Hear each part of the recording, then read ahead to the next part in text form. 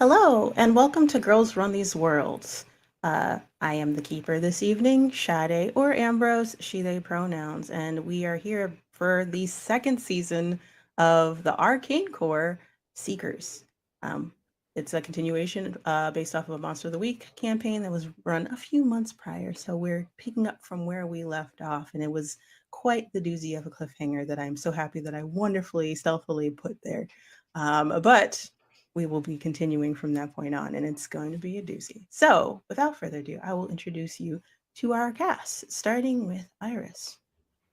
Hello, my name is Iris Wyndham. My pronouns are she, they, and I will be playing Cordelia Bennett, the monstrous pronouns also, pronouns she, her. Sorry.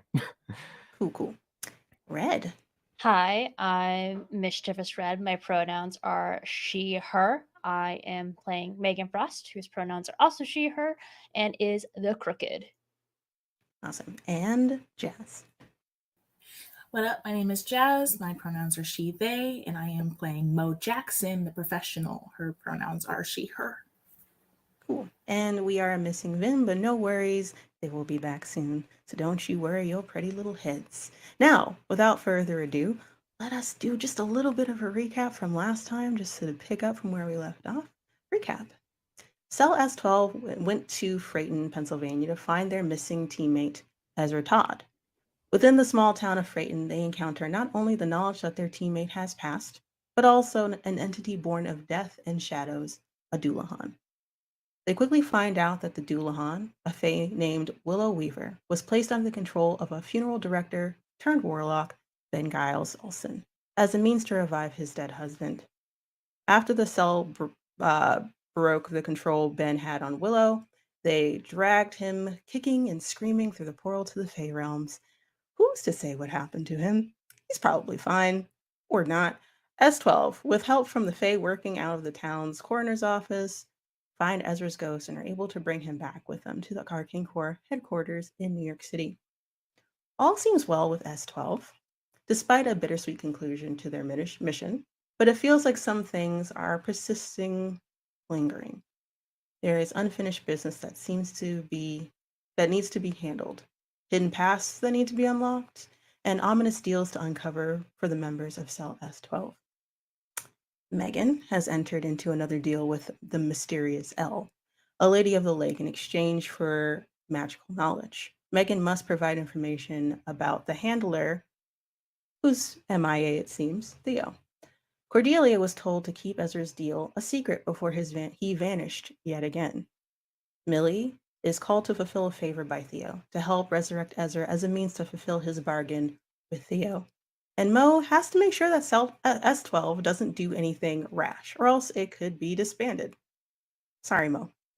But without further ado, let us all get into it, shall we?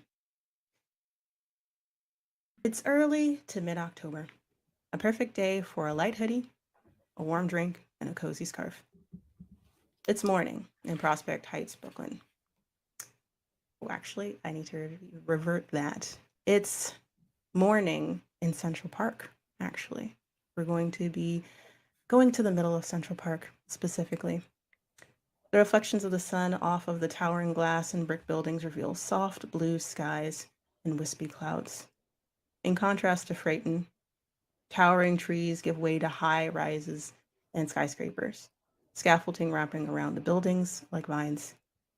Advertisements and litter fill the corners of the streets and sidewalks inside of the vibrant fallen leaves.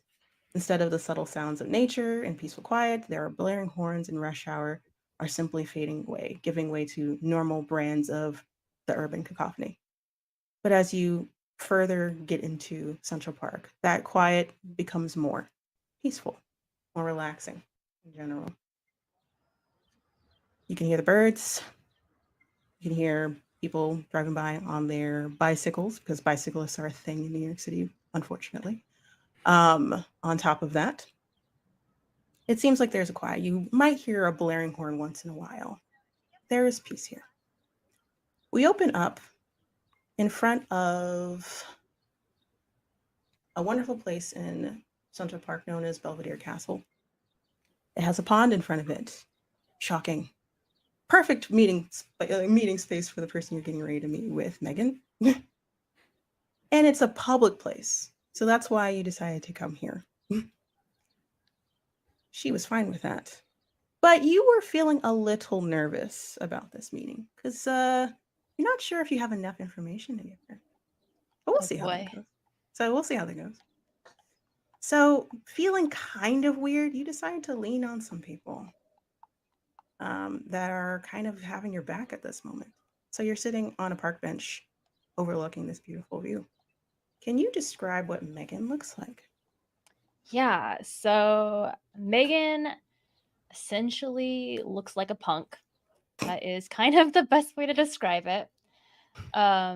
She's pretty young looking. She has very short pixie cut pink hair, wearing a black choker that's pretty much it's pretty much out like a dog collar, like you think what you would think of one. She is wearing pretty baggy, loose clothes. She's got to keep it to where she can move need be, and her ears covered in piercings, along with some piercings on her nose. Awesome. So you're sitting on this park bench. It's about, let's say, 10 o'clock in the morning. I'm not sure if you're used to being up this early in the morning or not, but this seemed important. If you look over to an area, maybe a few yards behind a tree, perhaps you can see one of your, just like the edge of one of your friends from the Corps, just standing there. They're trying to be sneaky. They're doing a good job. It's Ace. Uh, they just jerk their head towards you as if, like, like kind of, so what's going on? I don't know what's going on. You also feel a buzz in your pocket from your phone. Did you want to take a look at that? Yes. All right, so you do. And there's like you have a wonderful group chat set up with a lot of people that you like-minded people like you from the Corps. One of them, just an emoji of a cat, says that, like, got your back. I see you. Smiley face. Great. And you feel comforted. As you're looking down at your phone, you hear a voice. Hello, Megan. Why, hello there. It's good to see you. You turn around and you see this woman standing next to you. Actually sitting down as if she's been there the entire time, and it's very jarring, unfortunately. Not surprised. Not surprised. You should be surprised as often as it's happened, but it's happened so often that it's not a surprise anymore. You kind of expect her to just show up now. She has a very sharp smile, softer than normal, a little bit more hopeful, a little bit more positive. And she has her legs crossed, arms open, not crossed over her chest this time, which is great. That's a good change for her. So, do you have any information so far? I know information about Theo is a little bit difficult to come by, but I'm pretty certain you got something, right? I've gotten some. It's hard to say what you would already know and don't know, given Test the your waters, shall we? yes. So he only seems to have been around for 10 years or so, at least as far as our records I've found have Mm-hmm. gone. He's been with us for 2. And before that, he was a hunter, but he left for not really bad reasons. It wasn't because he was thrown out of being a hunter. He wanted to become a handler, which is generally seen as a demotion, but no records kind of led to that. Interesting. Again, there's not really a lot concrete about him, which I'm sure you could expect. He covers his tracks. Interesting. That is a little bit more than I thought. In regards to him not being a hunter anymore, I didn't realize he became a handler. Is that what that's called? Yes. What does a handler do in the case of a hunter group exactly? He essentially is the ultimate one who kind of keeps us out of trouble, even though Mo does a pretty good job of that. But Mhm. we all kind of report back to him. He gives us cases, he gives us information, and helps us out where it's needed. Okay, interesting. Well, I don't know about the 10 years Hunter situation being with you, but they do cover the tracks very well. And I did say I was going to give you more information about, or more help in regards to not getting caught, right? Yes. So, sometime today, you will get that. So, don't worry about it. But in terms of means of finding out more information about the, you might want to do something a little bit more on the risky side.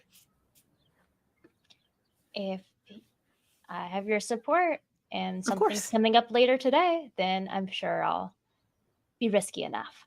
Of Hopefully, not course. too risky. Risky in the best way. And as long as you're having support from my sources, then you have nothing to worry about. How Then are the magical gifts I gave you? they're great. I'm very thankful. I anticipate them helping uh, and me do research for you as well. But also, let's be honest, they're just kind of fun to have. That is true. The more freedom of magic. I'm not sure why you want magic exactly, though. Is it just a natural affinity? I've seen so much of it and seen what it can do, and it's always benefiting others. Hmm. It was time for some myself. I like the way you think. But outside of that, regards to your friend Ezra Todd, what happened to him? I'm not entirely sure. Everyone seems to have really clammed up about it. Something happened. I just can't tell what. A bit of advice, because I'm not sure either. I don't have eyes everywhere. But you might want to look into Ezra's back history too, in connection with Theo. Just a little bit of a hunch. Okay. I'll look into it. You know how to contact me, either through mirrors or a phone call. Either would be fine. You don't have to use magic all the time. And you clearly know how to contact me. Of So course. Of course. no worries there. Oh, and she stands up. Smart of you to have people watching out for you. It's really nice. Keep that up. It is a wise decision. I'll certainly try. You should try better. Take care. And then you see her walk kind of around the park bench behind you. And then if you were trying to look where she went right afterwards, she's gone.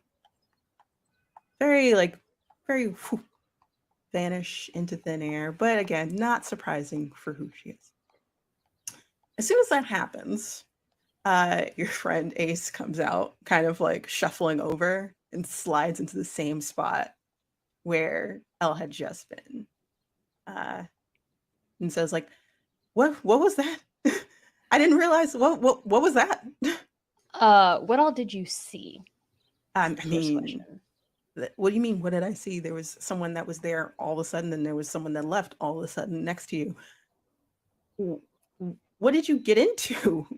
And why was I not a part of it? Like, that seems like a big miss. That seems like I feel like I've been stabbed through the heart. It happened so fast. And it just escalated, and before I knew it, I had this object and she came with it and she was not happy. Uh Okay. and now I'm essentially doing her bidding, but I'm getting some favors out of it. Trust Okay. me, I think it's better that you're not involved directly.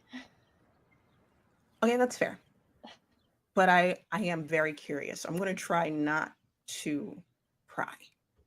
Really, really hard. But still, what is she? That's definitely not. She's definitely not human. That's a good question. For the Your longest phone. time, she seemed like a fae.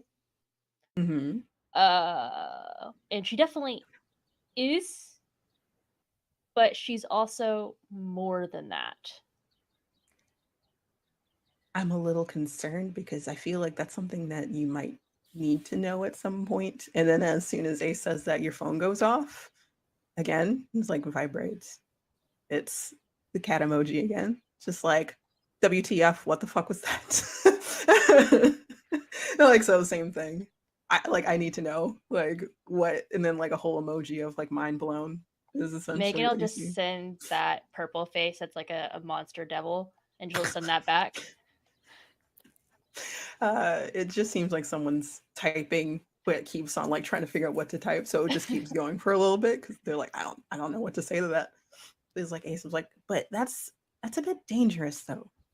Like, if you don't know what she is, and I really want to ask what they're asking from you, and you're telling me that I can't know. Not that. If you think about it, you already know. Who have I been having you look into? Oh, that Theo Yeah. guy. Yeah. I mean, I guess we could try to look into it harder. It's just that like we're blocked really hard, and there's not really anything we could do without like alerting people. She did give me something may happen today. I don't know what, so I can't really give you information on where to be or how to help. Cool. Ominous powers. Sick. You have no idea. Okay. Whatever this thing that happens, we'll keep an eye out for it, I suppose. Just be careful. Sounds super cool, but also super dangerous. So, you know how to contact the group chat. Yeah, I think she thinks I'm useful for now. So I think I'm okay. It's when I stop being useful that we have a problem. Well, the good news is that core members, when dealing with outside entities or beings, if they go missing, people tend to notice and look into that. So if something does happen to you, cross my heart, then I kind of think that if she wanted to, she could make it to where no one noticed I was missing.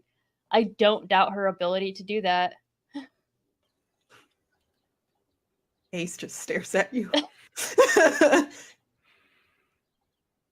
I don't know whether I should be disappointed or proud or a mixture of the two I stole or from her at jealous. first, so I mean, proud? Proud, very proud, but also unknown entity that can make you vanish and no one would notice, including us. That's kind of concerning. That's just a theory. Okay. I feel pretty good about it, though. Okay. Whatever you say. Your phone goes off again. This time it is not from that cat emoji number. It's a different number. It is from your handler, your new one, your temporary one, Aurora. The message reads, "Get to HQ ASAP, emergency." Exclamation mark. Smiley face. I guess duty calls, Ace. And then just as Ace says that, their phone goes off as well. And like they make a very quizzical look at their phone real quick. If you look over, you can see that it's the exact same message, but different handler, not Aurora. Not a smiley face next to it. It's like, I'm assuming this is a big problem.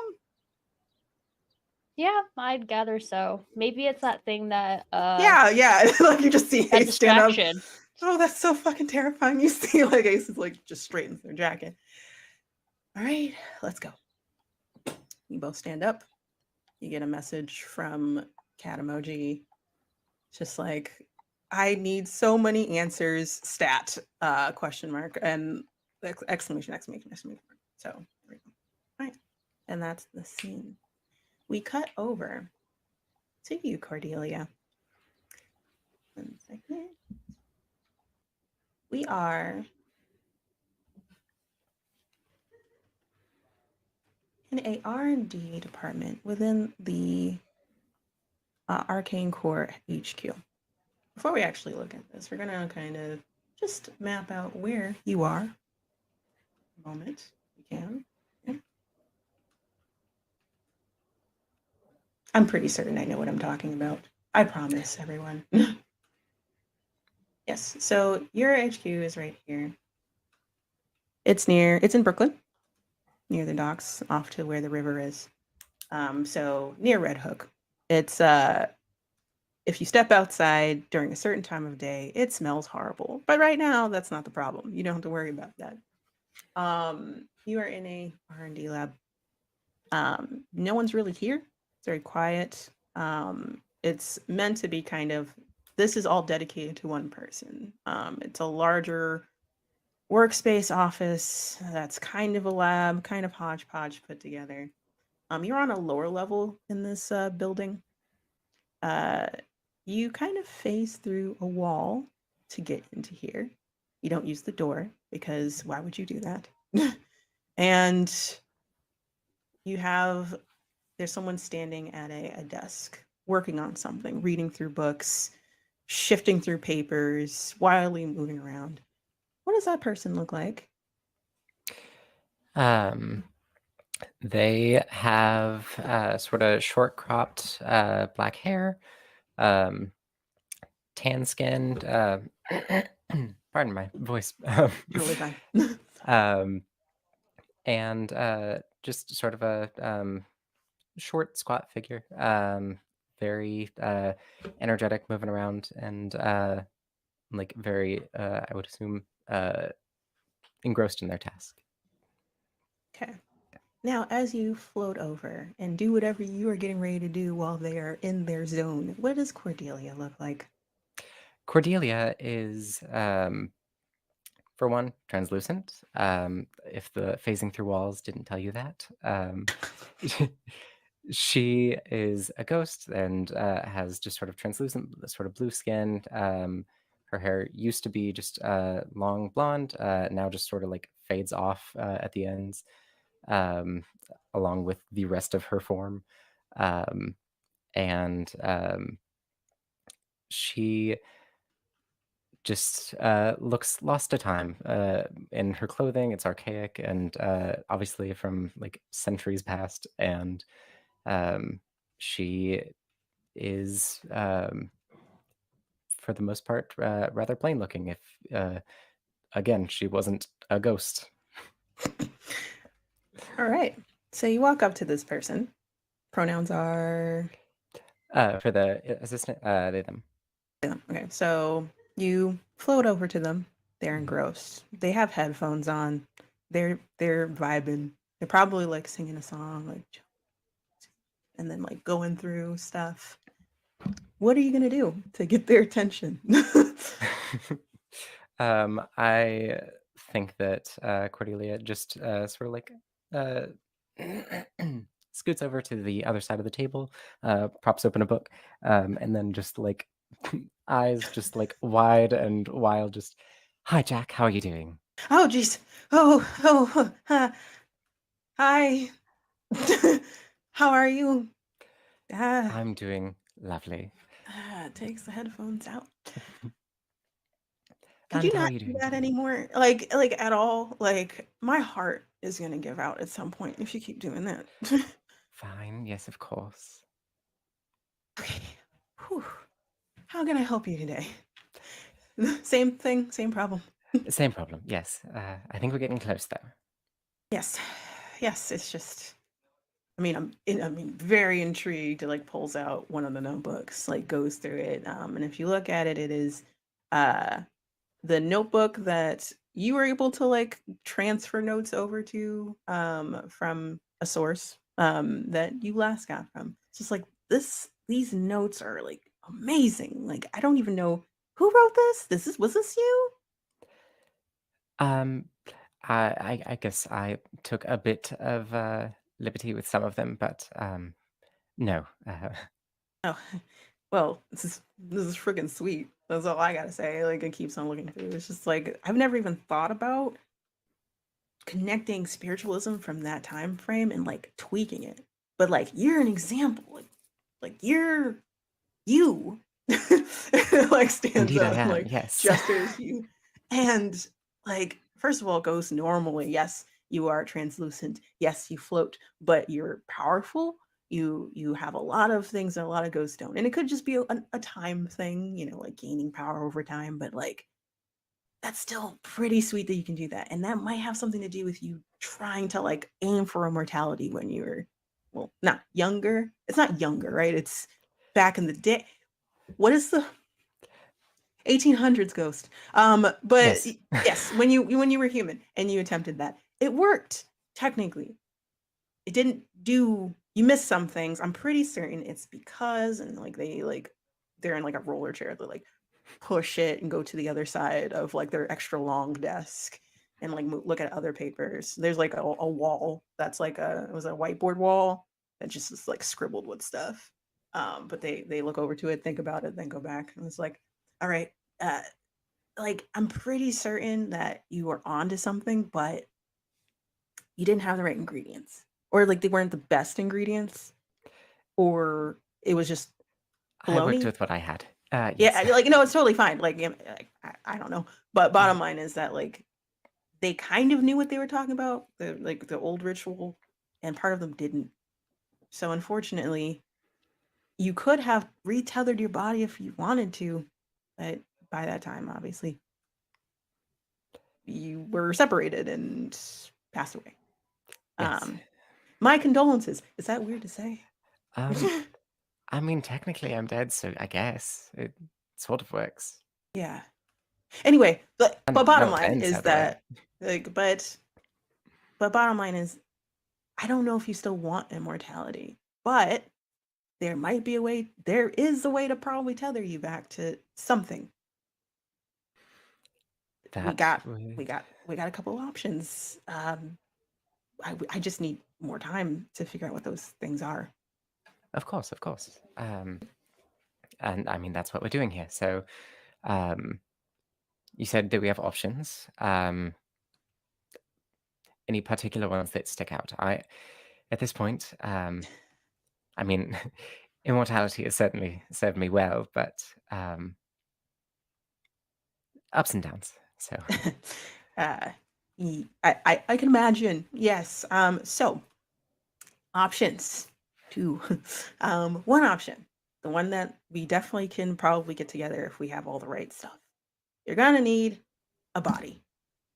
Just something to like. It usually is uh, a dead body that obviously didn't have too much trauma in the last 24 hours. If you can find a body that is spiritually connected to you, it's kind of like you know how like a blood I'm O negative, for instance. I don't like there might be an O negative soul out there that would match with my body just fine. So that's an example. So you need to find out what your spiritual frequency is that matches with someone else's body, if that makes any sense. yes, it Um, does. I think, yes. Preferably one that's already dead. I don't know if you would kill someone to get their body. I don't think so. I don't think so. You seem fine. But so a vessel that is spiritually linked to yours in some way that would be a proper candidate, or an inorganic body of some sort that would also do fine. That you can tie your body to. It's called. I'm calling it because I'm merging things together. Mortal tethering, and then he like they like scoot uh their their chair back, but like they tumble out of it and into a walk to get to like the wall. It's like, all right, uh so with mortal tethering, you're going to need obviously the body. You're going to need this one's the really hard part, the only really hard part. Like even the dead body's easier. You could just go to a morgue or something like that and test around. Blood of like a celestial. or essence of a celestial. We don't. Okay. There's places to get it. It's just hard to get, or find someone that can sell it, or even find a celestial to connect with. But there's also like Dawn Root, which is something that you only find in the Fey realms. But you can also get that from Calico Avenue, right? Like it's like all the magic users go there. So you can get that there. It's super. It's not expensive. You just go to like any vendor. There has to be like 2 other items, and that's what I'm looking for right now. So there's that. Mhm. Now, there's another way. If you want, granted, I don't even know if this counts as losing my job or just vanishing, but if you want to be immortal and stay tethered to a physical frame, it's going to be some alteration to that. And I have to do research into that one. That one's a big, tall ask. But if you just want a body to call your own and be mortal again, you could do that. It should be fine. And the only other downside to either of these things, obviously, the other one being the biggest drawback, I don't know. There's probably going to be a side effect. There's going to be dangerous stuff that happens. I just don't know what it is. Of course. And if you want to, like, you can just do it without me trying to figure out what that is, or I can do more research to do that. I mean, I've waited quite some time. What's a little bit longer? And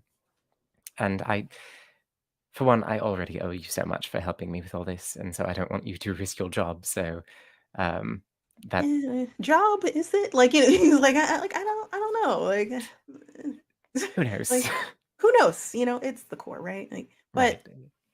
this was such an interesting, confounding problem. That's why I'm like, so I don't see it as like helping. I see it as like just stimulating the mind. And you see like hands going, but if I can help, then I can, and I can't imagine immortality. I think it's something we always want, but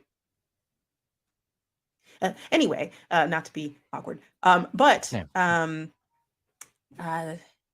hopefully you're okay. I've heard some things about yourself. Yes. I think a lot of people are talking about it, to be honest. But you know how like offers like water cooler talk. I don't participate in it, but no one really notices me kind of situation. So I just kind of like skulk away, and people talking, they don't notice I'm there. But people are talking more than normal. And what exactly are they saying? If you don't mind. Well, you changed handlers, which normally doesn't happen that often, really. One of your teammates is missing, and no one knows where he is, but the Core knows where he is, but we're not sure what's going on there. And y'all got benched too, and no one really knows why y'all are benched in the first place, because it seemed like your last big mission was successful despite someone being unalived technically. I mean, what's a handler? I'm sure it's not that uncommon that Kind of, kind of a common. Like, yeah, if something happens to a handler requests to leave, sure, but not replaced like that. Keep in mind, this is just rumors. This things are passing around. People are always saying stuff about S12 though, so I shouldn't have said that. But yeah, like bottom line is that y'all are fine. Y'all should be fine. Just be careful. of course. That's all. Anyway, I'll be around. I got a couple other things to look at, but you can come back later. I might have something in the next few days, or I'll come to you, and I'll let you know if I have a eureka moment. Okie dokie. Cool. I'm gonna leave it open for you to see if there's anything you want to do in this room. Otherwise, maybe more trigger things. I was actually going to see if just sort of hanging off of that, like I shouldn't have said that. If I could sort of read into more of what Jack is thinking. Oh, so empathy. Yes. By all means, do the thing. Okie dokie.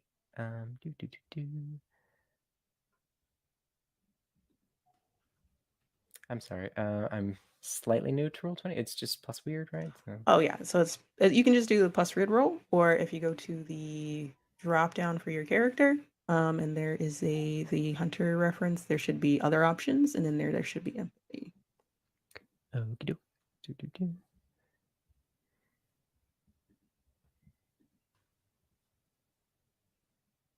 It's loading. I'm sorry. You're fine. Don't worry. Don't even trip. It's all good. New setup. Who this?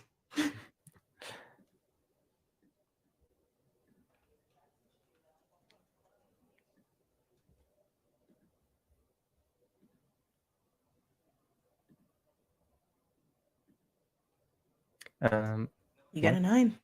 Okie dokie. You see, you got a mixed success. So you get an impression. You want to know about what exactly? Just sort of piggybacking off of that, like, ooh, I should not have said that. Just seeing how Jack is feeling in the moment. About S12, about About not saying that.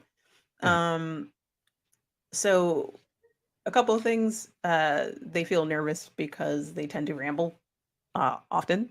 So they did not want to overstate something that might have been offensive, because they don't know. Like they don't know how to pick up on that is the best way to put it. And they've done it before, and you've seen it happen before, so you're able to pick that up very quickly. Another thing is that they know that they know that people talk a lot about S12 for not just what just happened, not like the last few weeks, right? This is a known thing since you guys have been a group, which has been 2 years.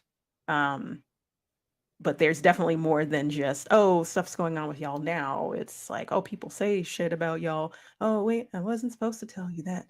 Oop. So there is more, but it might be stuff you already know about S12 because you all know that y'all are you. Like y'all already know that you're black sheep kind of situation. There might be more there. You're just not sure if because it's a minor impression. Anything else you would like to do as they start rolling? They realize that their chair fell over while they were going over to the wall, and they're like, ah, crap, and then they're picking it up to write it, and then they immediately plop down and roll backwards to their original starting position, and they're slowly putting up their headphones unless there's something else you would like to do. I think that she's just gonna also get back into researching and just. Are you gonna research in the same lab, or are you gonna do somewhere else? In the same lab. Okay. Yeah. Roll investigate a mystery for me. What are you investigating?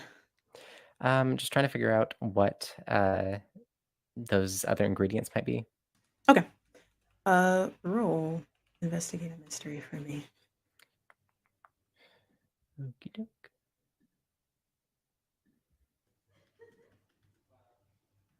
Oh. Oop, you failed. Okay, so mark experience. But you try to look through. So you have the spiritualism book that Ezra had, that he wrote in the margins of. You have the notes that you pulled from an undistripped location that I'll talk about another time. But you can't seem to not focus on the 19th century etiquette book. You keep on trying to look through. You keep on trying to find those ingredients and maybe like if there's like an overlapping ingredient of like maybe where it comes from or origin or like what most things would be needed for any form of necromancy or revival or alchemy or anything that has to do with revitalizing, that it just your brain just keeps flatlining and going back to that book, unfortunately. And anything else? I can have you do one other thing. I think after just getting trapped in that like sort of loop, she's just going to take a breather and head over to said undisclosed second location and try and look at the other notes that Okay, cool. Ezra left. So I would say that you're traveling to another. It's not the same. It's still the same level. You where? Like, actually, let you tell me. Where do you normally hang out in the core? I think that if there is a section of the corp that like is like no one ever goes there, like either it's like cordoned off or like it's like just no longer in use, just like a place where she can have some time to think, or like maybe where she was like helping Ezra like get used to his new form for a little bit before he left. Yeah. Okay. So I would say it would be on the same floor or like a similar floor. So like maybe one up. There's like a storage area. Is the best way to put it, where there's old files, file cabinets, things that like may not be important, not necessarily important, just you would need to be doing deep research into something to be here, or like if you're diving this far. And so there's a lot of cobwebs. There's a lot of organized but dusty file cabinets. And there's like a brick wall in the far back corner. And when you go there, you can see it because ghost form, ghost eyes. You can see some like a translucent blue lettering on the walls there. They seem very similar to the walls with uh, the whiteboard that was in Jack's area, but they seem a lot cleaner, not as chaotic. They seem more organized, and they take up a lot of space. Like it looks like he's been working on this for a while. Ezra has been working on this for a while. Once realizing that he can do this. And you ghost over there. No one's here. It's quiet and peaceful. If you're looking for something specific, is it the same thing, ingredients that you're looking for, or something else? I think that I think it's the same thing. Yeah. It's the same thing? Yeah. Okay. So roll again. I'm sorry? Roll again. Roll investigate a mystery again. Gotcha.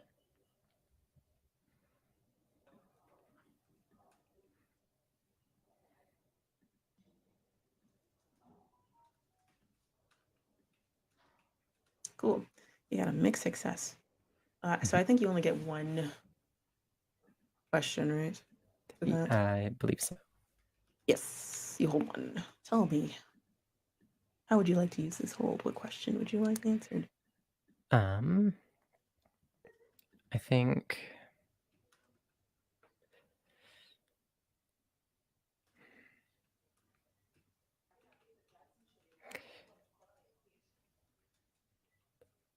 maybe what can it do? Like maybe if I know what is like missing from the equation, I can narrow it down by trying to figure out what the ingredient does specifically? Yes. Okay, so the ingredient that you're missing, what it does, is this one specifically is meant to. So the dawn root is what's going to be used for the actual tethering part. So it's kind of like it's going to be used and put together to adhere you to the body. Obviously, the body is the vessel itself. The celestial blood is the thing that reinvigorates and makes the impossible possible is the best way to put it. Only a celestial will have the power to grab someone out of one realm and put them into another, for instance, or bind them, for instance. But the other items that you would need are kind of meant to ease the passage of the soul, to stop erosion. Because when you try to tie a body to a soul that has already passed on, uh, and you fail, for instance, because that's a possibility, the body, not the body, the spirit can fracture or get damaged over time. So it's meant to make sure that either that doesn't happen or the chances of it happening are very slim. So that's what one or both of those items might be able to do. Gotcha. I wish that you had more hold, but you only have one. That makes me sad. I was just like, I could have said more, but you only had, okay. So as you're doing this, you're looking through and your eyes drift over, you're taking note of that. You know that you're like, so it might be something that can is essentially lubricating the soul or stopping it from stretching or damaging over time.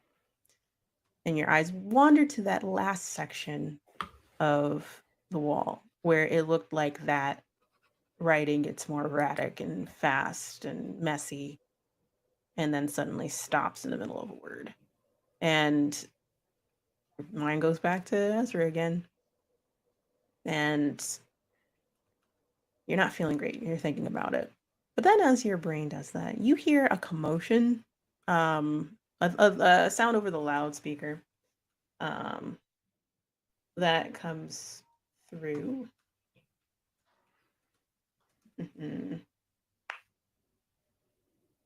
Attention all personnel, please make your way to the 5th floor.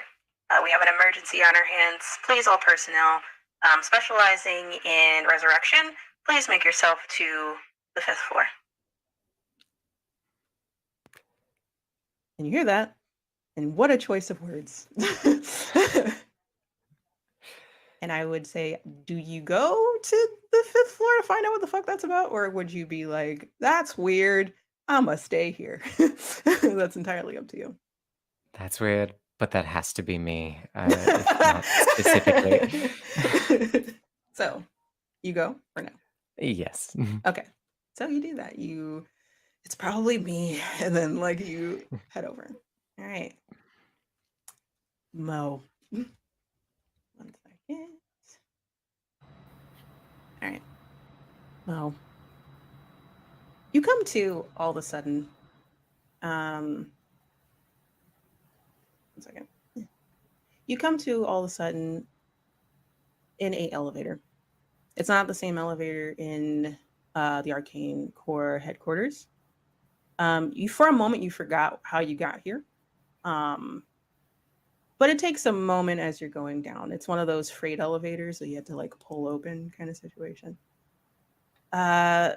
You worry for a second because I just had a memory lapse. But you realize why when you turn to the right and you see a woman standing next to you.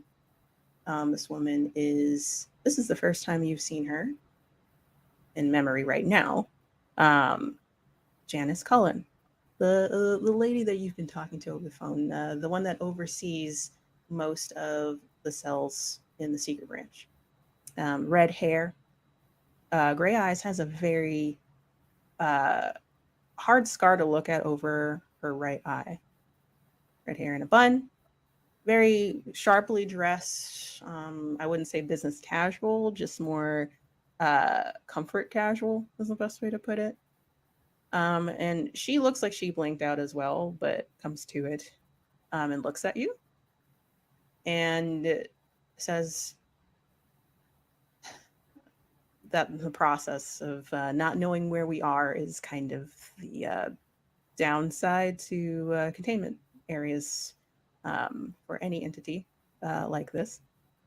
So we're probably going to go through the same process of not remembering how we got here or left. So I know it's a little jarring, but it comes with the territory. I understand. How are you? I'm fine. How are you? I could be better. This is I'm a little concerned why they know your name. Yeah. I've been getting that a lot lately. In what way? Like, Janice like turns to look at you. What are you talking about?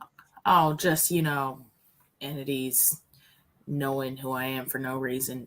Ah, like Janice, like, right. Well,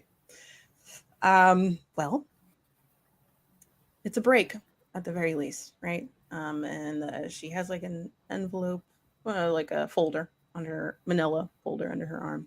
Pulls it out. It's like, we don't know much about them, but hands it to you.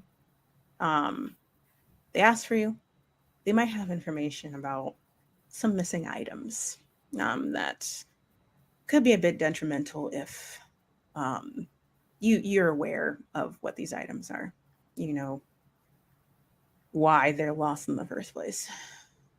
Um, so not blaming you. Just I have other people to blame about that, obviously, but this could be the answer. It just isn't really great what the answer, where the answers are coming from, and how. Hopefully, we can get to the bottom of it. Yeah. You have that folder. Did you want to look at it? I do want to look at it. Okay, please. I'll flip through it. You just flip through it. I'm gonna just say you roll sharp just in general, because like I'm just gonna give you second.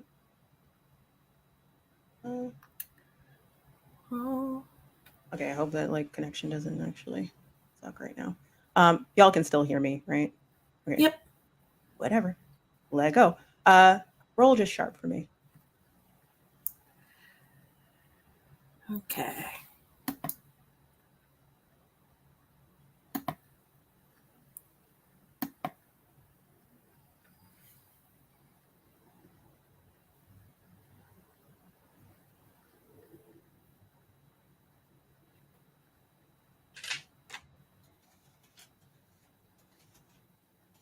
Do you see it?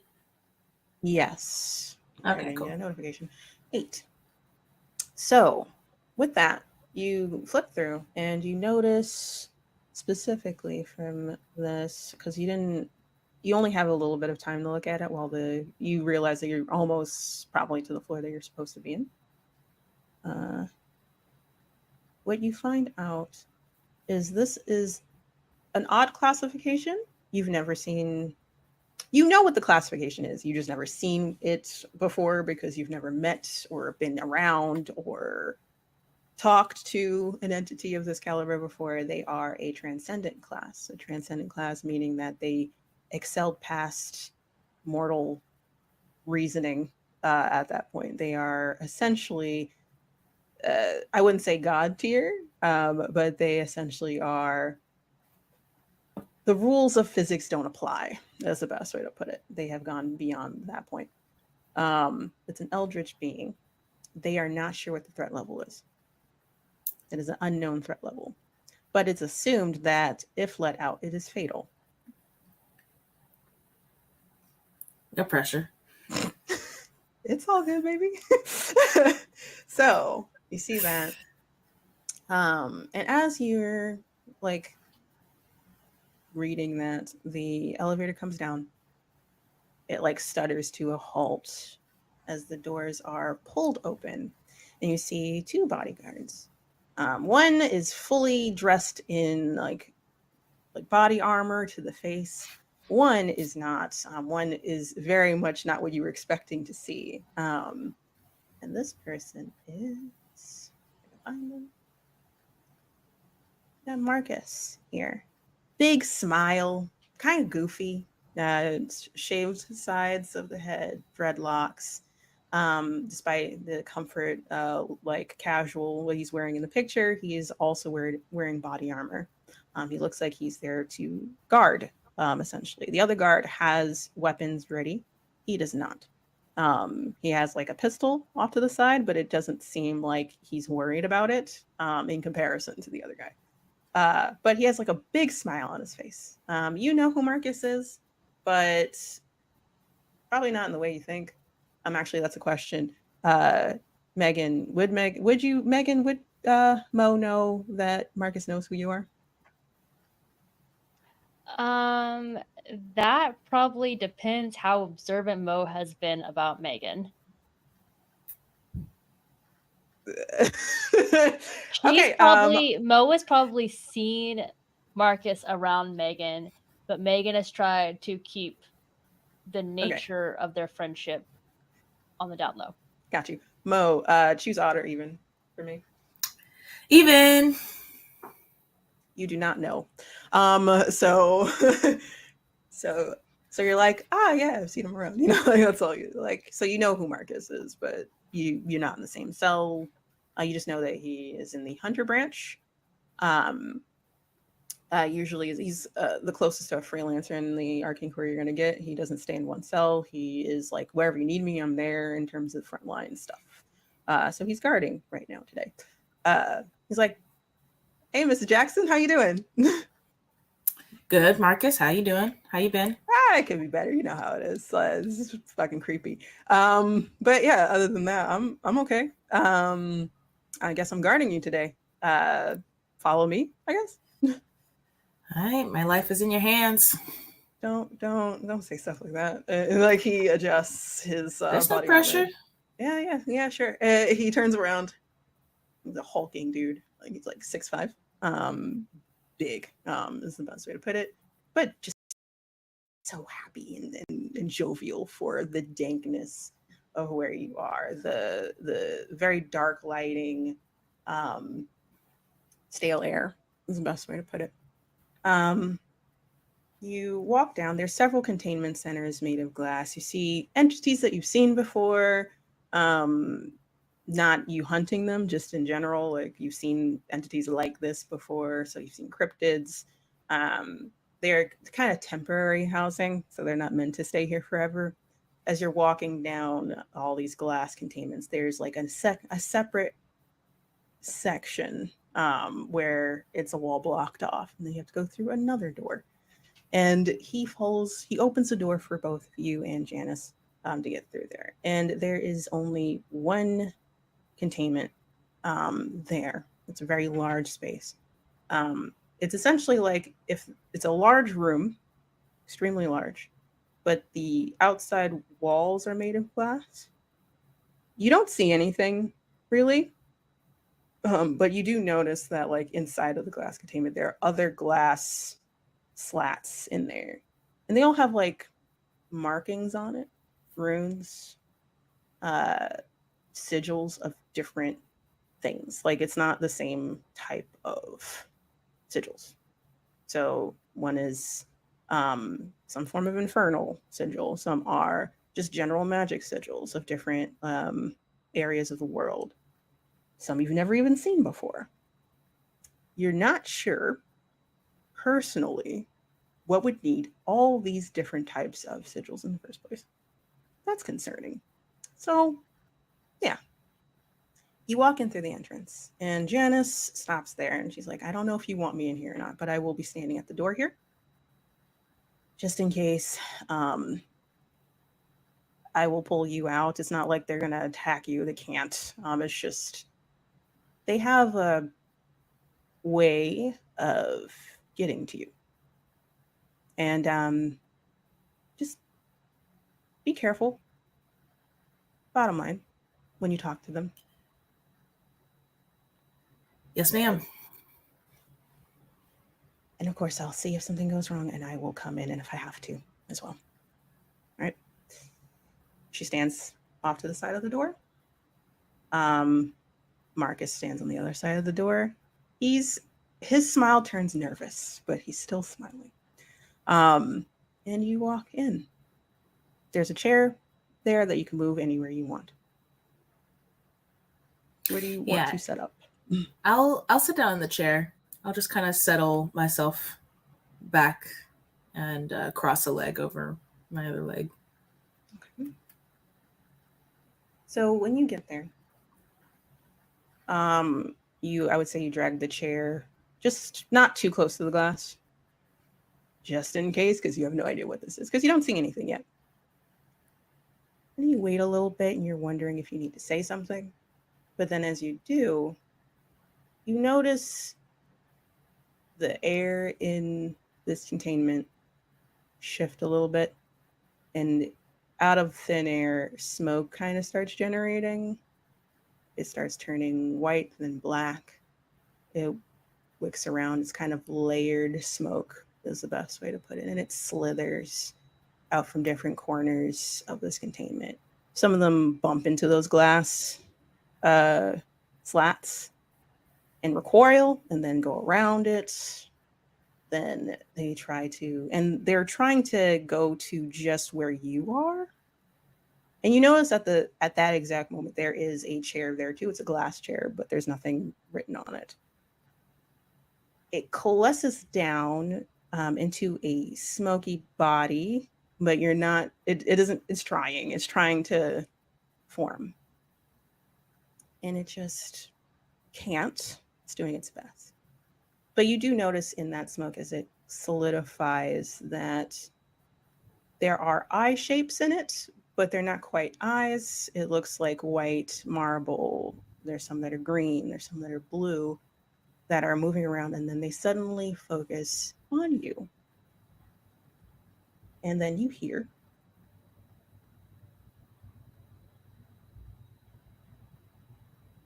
"You're Mo, right?" Yeah. And who are you? My name has been lost a bit, but it is a pleasure to make your acquaintance. They call me here. You see they call me here the doll maker. Pleasure's mine. Seems you already took a seat. I would try, but I might need to condense down a little bit further. That's just going to take a little bit of time. Oh no, take your time. And you would see that they're trying to adjust a little bit further.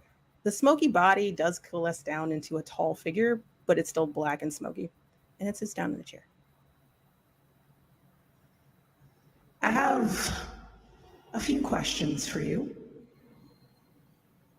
I have information for you, Mariah Jackson, but you have to answer a few questions for me first.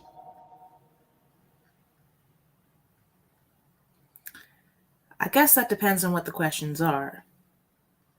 That's not how this works, unfortunately. Well, if you want the answers I have, you're going to have to answer them truthfully. Those are my terms.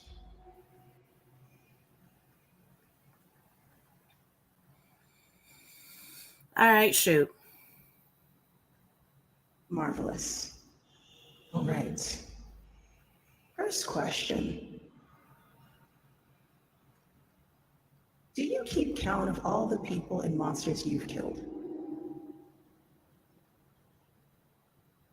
Or have you lost count? I keep count. Ooh. They do that. They ask you that question. And you see that those eyes now in the body of whatever this being is trying to make focus even heavily on you when you say that. I want you to roll weird for me. Ooh, fun. Mm-hmm. It's fine. Don't worry. Don't even trip. I never roll weird. I know. This is so special. Ooh. Ooh. Ooh. Okay. So don't worry. Nothing bad happens. You just don't notice it. You just don't notice anything. That's all. Right. So you feel eerie, but it's fine. You didn't notice anything. It's totally cool. Don't even trip. Interesting. I will give you an answer based off of that question. One of the items that you're looking for is in the possession of someone right now that is unaware of what it can do. And that item is of me. Of you. Yes, I can feel it. All right. And they might have triggered it already. You might want to get on that as soon as possible. You got a name for me? Next question first.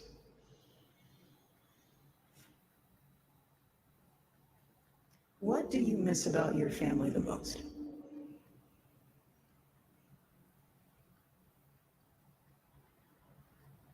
That's so personal. It is.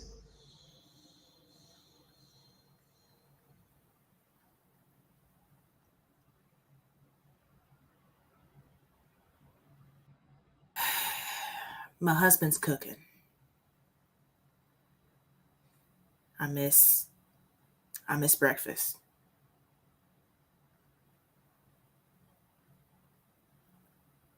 That is. I am sorry. I know what loss is like. I lost my family too once.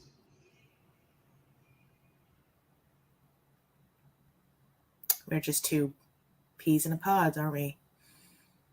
It seems like it. Answer to your question. Roll weird for me. Said that in the demon voice. I'm sorry. Roll it's weird okay. For me. Okay. This time you do feel something. It feels like, just because you got to mix it, it feels like something kind of brushed over your hair a little bit, or your head. Oh, that's the closest hair. It's not like something's touching you. Like if you look, there's nothing there, but it feels like something, like that weird nails kind of touching the side of your head feeling. It's odd. You might mistake it for like a spider kind of thing, or like a. Oh, I hope not. Sorry, or you know what? Never mind. Bottom line is, it feels like something just touching there. You might adjust and you might wipe it, but you don't see anything, feel anything. It would just be the moment. One answer for an answer. The last name is Cross. They are somewhere in Brooklyn, I believe is what I'm feeling. One person is affected, and D. Cross, I believe, is their name.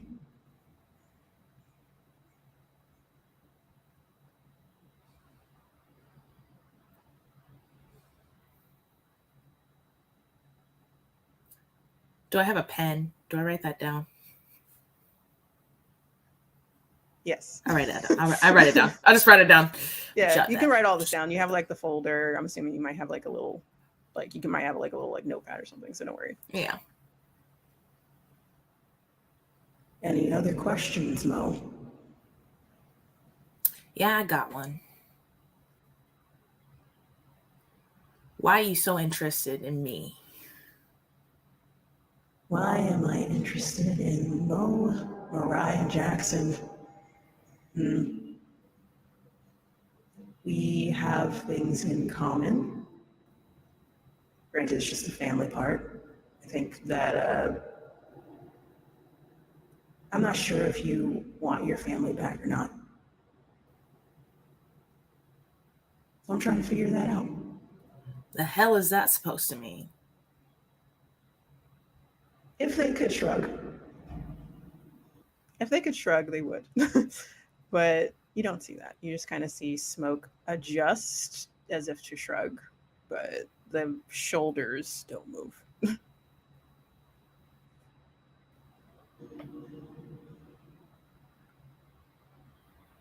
My turn. Yeah.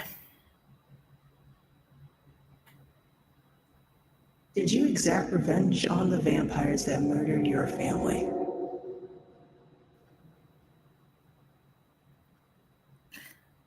I wouldn't call it revenge.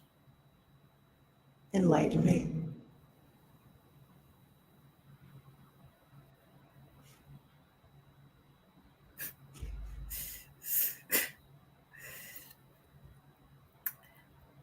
I wouldn't call it revenge because if I had not put them down, they would have killed so many more other people. That is true. So I call it justice.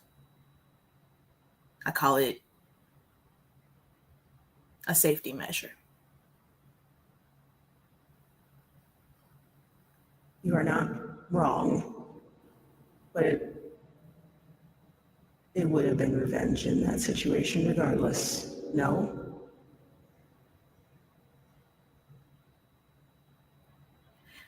I don't take pleasure in killing. I'm very good at it. But there is no good in death. Just what is responsible and what isn't. That is honorable.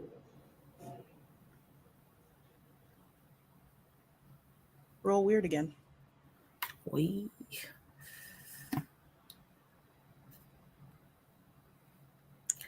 Look at the levels. It went from fail to like mixed success to full success. Let's go, baby. All right, so That was a good thing. We'll see.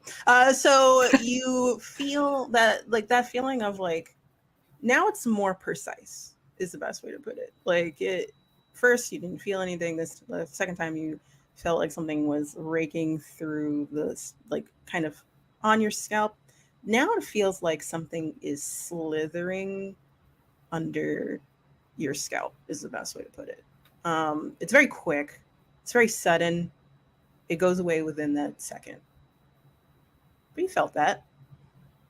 And now I would say, if you want to roll investigate a mystery to find out what just happened, you totally can. I will. Do I it. just wasted my failure.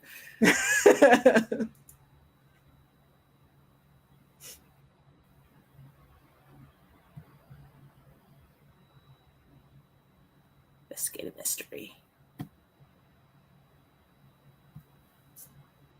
Oof. Okay, so mark experience. I don't know anything. You just know that he's doing something. You know that they're trying to do something to you, but they're trying to be stealthy about it. That's about it.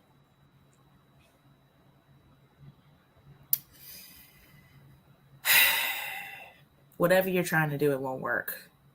You're contained here. Are you sure? You don't even know what I'm trying to do right now. Why not you enlighten me? I'm trying to figure you out. This is how I figure people out. I'm an open book. I mean, you have been truthful thus far, which is very much appreciated.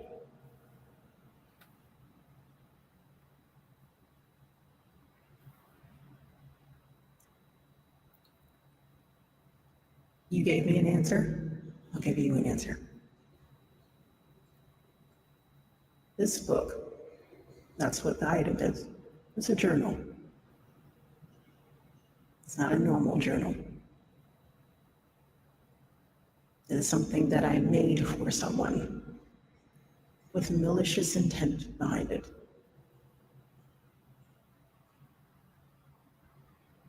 It infects whoever reads it.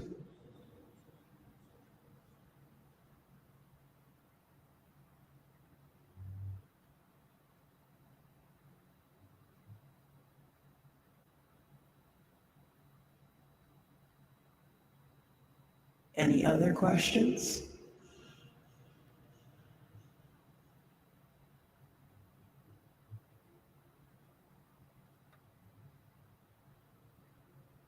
What do you need from me? I'm trying to figure that out. I got nothing but time until I do. Yeah, well, lunch is in about 20 minutes, so you got about that long. Last question then.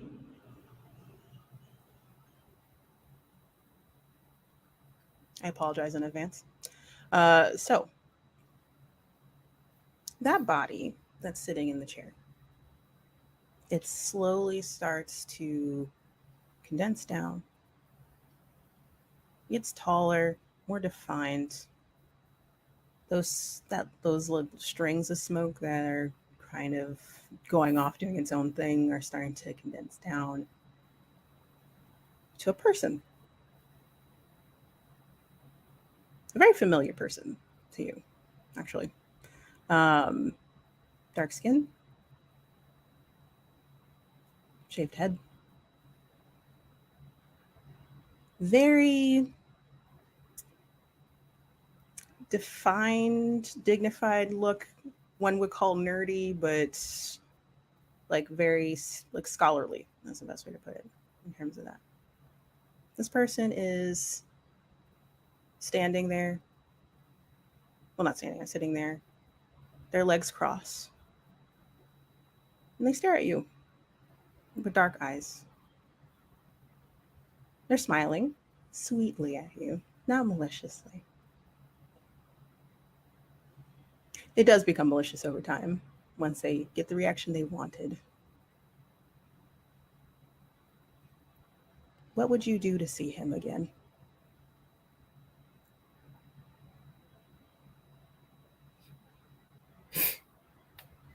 What are you doing?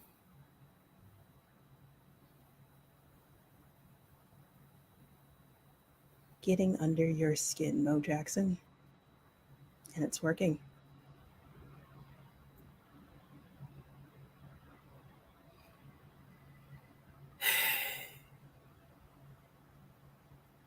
I think Mo just kind of stares for a long time at the face of her husband she hasn't seen in 10 years. Just drinking him in, even though she knows it's not real.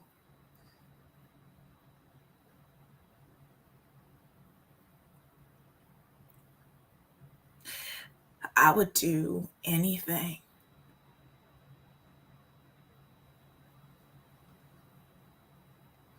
Anything.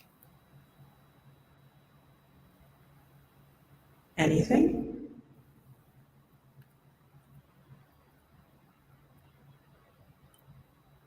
Anything.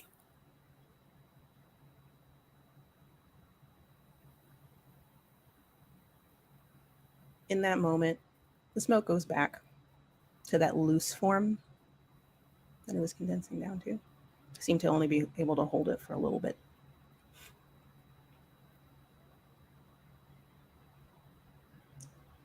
Answer for an answer, then. That journal is something that you should probably take care of sooner rather than later. There's another item that is not of me that I cannot track. But when it goes off, it will do a lot of damage.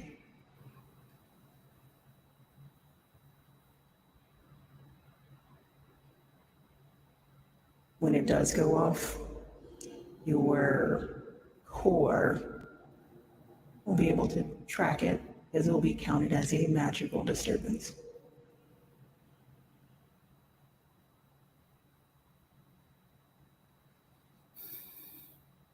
There's no way to stop it from going off before then. There's no way to find out where it is until it does. There might be alternatives to me, but by the time I know where it is, you will too.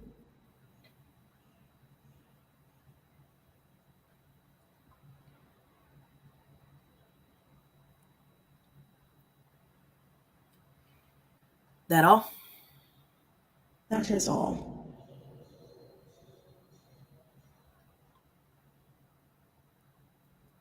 Well, I hope I entertained you. Not quite. That was not my goal, but yes, seeing your reaction did fuel something in me. Thank you for that. I live to please. And she just kind of like puts her hands on her knees, gets up, heads to the door. Hurt my hand. So You okay? as it's fine. While you do that, you get up. He calls back out to you. I hope Ezra Todd is doing well. See you later, Mo. And that smoke dissipates immediately upon saying that. You coward. Come back here and fight. Fight me like a person. You can talk shit about me. You can talk shit about my family. Get my team's name out your mouth. So as you turn back around, Marcus and Janice are kind of on edge looking at you, but they are kind of steady, stone-faced about it. They were waiting to see if you were going to do anything or if you want to react a certain way, and you didn't. They seem to like relax as soon as you get up. Janice is like, that's good. I'm sorry. But that's how they work. Yeah, well, I've had time. And lots of therapy. I'll get over it. Yes. Good. Shall we? Like steps aside and she walks through. Marcus takes behind you, closes the door. Minor shiver goes down his spine when he does that, but he's like, cool. Fucking creepy as he walks behind y'all. As that happens, you're walking down, you're going back down that hallway where there's containers of different cryptids and other monsters. That earlier guard, the one that was fully armed up, ready to go, like hustles to you, goes up to Janice. He's like, so it seems like stuff's going down back at the at HQ. I don't know what it is, but some kind of they're asking for personnel for resurrection purposes. Anyone that has specialty in that. It's not. It doesn't seem like it's a large alarm. It's just we should get back, or I should take you back to HQ. It seems serious. Mo just kind of sighs and goes, Cordelia. Of course. Marcus just looks startled. Janice just like similar, probably mirrors your same exact face. Just like, the fuck.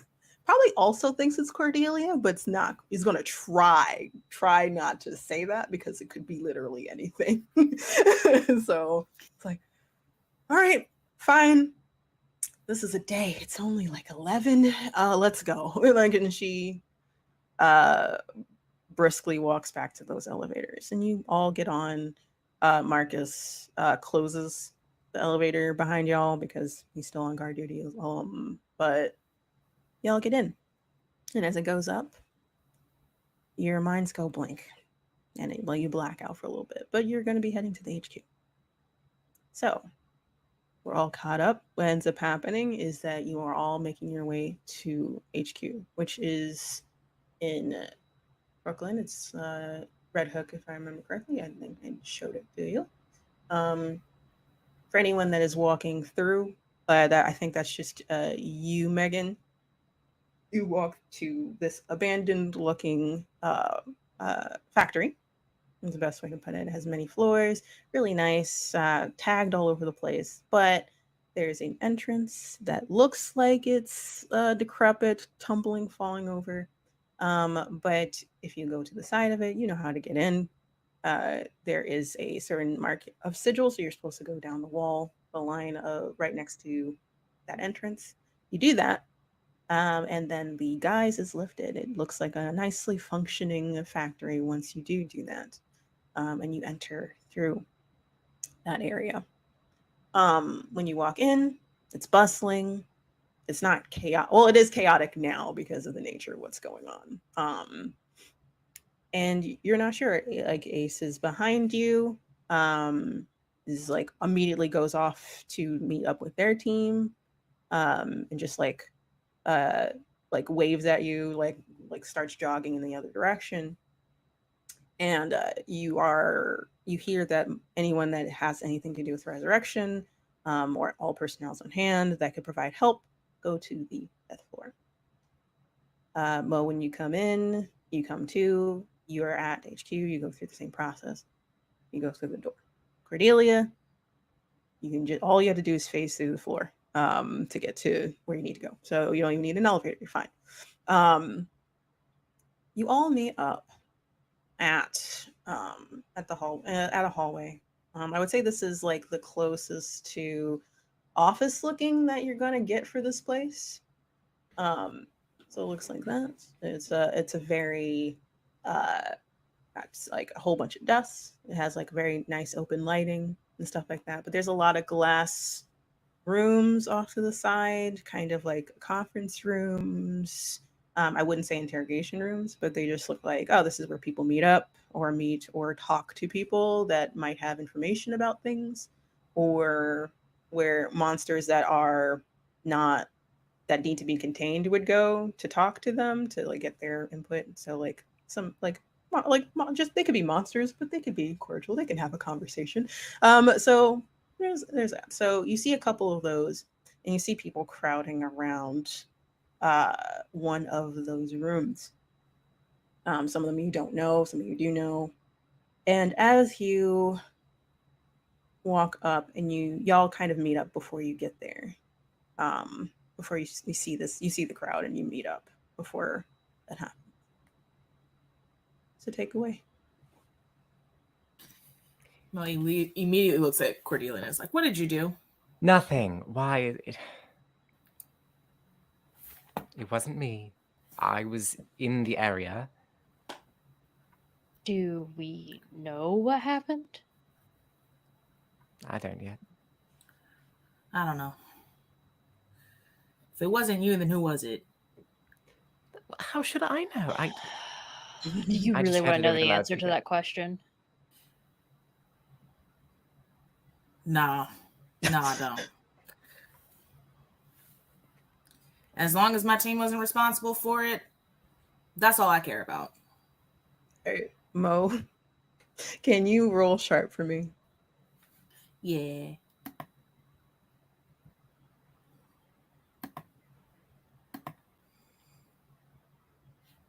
Cool. You got a success. As y'all talking, it wasn't me, Cordelia says. Megan's just like, what was it though? As you're saying that, your eyes drift up and you see someone walk past y'all. And they look extremely familiar. But you're not sure from where yet. So you see this person walk by you very briskly. And they're going towards they are beelining towards the room, essentially. Tan skin, wavy black hair that's out instead of it being in a bun, and scars, dressed very well. Has a trench coat on, very sharp outfit underneath, and they look like they're on a mission. You kind of recognize them. You're just not sure where from. Can I ask a clarification thing? Sure. Well, I guess Megan wouldn't see this at all, but would Megan recognize what they looked like from what Elle has said? Okay, No. no. Okay. I would say, just to further clarify, there is no pictures of Theo I did anywhere. that. I just wasn't sure Yeah. if Elle communicated it somehow. But No. got it. But no, that's fair. So thank you for asking. Only Mo and Millie have technically seen this guy before and have been attributed to, like, yeah, he was there before. Y'all might have seen him around, but there's no reason to focus on him because there's no like tie. So he walks by and he's beelining to that area. He's trying to get through. And a lot of people turn in like, oh, sorry, like kind of, because he's very like trying to be nice, but like moving people in a nice way, like, excuse me, thank you, like kind of thing.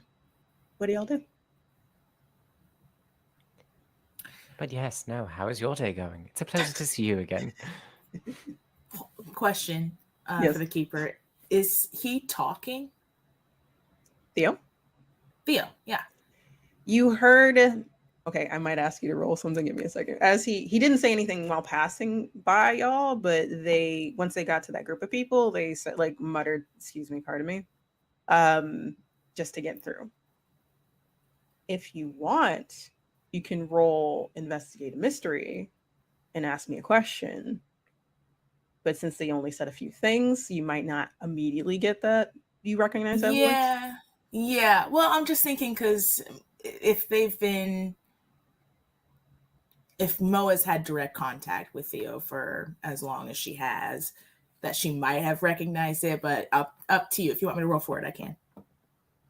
I would say that Mo is very good at, like, I don't know. I take it in like how Mo is like picks up on people, like especially after regular interactions with them, specifically like voice, mannerisms, stuff like that, because it's kind of like part of you, your training, your upbringing. So I would say, yeah. If like roll investigate a mystery and tell me. Well, I wouldn't say you don't have to tell me because I can see it. Go ahead. Investigate a mystery. Sorry, don't mind my. It's fine. No, it's fine. I'm just I'm vibing saying. here with that. Okay, Ooh. Okay, you have one hold.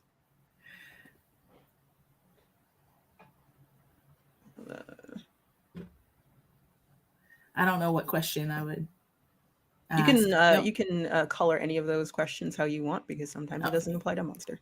The only question I have is do I recognize it? So I guess it would be under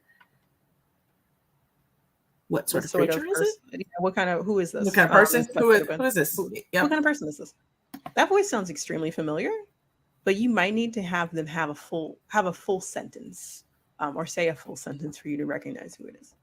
Okay. Because I would say that they are talking in a rough tone, not if you're assuming you know who this is, they usually talk in a monotone voice, and right now they are talking in a rushed, more lifelike tone, if that is them. So you're like, Okay. I think Cordelia says that, and Mo just completely ignores her and just like kind of cocks her head and makes a beeline for them. Okay. So you're like making a beeline for Theo, essentially? Yeah, just kind of like, huh. And yeah. Okay. Just brushes right past, maybe through Cordelia. Rude. That's rude. She wouldn't do that. All right. How y'all reacting? What are y'all saying? What are y'all doing? Theo's trying to move through. Theo's trying to get through this crowd. Is the best way to put it. So depends on you. Megan just kind of looks at Cordelia and it's just like, what's up with her today? Cordelia just turns and like follows Mo, just like, oh, I guess we're doing this. What's up with everybody today? What's happening today? Megan, well, she'll follow, but Megan might throw a quick text to Kat to see if she has any info. About what's happening? Yeah. Okay, so what do you like? What's the message that you're sending? I guess probably just like give me details or like what's going on. Right. They had tried to respond to you before, but they still couldn't figure out what to say because they're just like, yeah, like what who the fuck was that on the camera that I was seeing, right? And then you send that and it's just and they just send a grumpy face of some sort. And it's just like, you still didn't answer my question.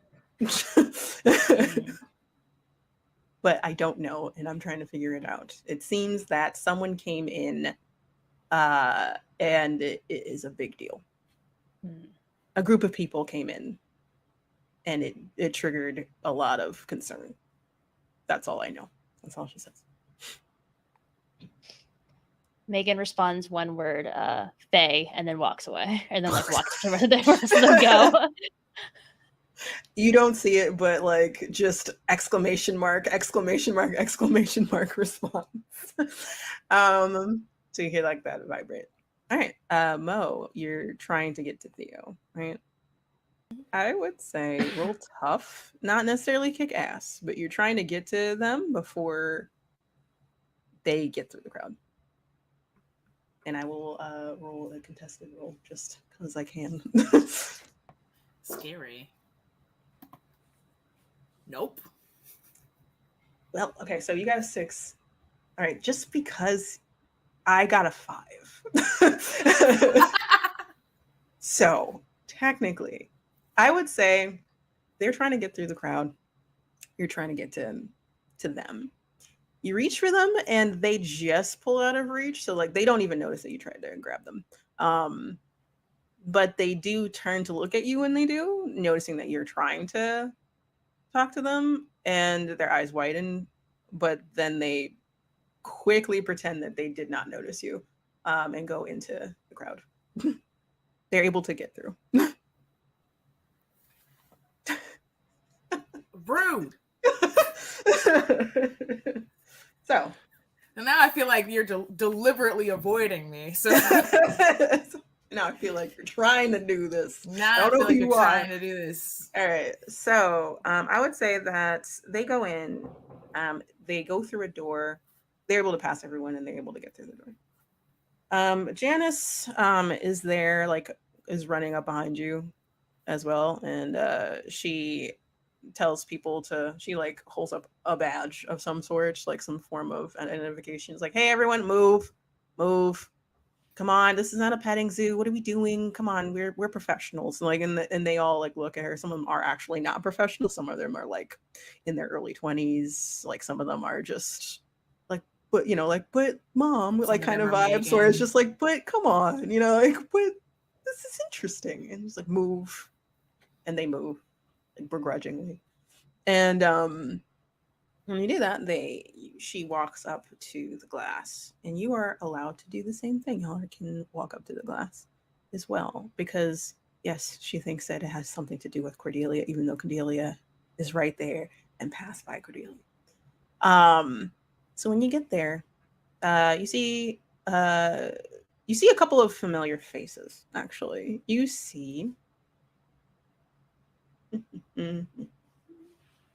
I can find them. Okay, so you see this guy in there, Damian Lucas, police detective from Freighton, Pennsylvania. Why he's here? Who's to say? Then you also see, you actually see Willow there too. They're kind of standing. They're not sitting down. They're like standing against the wall or standing in the room.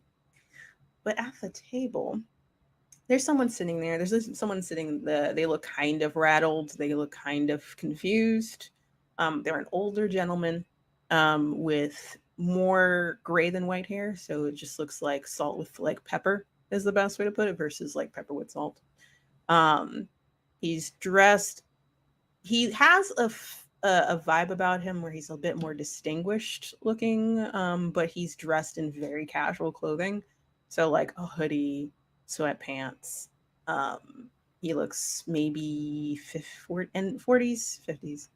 And he looks confused. He has very bright green eyes. And there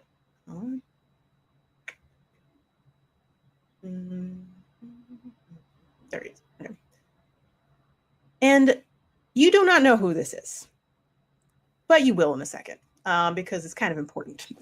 So when you walk through, Janice pushes through the door. Theo's in there too. He is sitting right across from this guy who looks up at him. He turns to look at y'all, quickly doesn't look at you, and looks to Janice. And Janice says, okay, what's going on? What's this about? A revival? What's going on here? Like, I don't know who this is. And what's a Fae doing in here? It's like what she says, pointing to Willow, and Willow just kind of like rude, right? But like doesn't say anything. And then Damien speaks and he says, okay, well, I don't know what's going on either. I'm new to this shit. But if anyone knew anything about people coming back to life that aren't supposed to be coming back to life, felt like this was something that like would be up your alleys. And he turns and looks and sees y'all. Oh, speak of the devil. Hello.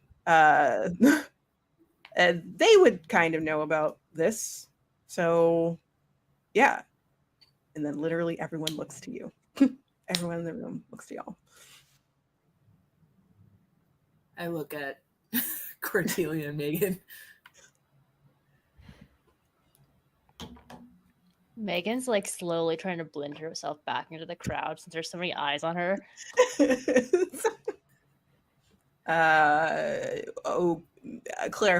Clarifying. And he like walks up to you, Mo. And he's like, so you remember Ben, right? Yeah. You remember how he was trying to revive his husband? Are you telling me that's the husband? Yeah. And he looks back over his shoulder at Jack Olson. In the flesh. And we're gonna cut to break, everyone.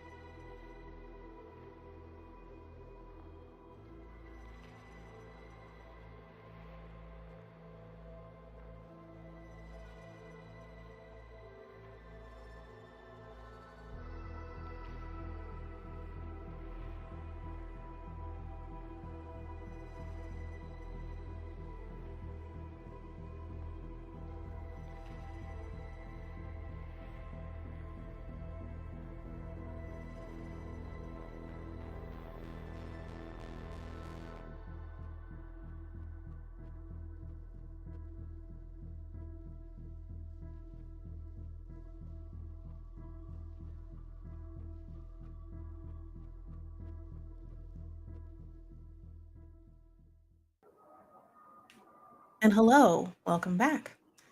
Had a bit of a cliffhanger. I'm starting off strong. I'm so proud of me. But let us continue. So, Damien just pointed out that essentially the person that is sitting, that looks frazzled and in comfortable clothes, that's sitting at the table, is Jack Olson. Jack Olson is someone who had essentially been had passed away 2 years prior. Was a doctor at a nearby hospital and had died from a car accident, and had passed away. The antagonist of the last season, Ben Giles, was trying to siphon necrotic energy to bring him back, and as far as you know, he was unsuccessful. But Jack Olson is sitting right there in front of all of you. And as soon as Damien says this, Janice whips her head to look at you, Mo. What?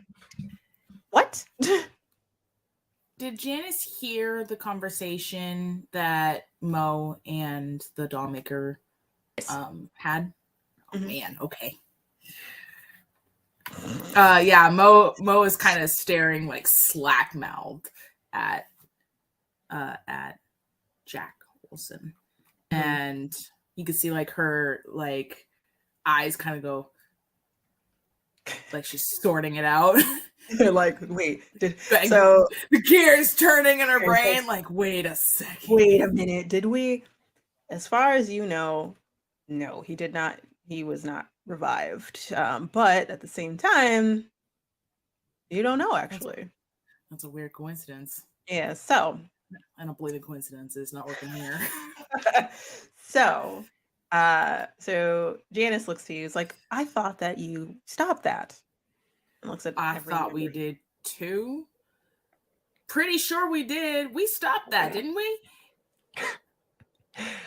I mean, I believe so, but I mean, no offense.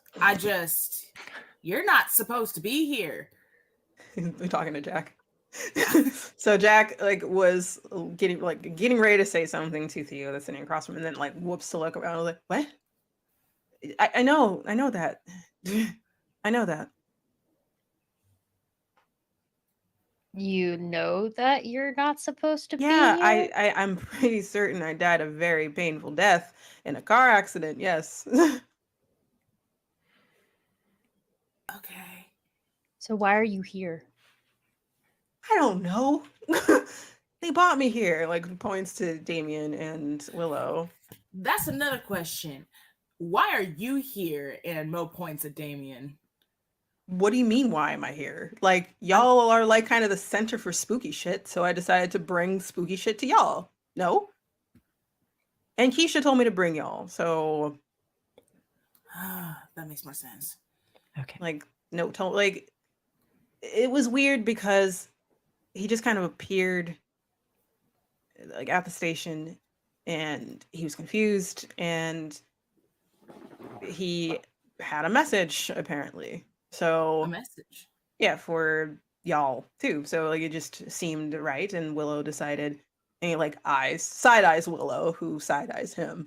It's Willow just decided to bring all of themselves with me. So yeah, and Willow just crosses their arms, and stone faces Jack essentially. You got a message for us?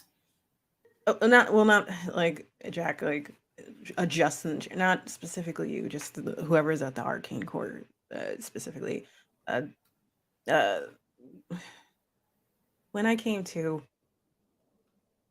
I was in Ben's mortuary. It wasn't that long ago. I don't know, and I had a thought, it was an invasive thought, that I needed to come here to help someone. Megan tries to subtly get Mo's attention. And she just goes,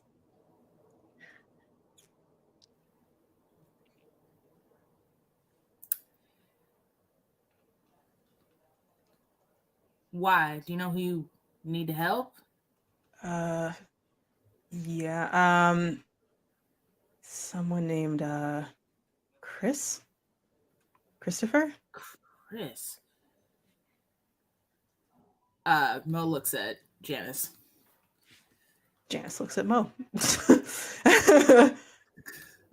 Really? Like, Janice looks at you, then looks at Jack. Really? To help Christopher? There's a lot of Chris's, a very common name. You need to be very specific. There's a lot of Chris's in the Arcane Corps. And Jack's like, someone that has head trauma, or some kind of head trauma or head problems. That's all I know. I don't know. Question. Yes. Do we know where Millie is? No. You don't know where Millie is. Millie did not show up yet. Yeah, okay. Mo just kind of goes, I knew it was us. I knew it was us. Okay. I don't, like Damien's like, whoa. I don't know if it's you. And then Willow pipes up. Listen, Mrs. Jackson, I don't think that it had anything to, I don't think it's anything to do with you. It happened recently. I feel like you don't know my team that well, but sure, we'll go with that. Okay. There's a Chris I know. Okay. That might be the Chris you're looking for. How are you planning on helping? Well, I was a doctor, but both me and Ben are magic users. I'd never asked to be I didn't ever ask for a patron, so it was just a minor buff to helping people. And he like wrings his hands. So I just, yeah. My focus was brain trauma and brain injury, so Okay, that's so when I came to, I was told to help heal someone named Chris who had memory brain problems, and that's about it. It's not an impulse. It's like just an hour earlier, or what? you had to come now. I mean, he like looks around like, what do you mean? Like I was like, I don't. Okay. Never listen, mind. Never mind. It's fine. I'm not supposed to be here. Okay. No, I know. Oh yeah. Like, no, we know. Thanks. He like just looks like what I'm trying to say is I don't know how I got here. If it was Ben, and he looks at Willow. He gave people up for me. Right? Or a very heavy cost happened. That's all. I don't know what the nature of it is. That's just how it works. I crossed over. I don't remember what the other side looks like, but I did. So the price is higher. I'm not supposed to be here.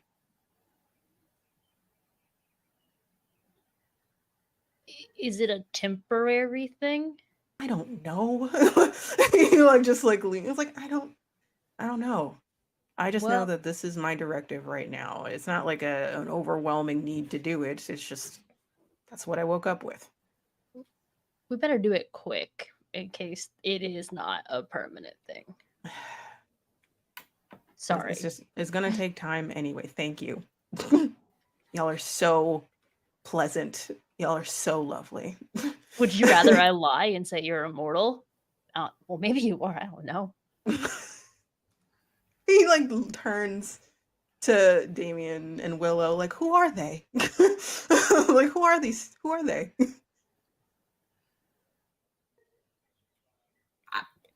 Sorry, we're the ones who stopped your husband. I mean, is there any chance that Ben started the ritual and then with him being taken, that sufficed the cost.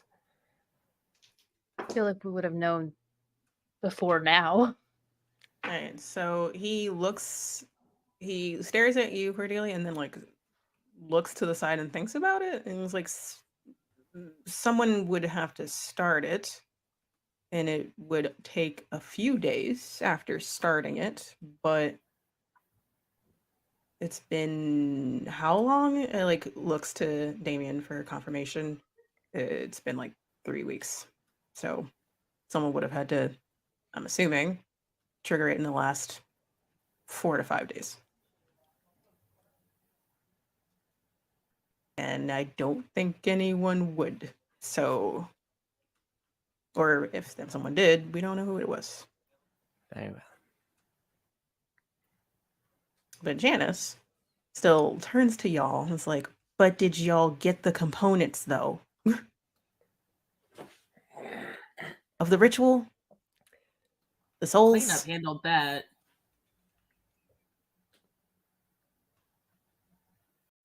Theo is going to respond on that one. And he's just like, cleanup wasn't able to find anything in the funeral home. Well, Do I recognize their voice? You definitely recognize that voice, yes. Most you don't have to their head you do not have to roll for that. You immediately know who that is. Cleanup crew did not find any components of a ritual at that site. All they found was his body, and they gave it to the proper authorities to handle. But the fact that he woke up back at the mortuary means someone restarted it.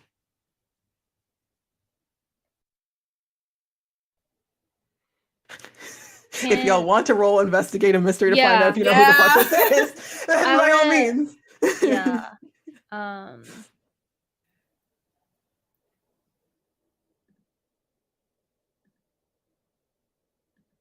I want to.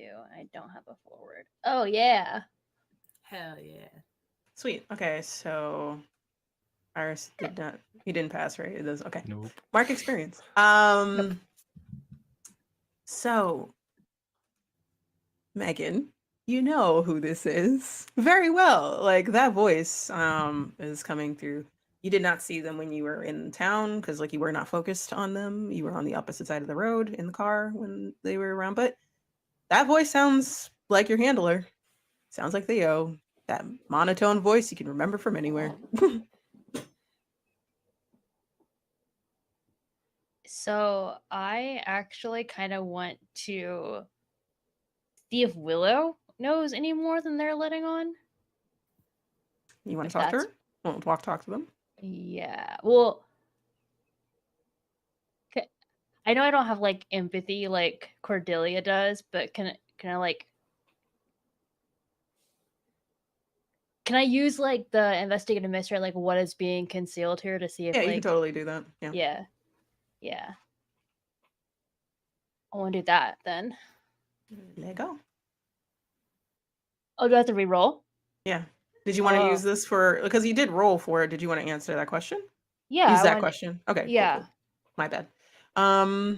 So what's being concealed here with Willow? You look from Theo, realizing that it's Theo, because you know his voice. So I'm just going to assume that like for this role, that role wasn't for his voice. You just know what his voice sounds like. You've heard it for 2 years. You all have, so it's fine. We can use the +1 of the holds for that. I'll be willing to give up one of the holds since I have 2, since I was an 11. Okay, that's fine. So then, what's being concealed here? You look to Willow. Willow, looks. It's not frustrated. They look, irritated. Is the best way to put it. But trying to hold it back.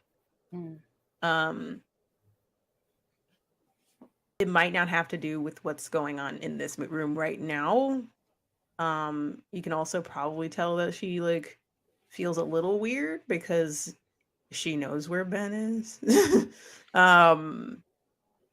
You know, so like, and you're not sure if Willow talked to anyone in this room, including Jack, or like Damien probably knows obviously knows what happened to Ben, but you're not sure if they had that conversation in Freyden before they got here. So she looks frustrated, irritated, and a little like put off or guilty is the best way to put it. So Okay.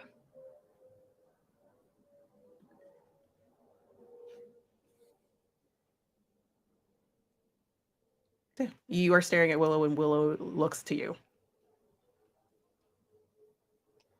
Yes, Miss Frost.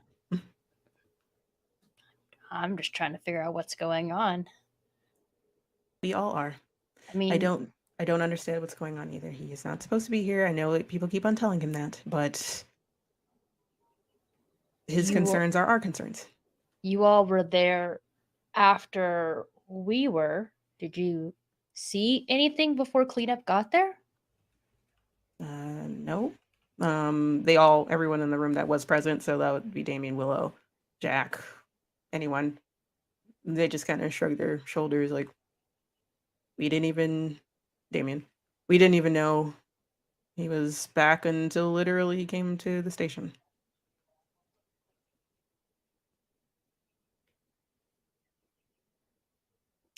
Theo pipes up. It's like, so you have a directive to heal someone or help someone here. That's what I was told. Okay. Theo's going to turn to Janice. He might be right, but he still has to go through proper channels. He still has to be cleared because we don't know if he was revived for an alternative purpose. Like, his directive was to come here. He knew exactly where to come. He knew exactly who was in the medic wing right now. And he knew that they had brain or memory problems. We don't know who told him that, where that came from. So I think that he still needs to be cleared. Janice just stares, sighs. Well, yes, like he still has to go through that process. That's going to happen regardless. So that could take about like a few days, like a day or two maybe, to be cleared by all means, to make sure that he's not being puppeted in any way, or this is a vessel for someone else, or yeah, he's still going to have to be cleared.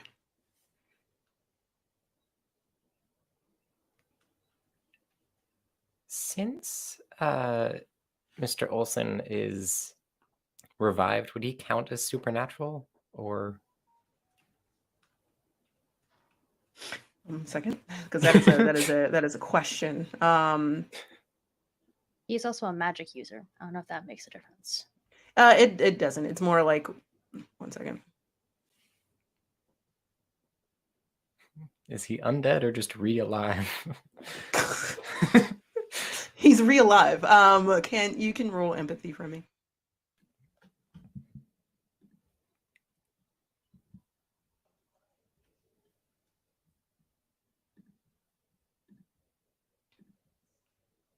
Okay. 10. So that is so you get a very intense impression. So you can fully understand what's going on. Jack is extremely confused. He's very rattled. He doesn't know why he's here. He's kind of traumatized, to be honest, because the last thing he remembers was dying. He does not remember his afterlife, whatever it was. And then he woke up in cold storage. So he's not great. He's actually very confused. Like, very much so. He's putting on a very brave face at the moment.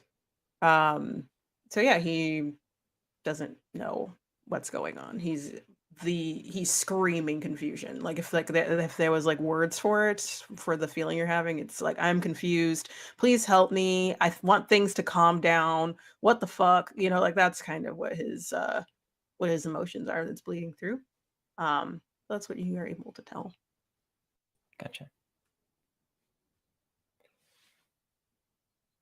Mr. Olson, I know that this is a lot to take in, but You are in the best hands, if that is any consolation. Well, they're gonna have to be. Like, I don't mind helping whoever this Chris is. It's just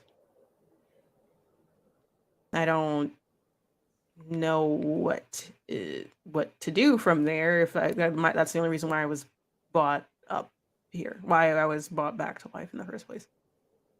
I mean, if that is all you were brought back to do, and you get to live afterwards, then maybe it's just that's the additional cost. And then you get to go back to what your daily life was. And I can't come back to being a doctor after I have a death certificate. That was a very public thing. Not in people that can town. fabricate death certificates, can't they? That's true. Like, Damien looks extremely uncomfortable talking about like fabricating documents. Yeah. Mo's like, no. I'm sure there's a place for you here. We'll talk. We'll talk about that later. Whatever. And he looks to Janice. Whatever magic, scan, medical, whatever you have to do to figure out what's going on with me, I'm fine. I wouldn't trust me either, especially if I don't know what knows what's going on, except for whoever brought me back. So then when that happens, Janice is all right. She steps to the side. I would say like 2 people come in that are probably from the medic wing of some sort, or some or anyone that not necessarily a cleaner, but they probably will be a part of the cleaner department to do thorough inspection in terms of background. He's going to go through a couple of rounds of different avenues to find out what if there's anything wrong about his revival, essentially. So he gets up, looks to Damien and Willow, and follows Janice and those other 2 people out. And now it's just Willow, Theo, and Damien, and y'all in this room. Theo stands up. He's planning on leaving, so like without saying anything. Yeah. Mo will just kind of like slide in front. Theo, Mo, it's nice to see you in person. Were you gonna say hi? No, actually, I was not going to say hi. It's nothing personal, just I'm not supposed to see y'all. Says who? You think I can tell you? Theo Do you says, think raising I an eyebrow. care? He like just like pinches the bridge's nose. It's good to see you in person too, Megan. Was the word I would use. I need to get back to work. Did you need to ask me something?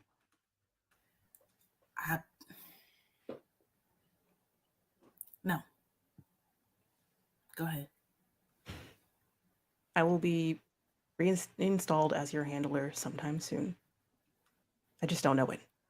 And he like dips his head and walks out.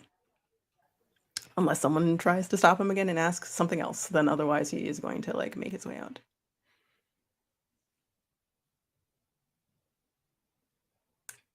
Willow and Damien is just like, well, that was fucking awkward. Damien said, like, who's that kid?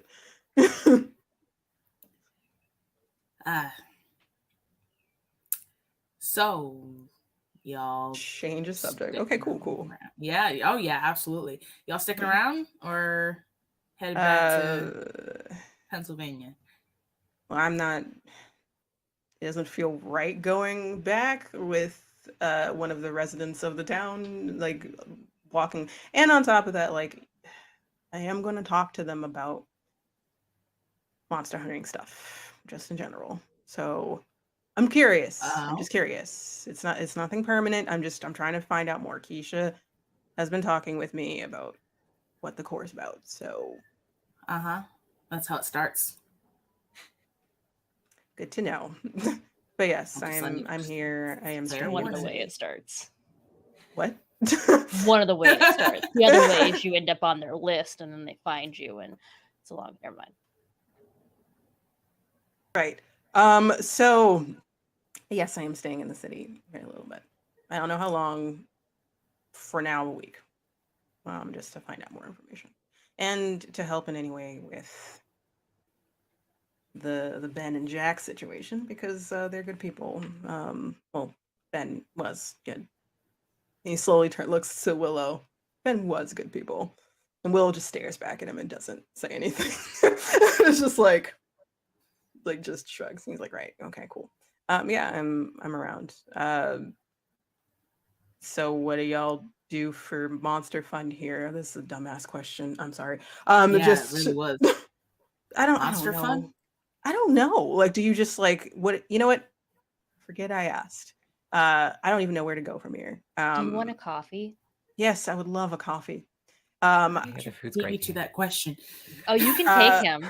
I would. No, it's fine. It's No, fine. you take him. I was gonna make you go anyway. I was just offering. I get a double shot, extra pull would be great if they can do that here. Can they do that here? Do you have coffee? Why is this an office situation? He like looks around. He's like, I was expecting. It's kind of an everything situation. Yeah, honestly. a little bit. This is the only floor I've been to yet, so and I guess I have a temporary clearance only to the top 5 floors, so that's about it. So yeah, this is. I don't know if I'm happy that I met y'all or if I'm regretting meeting y'all because this is I kind of miss mundane a little bit, but also Faye exists and looks at Willow.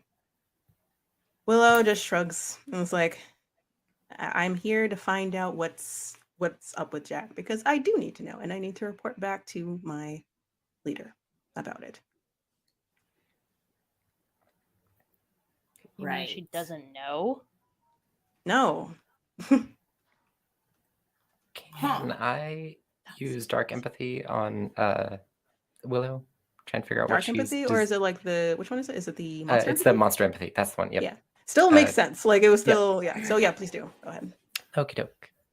Namely, trying to figure out what she desires. What kind of in the empath are you? Are you a good empath or you are a dark empath? Like, sorry. TikTok fun. It can be your 9. Or your Okay, temple. so what is that again? Oh, let me look at your... So I can spend 1 hold to figure out what it desires most, what would be good enough for right now, or what would distract it. Which question did you Oh, want I rolled weird. It's supposed to be charm. I am so sorry. Oh, I thought... I kind of assumed it was weird, too, so don't worry. Hey, I thought it would make sense. Oh, okay. Oh, well, there you go. To be it's- honest, like, I would have still taken the 9, so it's fine. Okay. But yeah, what question did you want to ask? Yeah. What does Willow desire most right now? Conflicted a little bit. So wants to find out what's going on with the Ben and Jack situation. Then to make amends with someone. Then to this one is kind of tricky to say, so I'm trying to help someone get in.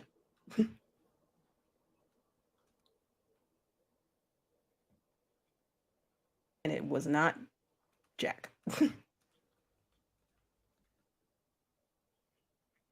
Okay. Taking notes. I love to see it. It's fine.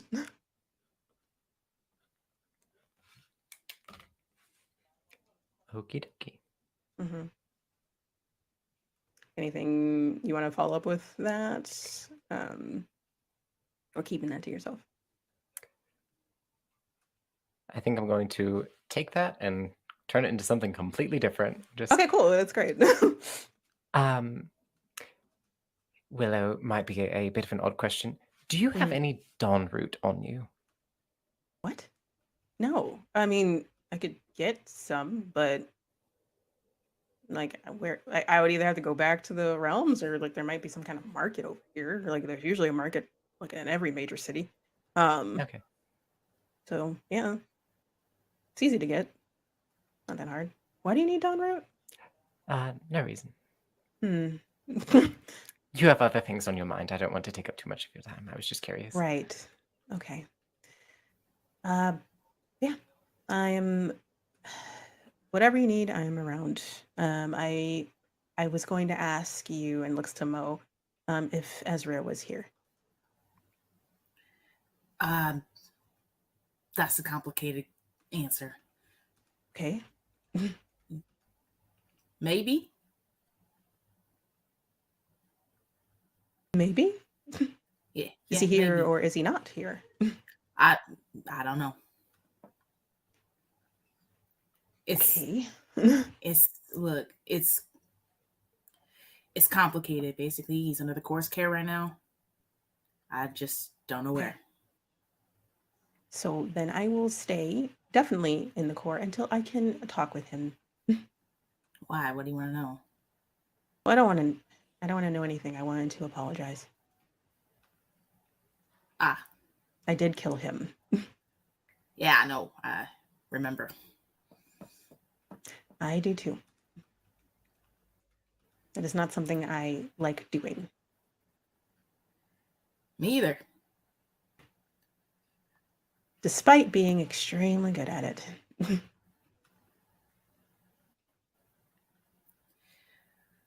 Anyway, Megan actually bursts out laughing at that. Mo glares at Megan. Cordelia Anyway. is just doing her best to not actually turn invisible, but to just slowly Yes. fade out of this whole conversation. So I would say Willow is going to walk. I think both of them are here. Her and them and Damien. It's like, so coffee. Where's that? Because it's been a long drive. I can show you. I can walk Very you cool. if that's okay. I mean, Yeah, that's fine. That's more than fine, actually. Thank you. Yep, absolutely. Let's go. Follow me. Yeah, and he does. Willow is just sitting there with y'all, Cordelia and Megan. He's like, I have no idea what to do with my time now. I left Rose, and I would rather not leave my partner at this point. It's been a long few weeks. I might know a way to potentially find Ezra. I mean, it wouldn't hurt to try, maybe. I don't know. Cordelia's eyes just sort of narrow. You do. Maybe. Well, enlighten me, Miss Frost. I mean, I've been training with someone. With L. Yes. And I have the ability to maybe see other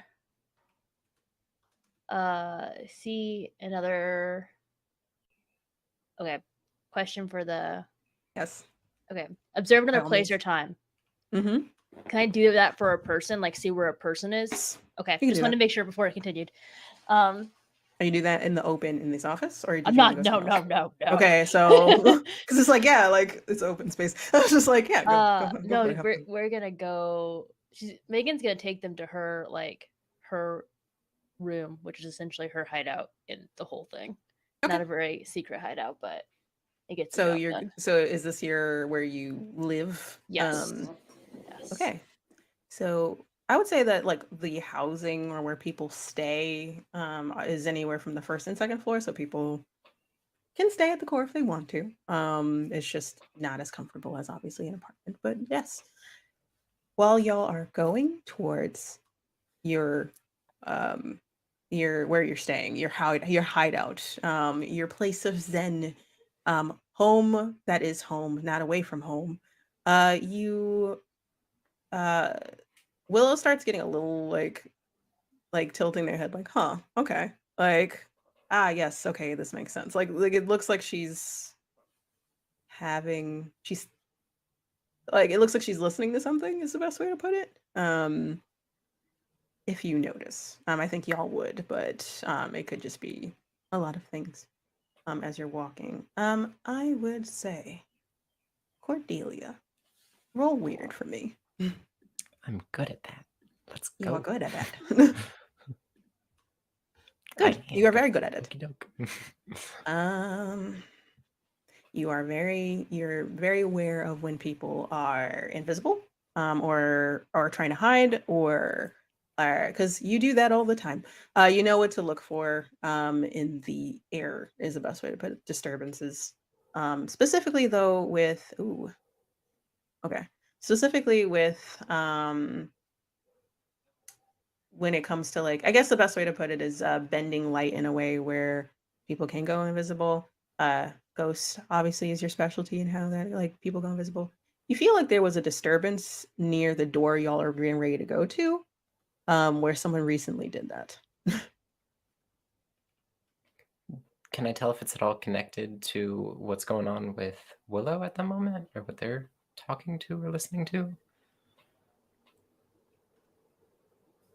No, unfortunately. I'm like, Okay. I was like thinking, I was like, I don't think so. No. Very well. You just know that, like, someone recently went invisible, or intangible near that door. So yeah. Okie doke. Are there any rules or things for, like, using abilities on, like, the premises, or? Oop. Yeah. Sorry, get it. So no, you can use abilities on premise. So yeah. Okay. Just as long as you're not harming anyone, like, someone will definitely come out to, like, stop that. But yeah, you can use your abilities on premises. Gotcha.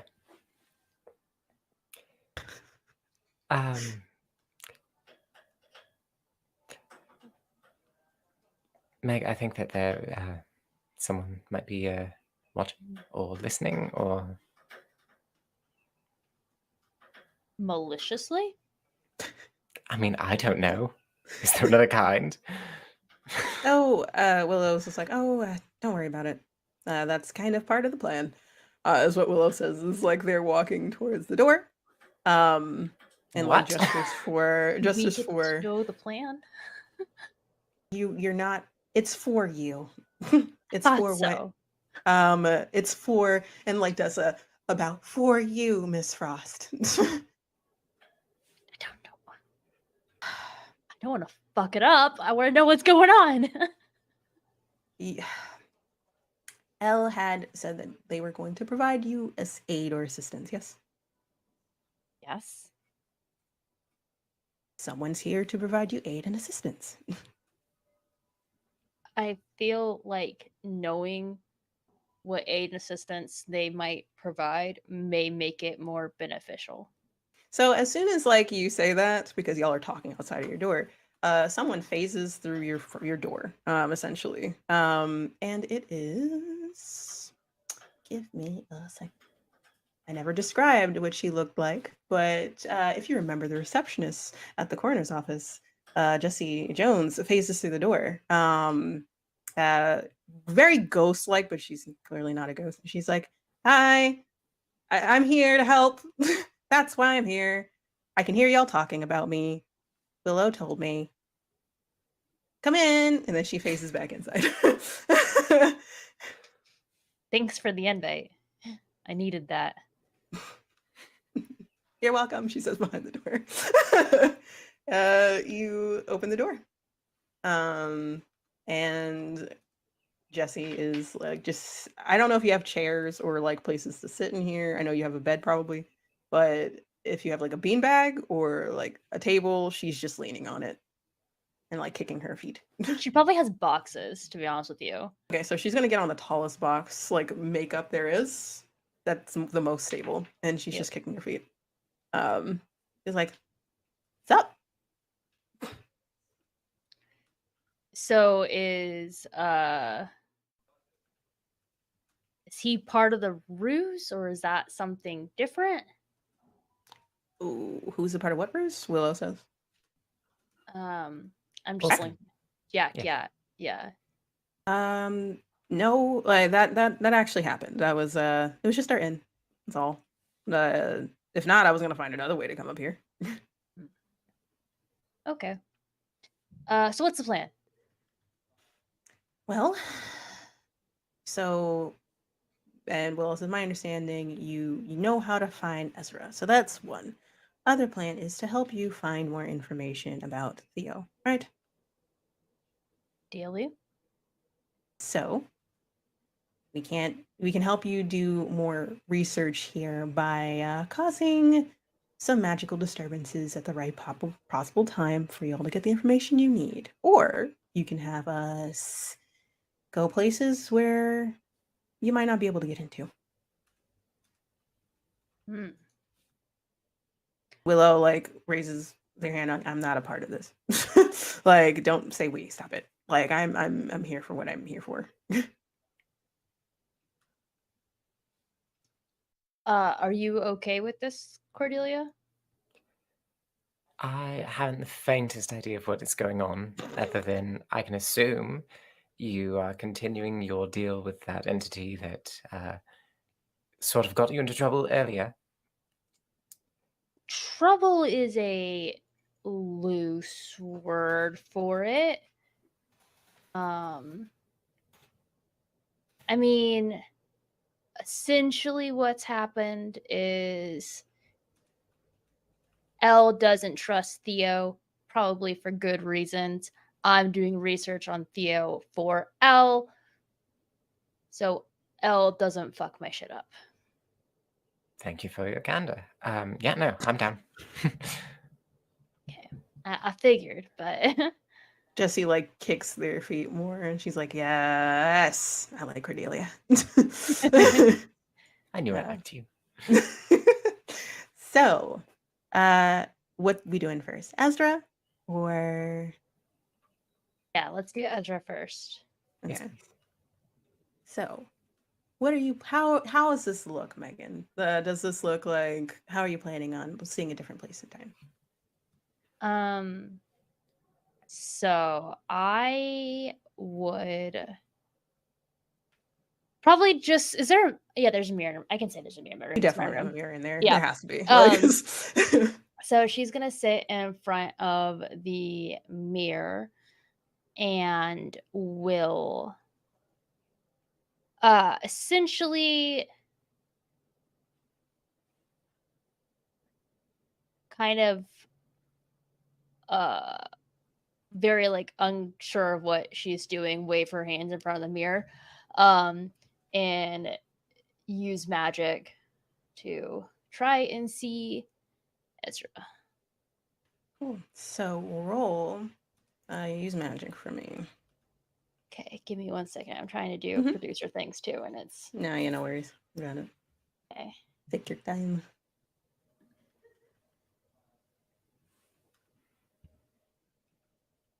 No. Okay. Cool. Oh, yeah, it just passed. Okay, so there is a glitch. What is the glitch? So let me get back to that. So I can see my list of glitches.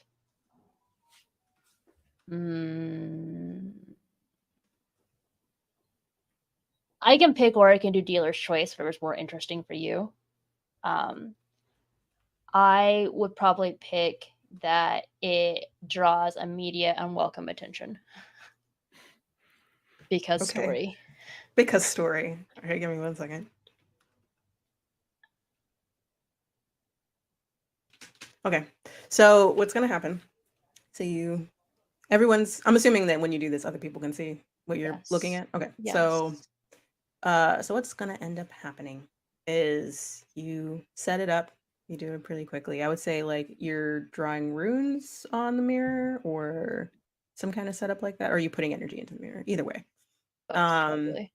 And you're able to do that. The mirror lights up, and in a minute, it's y'all looking into the mirror, like you're all crowded around, all four of you. And then all of a sudden, it whites out, like kind of like a glare passes over it. The next moment, you see Ezra, and you see him talking to Millie. You see him and Millie are talking. It seems like they're talking very animatedly, in an apartment of some sort. Probably irritated, angry. One of them is angry. You're not sure who is the angry party. And you notice Ezra isn't a ghost. You notice he's flesh and bone, essentially. But the main difference, obviously, is like he still looks like his death state, which is essentially his hair is like part of his hair is white still. He just looks a little tired, is the best way to put it. But he's like, other than that, he looks healthy. Like not like he's gonna like keel over in any moment. And he looks very angry at Millie. Not in a dangerous way, just more like he's frustrated or angry. You can't hear them talking. But or actually you probably can hear them talking, but it sounds extremely far away. So you're not entirely sure what they're saying. And then at that moment when that happens, I would say when you're probably looking at this through a reflection somewhere in the apartment. In that moment, you see a shadow, or like a shadow person, essentially, is the best way to put it. That's like exactly what it looks like. Person that walks by, and it seems like they stop. Let's say they're kind of behind them as they're arguing and talking, and they look to you as if they see you, you see them, and it starts coming towards you. And at that exact moment, I would say the mirror flashes off. Oh yeah. Whether like you did it or like the match ran out, it was going to happen, right? So It's like probably seemed, both. Probably both. Like you're like, oh fuck this, pull your hands back as soon as you see that, and you all are staring wide-eyed at what just happened. How do y'all react to that exactly? Specifically you, Cordelia. He's back. Ezra's back. Willow says, looks like that. How?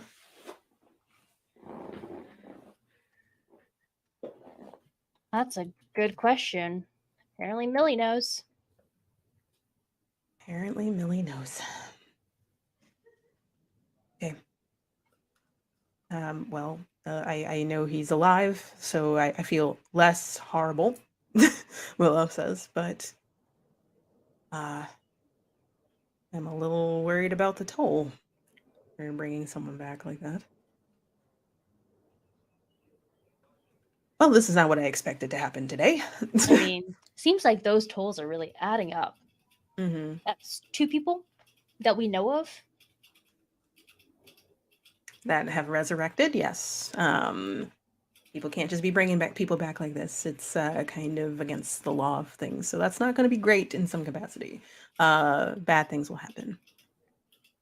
Willow, well, probably Jesse looks to you, Cordelia, kind of leans over. It's like, are you doing okay, honey?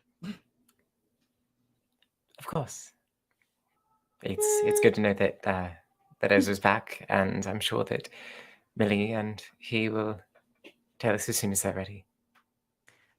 I'm going to have you roll act under pressure. Yep.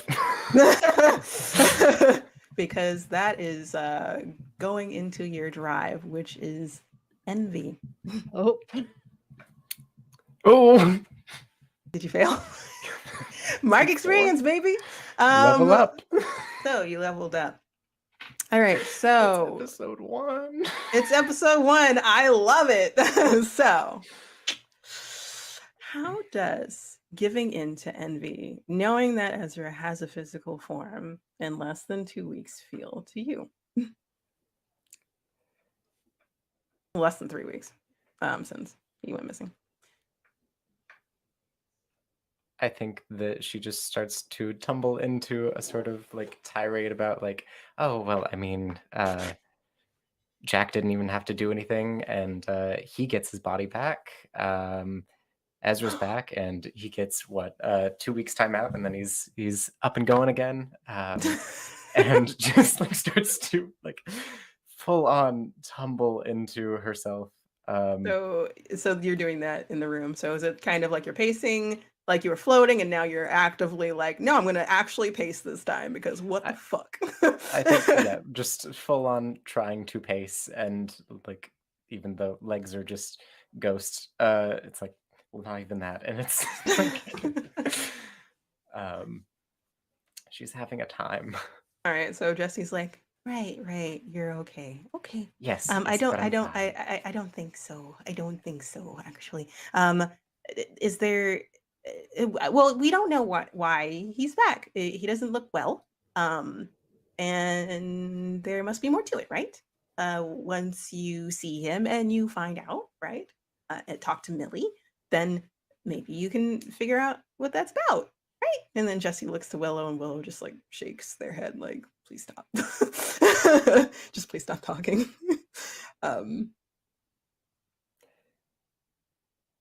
Sure, I'll just wait for them to come to me. Do we need to fuck them up, Cordelia? Of course not. After last time, we all said no more secrets. Like Willow just like stares at you like I just said it. Like Yeah, I just showed but Cordelia, and I would have told Mo, but Mo's not here. Mo's getting coffee. yeah, Mo is getting coffee. But based off of this happening, I'm going to close it here. But what I'm going to do is we're going to have a little bit of a scene. So going to that apartment. So it's like that mirror when it snaps off. We go to Ezra's apartment. Ezra is having a conversation. Millie there. 1 second. Where are you? Get the vibes. So they're standing in front of the room. It is surprisingly bright in that room. Like, yeah, it's morning to afternoon time. But it's like all the lights are on in the room. Like someone like tried to like probably Ezra tried to fill every corner and with candlelight. He is yelling at Millie. And Millie is trying not to respond back. And Millie, while they're trying to repress talking to Ezra, you notice that, since y'all aren't there, but if the audience notices, those 3 shadows that were over Millie before, 2 of them have been detached from them physically. And one of them is walking around, observing the room. Another one is whispering into Millie's ear. Who knows what they're whispering into Millie's ear to get them to do what they want. And then Ezra, grief-stricken, broken, angry, sad, says, "It's not my fault I died." And that's where we're going to end. Thank you, everyone, for tonight. It has been a pleasure for the first episode. I am your keeper, Shade Ambrose, she, they pronouns. And we are going to go down the line. Iris, who are you and where can people find you? Hi, my name is Iris Wyndham, pronouns she, they. You can find me at Iris Wyndham VO on Twitter, as well as Iris Wyndham on Instagram. Yeah. And Okay. And Red, who are you and where can people find you? Hi, I'm Mischievous Red. pronouns she, her. I can typically be found on my own channel or on Huntsman's Hydra, another TTRPG channel. Is Mo here? Is Jazz here? Because I see her on the screen, but I don't see her here. She's here. It keeps cutting out. Okay. Oh no, that's terrible. I would like to say, Jazz, who are you? Where can people find you? I don't know if I can hear you, but Jazz, you're amazing in general. But thank you so much for all of you who stayed and watched. Thank you all for your participation. This was a wonderful episode 1. And we're going to raid over today to Friends Who Roll Dice. So thank you for staying and tuning in, and we'll see you next week. Take care, everyone.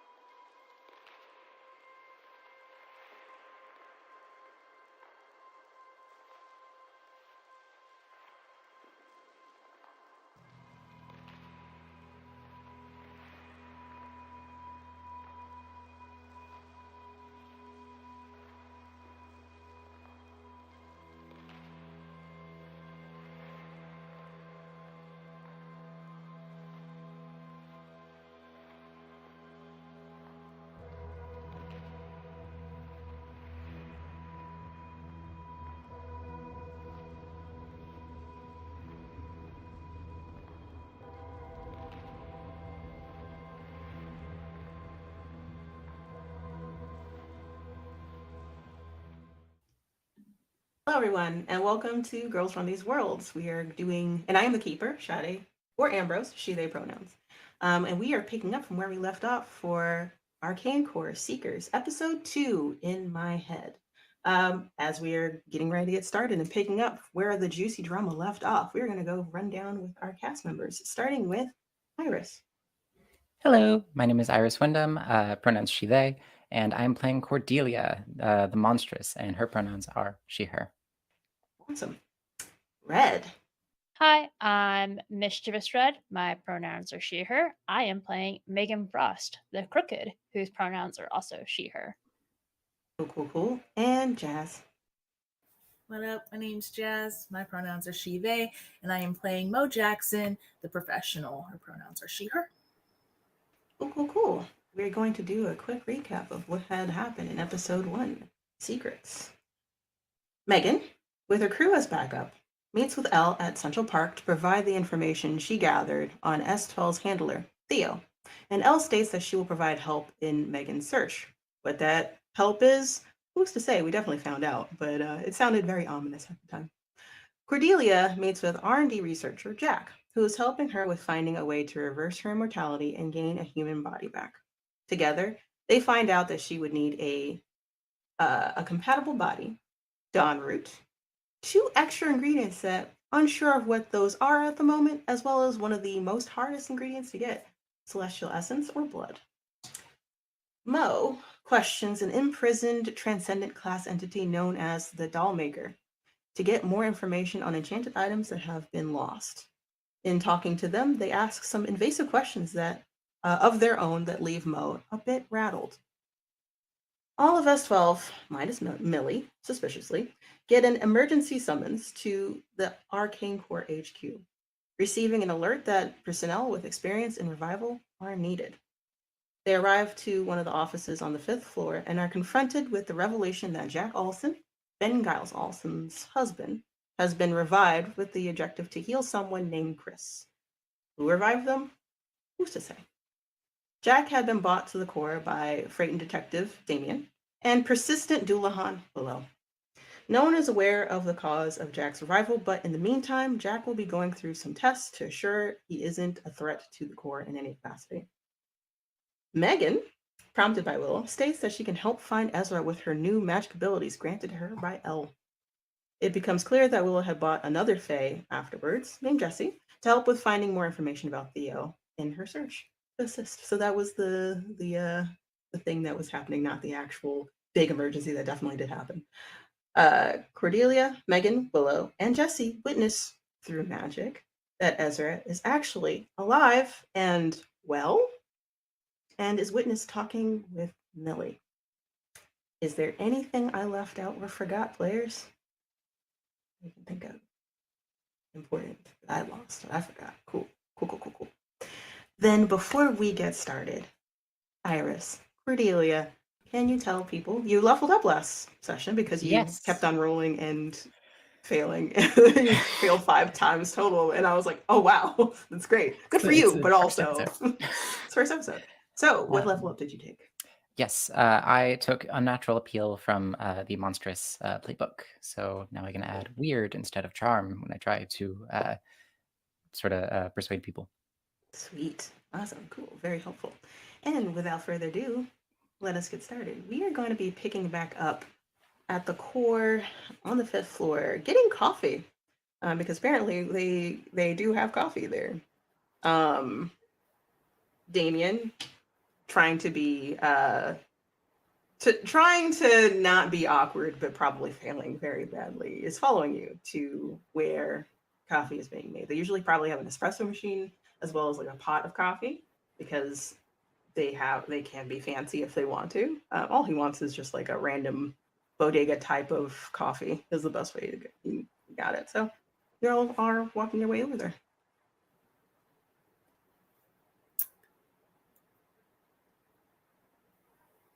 Don't talk all at once. Yeah, Mo's also trying not to be awkward and is failing at it.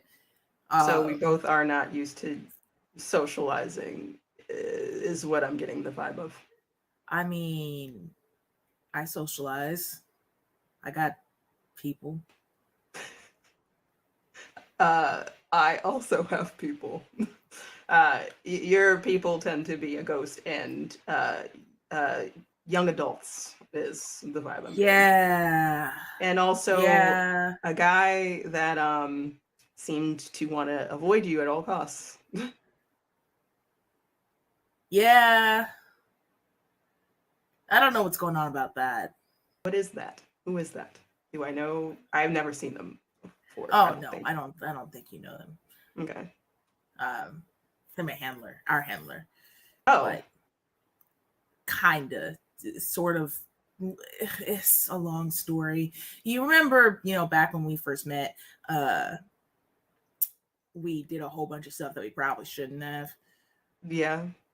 I'm not even the core, and I can understand that that's exactly what y'all were doing. I mean, look, I'm not saying that I regret it because I don't, but I do think that maybe some rules that were bent could have been not bent.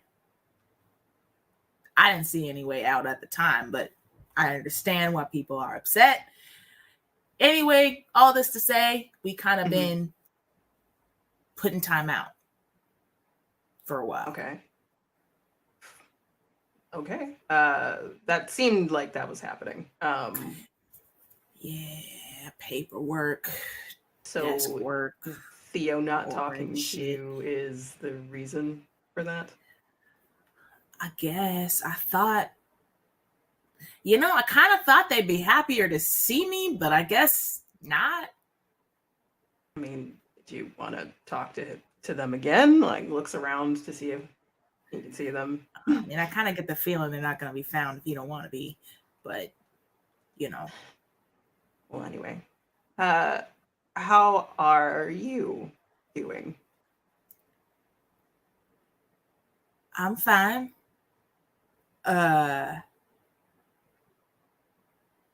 Bored.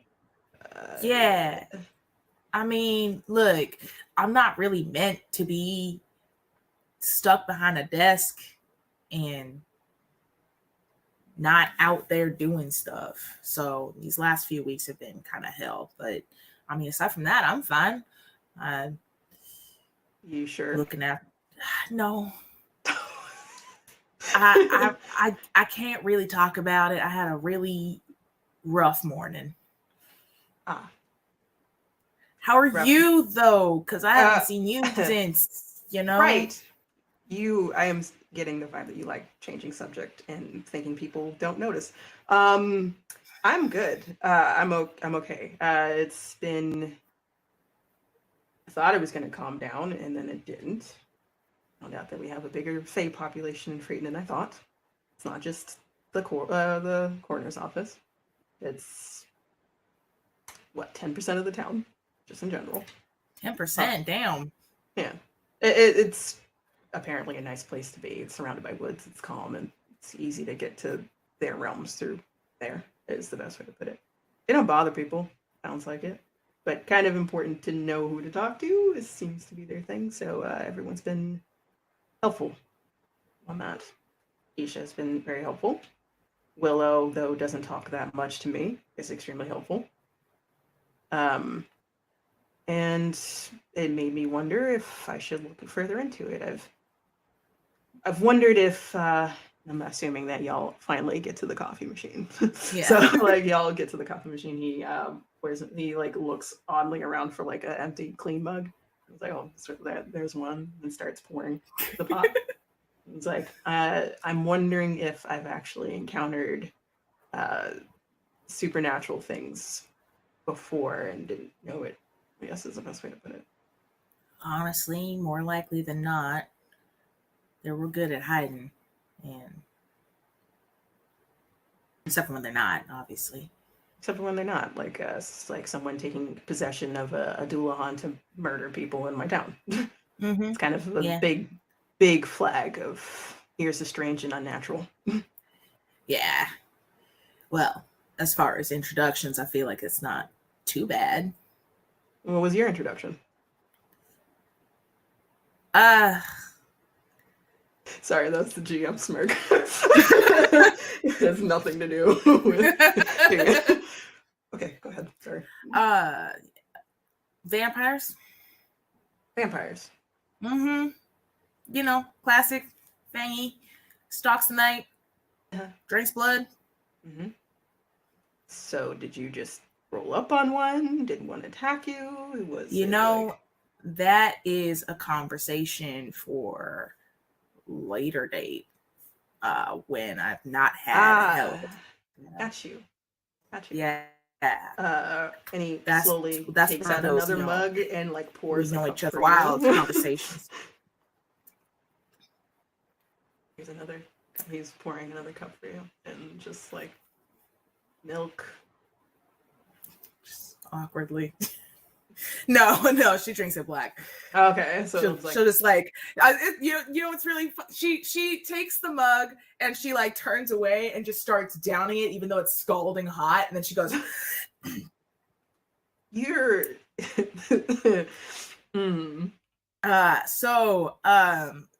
Yeah. You planning on sticking around long? But today, or just in general? Oh, sure. I mean, anything. You got plans later? No, what? that came out wrong. I'm sorry. Plans Look, I just wanted to get to know you better. Sure. Yeah. Sure. Okay. Yeah. I'm confused, but yes. Sure. There's definitely a bar in New York City. There has to be. Let's like go around the corner. There's definitely one. I'm also like I think in Midtown Hotel, so I have a hotel in Midtown. Cool. Well, if you want to catch up later, that'd be cool. I gotta track down one of my kids. So, my team. One of your team? Okay. Just one of my team. I'm just checking. They're young, you know. They're practically. They might as well be kids, except for Cordelia, I guess. Although she acts like a 12-year-old sometimes. Mm-hmm. I got that vibe.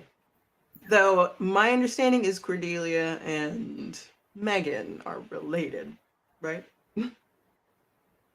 Yeah. How'd you know? They said it last time. Did they they? Made the same face at me, and it was kind of surreal. Well, yeah, no, that's real. That's a weird coincidence. It is. And I don't really believe in coincidences. Not working here. So. I might not have known your cell that long, but I'm wondering if y'all are just a magnet for the beyond supernatural at this point. I don't know what you mean. You're really bad at lying. Says like in racist, but I'm out of practice. It's so good. Raises his mug. But I guess I'll be around. I was gonna try to find someone to talk to about the hunter registry. Is that a thing? Like, yeah. We got we got like, what is the word? We got like freelance type style. Yes. If that's what you're feeling.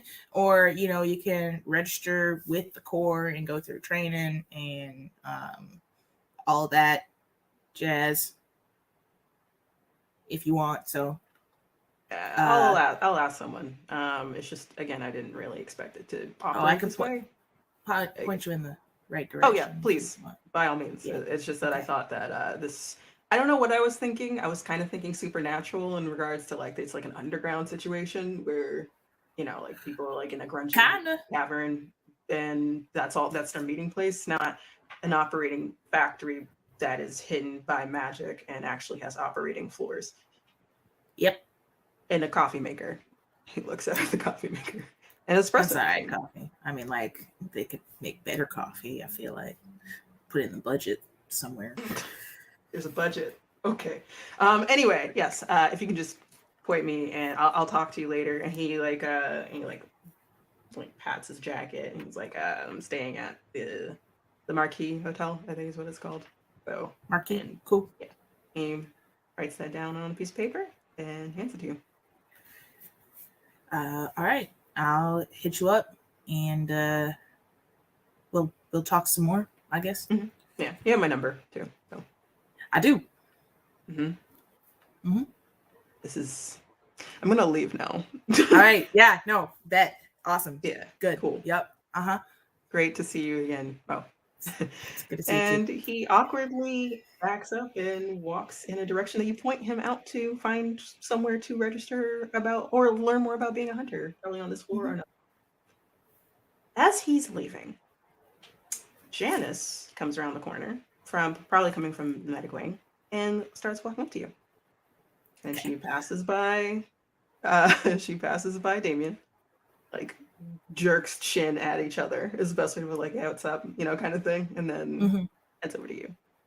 Like, well, that was a morning. Yeah. I need more coffee. Damn. I'll just pour myself another cup. I'll drink it slower this time though. Instead of scalding, like just instead of scalding my throat. Yeah, hopefully you're okay. She's fine. Like, so, despite awkward conversations aside, looks over to like Damien walking away because she was walking up and hearing that. What's that supposed to mean? It's fine. It's fine. The information that we found out from our associate in confinement. First of all, we should probably get on finding out more information about that journal that they were talking about. It's kind of important, especially if one is affected already. Yeah. We just don't know what the effects are. Hopefully it's not deadly or long-term deadly. Yeah. I mean, the way that they were talking about it, it kind of sounded intense. So I imagine at the very least it'll leave some kind of trail. Probably. I'm just wondering who Chris sold it to, I guess is the best way to put it. If it's just given, it sounds like someone that was unaware of it. Yeah. I wouldn't think that they would buy it if they knew what it was. Yeah, that's what I was thinking. I don't know what they would have been after if it's just like a journal that they don't know what it's about. I don't see what the value in that would be. There might be more to that, or what it might be able to do. An entity like that making something for someone with the intent to harm. Yeah. It might have a lot of caveats to it. So I would suggest, and I've told Aurora already, that to get your team assembled for that whenever you can. Just also finding out what was it? Andy Cross? I think so. Something like that. Yeah. So that's something. And in Brooklyn. So you got some stuff to work with.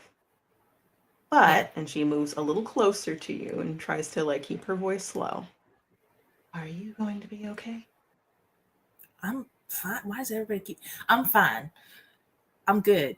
You said some things. They were just things. Just words. Whatever they wanted to hear. I know. But the thing is, they don't give information if you're not telling the truth.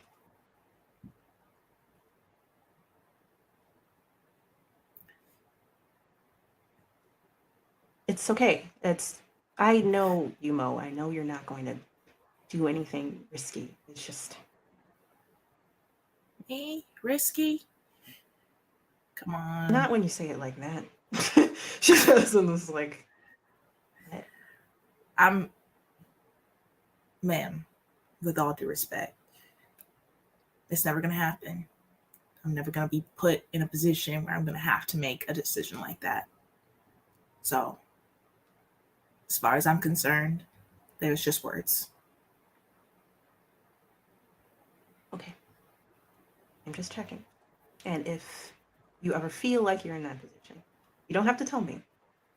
You can tell Aurora if you want to.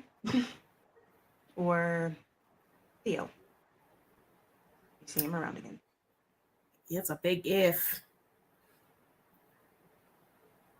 Yes. Okay. Sorry. I didn't mean to Seth. I You understand don't have to that. apologize to me. But I would say get on that as soon as possible. Aurora probably might do some debriefing, but you do need to do the research on your own. And get your team here. I have no idea where Millie is. Yeah, I was about to track them down. I'm not entirely sure. They've been kind of scarce lately, so I should check in on them and see if they're okay. Okay. If you need me, I'll be around. I'll be checking in on our revived guest, she says with a tight smile. And she bows her head and she walks off. I am going to transition back to Cordelia and Megan now. Left off in Megan's hideout / place to rest, sleep place. What are y'all doing? You just saw that Ezra and Millie were talking, shadow person in their apartment that tried to come through the mirror. Before they got there, you were able to shut it off. And Cordelia had a little bit of a upset moment about finding out people are just being revived all over the place. And there's that. So, take it away. What do we do now? I mean, we could check in with Mo, see if we have any next steps. Do you think? you... Sorry, go ahead. Do you think she knows? It doesn't seem like Millie and Ezra wanted to share this with us. I don't know why, but it seemed between the two of them. So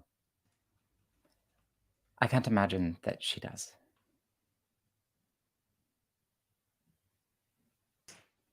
Well, what do we want to do? Like, and this is Jesse talking. It's like we could cause chaos, which is what I love doing, or we can look into what my main objective for being here is, looking into Theo.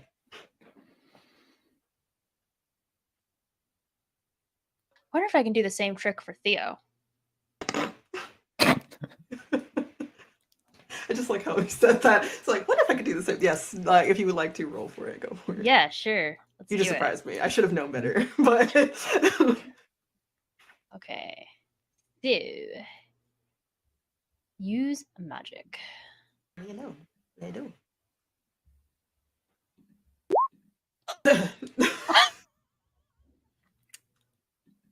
Well, okay. Sorry, what? All right, so you don't have a glitch. You're fine. Yeah. Advanced hit, but you have to level up advancement. So okay, so you go through this. You're doing the same process to look into. Yep. Yeah, right. I would say when you do that, so you're like, you go back to the mirror after it's like, I wonder if this will work on Theo too, and you like hop over to the mirror.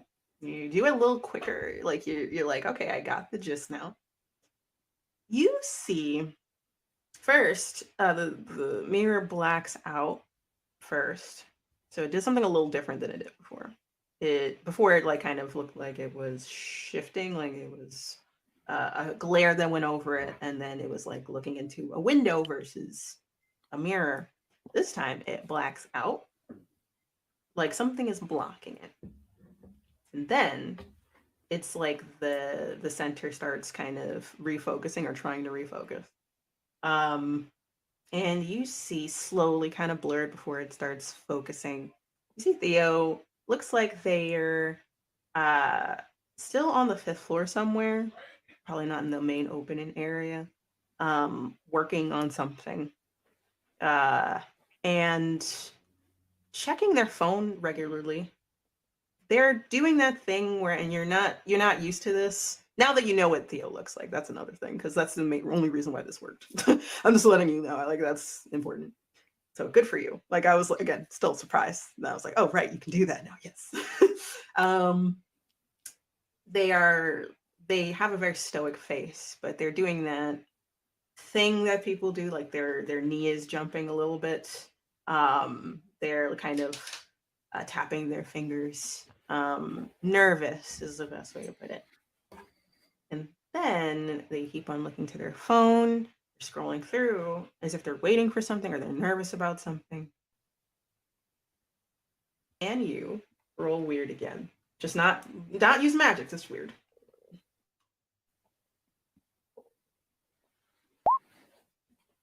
Cool. So you notice this. It's like they suddenly stop being nervous, and then they kind of straighten their back, and then they kind of look around, because acting as if they know someone's looking at them, and they are looking closer to where the reflection is coming from, where you're looking at them from. Once she like recognizes that, she immediately like tries to break the connection. As you were breaking the connection, I don't know if it would work, but can I attempt to read Theo as they're through the scry, or How are you planning on doing that? That's my question. Mhm. This is depending on because you got a couple ways to read people. That's why I was like, how are you gonna do yes. that? I mean, it seems like what does Cordelia know about Theo? Right now, all you know is that Theo is your handler, but they might not, based off of this interaction and like maybe looking Megan's looking into Theo. Someone asked, Elle asked Megan to look into Theo. There might be something more to Theo, so they might be a magic user. Maybe you don't know anything else other than that. So I'll give you this.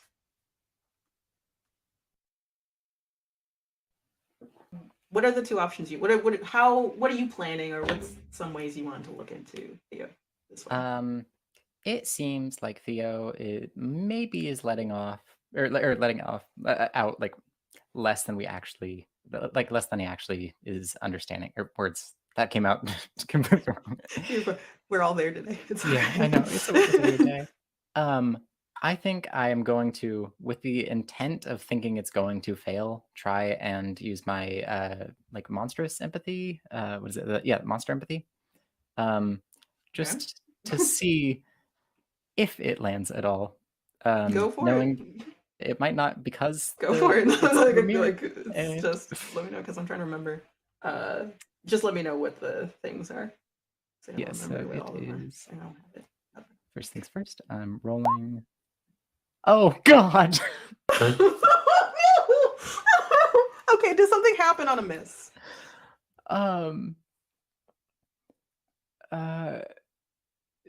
No.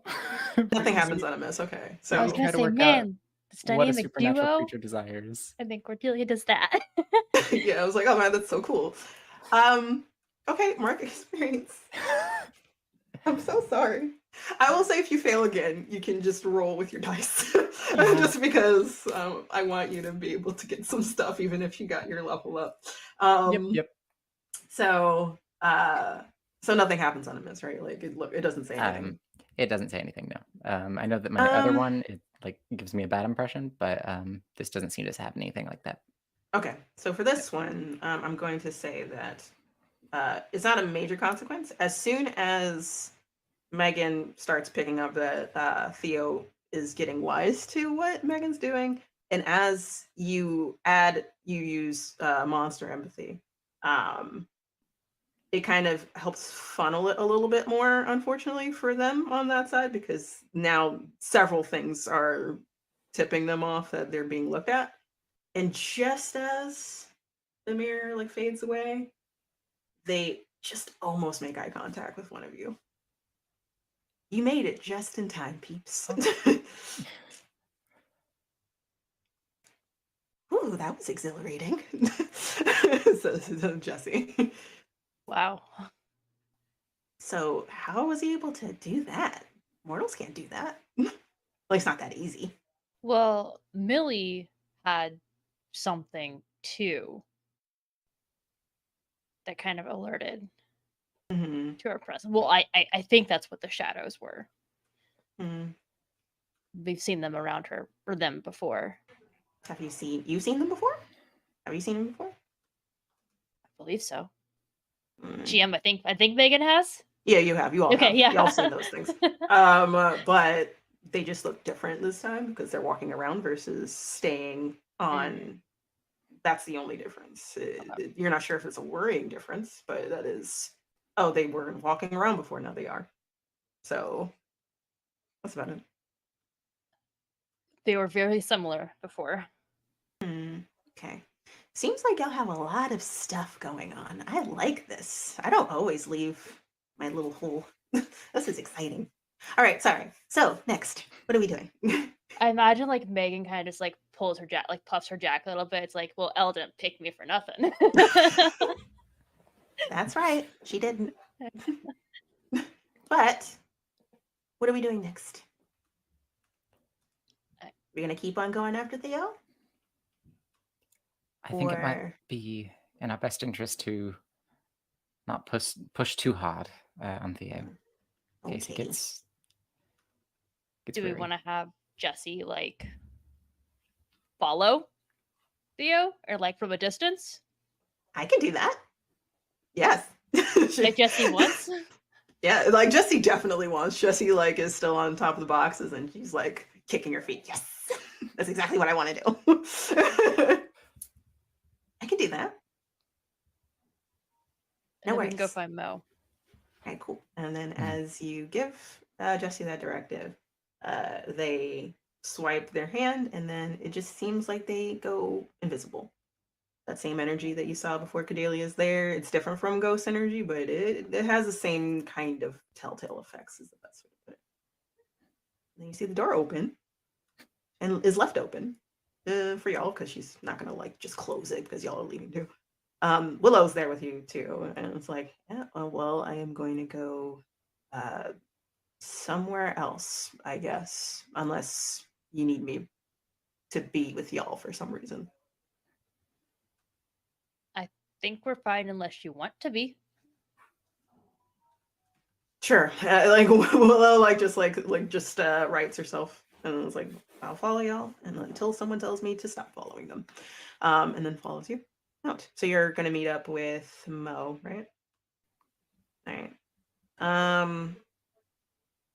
I would say at that moment, if you're going to go back to the 5th floor meet up, where would y'all normally meet up for conference? Would y'all find a place to do that, or do you have like you can just make one up? It's totally fine. Mom, leave that what do to you Mo. think? Yeah, it's like I Yep. imagine Mo like probably has a classroom for us of some sort. That's what I was going to say. Is I feel like as the ostracized team of misfits, we have like a basement corner. You know what I mean? Like, you know, like how in like those police offices they have like the dusty corner office for the least liked team. Yeah, I'm getting X-Files vibes from Mulder's Yeah. office.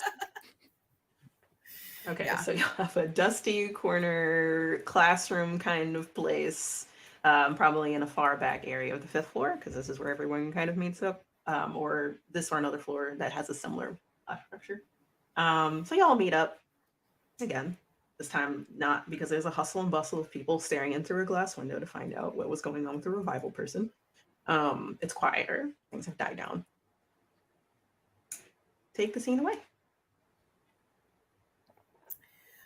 We got a kid. Why is Willow here? Why would I not be here? Are you a part of our team? She Not came in that with you the dead should- guy. I came in with a dead guy. I feel like Yeah. she can be useful. Okay, that's fine. So we got a case. What's up? Just so you know, there is another Fae running around. Jessie, the receptionist. The receptionist? Jesse the receptionist? I Yeah. don't know if you were supposed to say that. Willow says to you. Mo's gonna find out. Like, sometimes Why? you have to give Mo some things, otherwise Mo gets angry. I don't know. Okay, first of all, I don't get angry. Oh no, it's I happening. get concerned. I don't get angry. I get concerned about certain things because y'all be up to stuff without me knowing, and it makes me look bad in front of the higher ups. Also puts you in ridiculously dangerous situations that I got to drag you out of. So yes, thank you for telling me. Why is Jesse running around here. Real quick, to be fair, I make sure no one finds out about my shenanigans. What shenanigans, Cordelia? Well, I don't have any going on right now. Mm-hmm. My You inside wouldn't be check. very good at I'm hiding sorry. what she told you.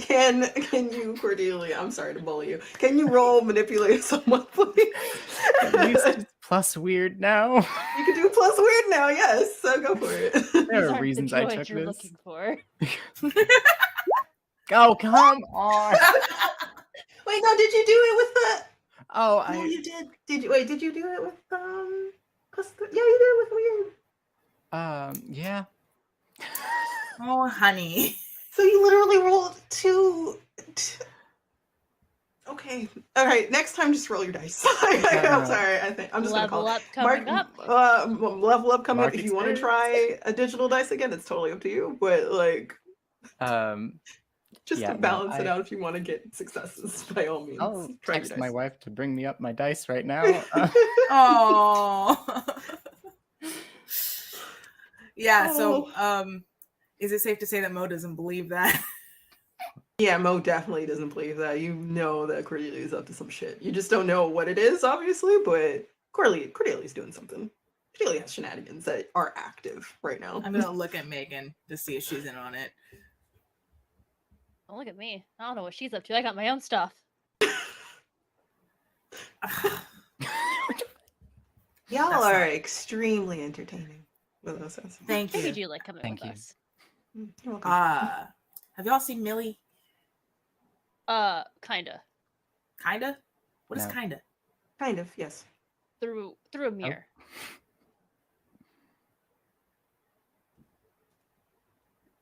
What? Magic. You really need to ask that? We're monster hunters. Yeah, but Millie's one of our team. Why are you watching Millie through a mirror? So it wasn't intentionally supposed to be Millie. Millie just happened to be there. We were watching Ezra. And maybe we wouldn't have had to be spying if they would have just come to us, but I digress. Ezra was there? And were they? alive, seemingly.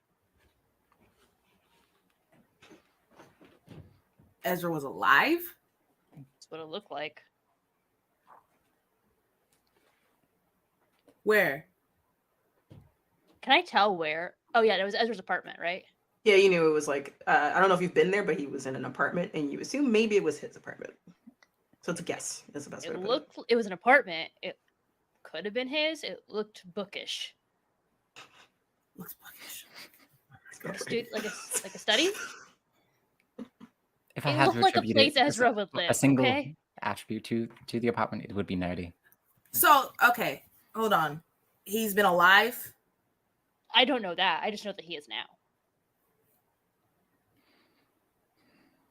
We came straight to you And to he tell wasn't gonna tell us? Right? I mean, she's the messenger, Mo. We're not keeping secrets. We told you stuff. Okay. Why don't we... Damn. I mean, like, if he's alive, then we might as well use him too. We got a case, is what I'm trying to say. oh, thank God. Gather the team. We got to track down a journal. A journal. I guess, yeah, a journal, some eldritch being presence in it. It's a long story, but basically, if it remains out in the world for much longer, it's going to cause some serious damage. Might have already caused a lot of damage now. So what we got to do is track down this journal, track down other artifacts. Journal first, though. Other artifacts? There's more than one? Yeah. Do you often lose things like this? No, not well. Did we ever have them in our possession? They weren't ours. So yeah, I don't we think. didn't lose it. We never Yeah, had we it to did- begin with. Yeah, we I didn't lose understand. them. Okay. We didn't lose them, but we're responsible for retrieving them. So what we're going to do is we are going to text Millie.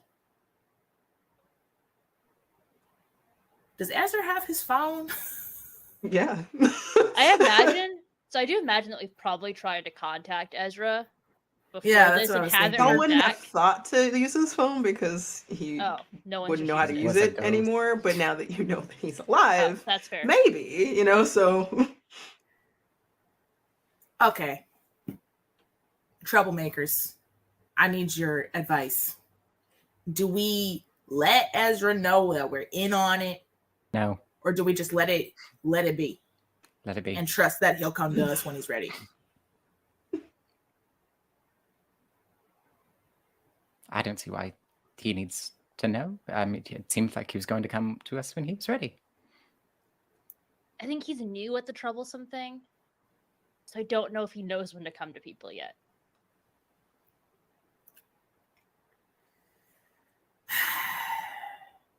Why do y'all make this so damn complicated on me? Oh, look at us. What did we do? Nothing. What didn't y'all do? Y'all actually did. Who are you? I'm Willow Weaver. Nice to meet you again, Mo. Was That's not what you expression? asked me. That's not what you No. asked me. Mm-mm. Okay, I was Mm-mm. just sorry. No, it's fine. No, I should have been more direct. What are you doing here with the team again? I'm on standby right now. I am here to assist in any way.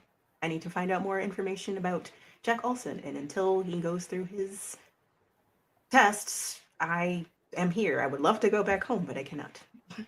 Okay, that is fair. Might as well put you to good use. Okay, we won't tell Ezra for now. We will let's give it a week. Is that too long? We can always change the time if something comes up. That's fair. It's not urgent right now. We could use his bookishness, but like if the core don't want us to know and he don't want us to know, then we might as well pretend we don't know. Okay? So text Millie, tell them to come get their ass over here, and we can get started on this case. God, I got too many kids. How's coffee? I'm sorry, what? How was coffee? Coffee was coffee. What do you mean? Do you enjoy it?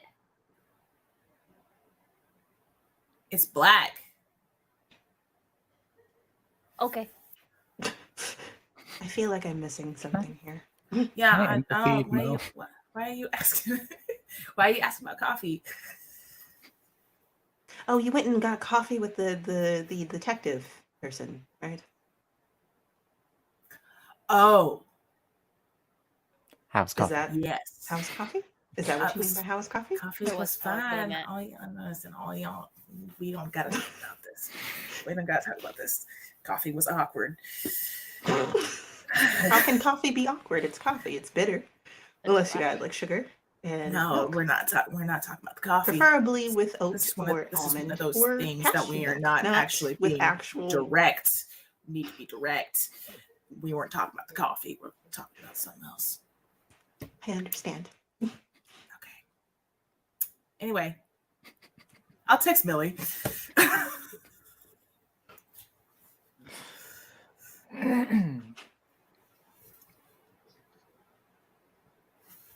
Case, get here ASAP.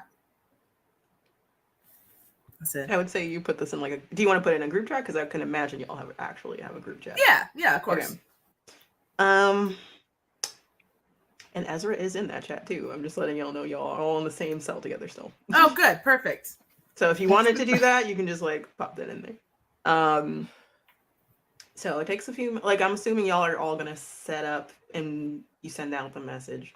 After like a minute or two, you see someone responding back, and then you see, got caught up. Be there in 15 minutes. Okay. I guess I should. Is Aurora around? We should probably report to her if she's our handler. She's probably the one handling the case details. Mhm. Okay. So remember that whole. So this is So while this is like while Millie's coming, this would be I'm assuming the time that y'all do research into whatever this is. Yeah. So technically, since it's not Theo this time, voice on the phone would be Aurora. If you wanted to like reach out to her. Oh, yeah. I forgot about that. I know how to play this game. To be fair, it's a remove I made up. So for y'all. So if you wanted to do that, or if y'all wanted to do separate research into this, you can totally do that. Or if there's something else you want to do during Honestly, this time while you're waiting. I don't want to do it without Millie in the room Okay. yet. So I guess I'll just do like preliminary stuff. Mhm. Shoot the shit. Try to avoid talking about Damien. Yep. Cool.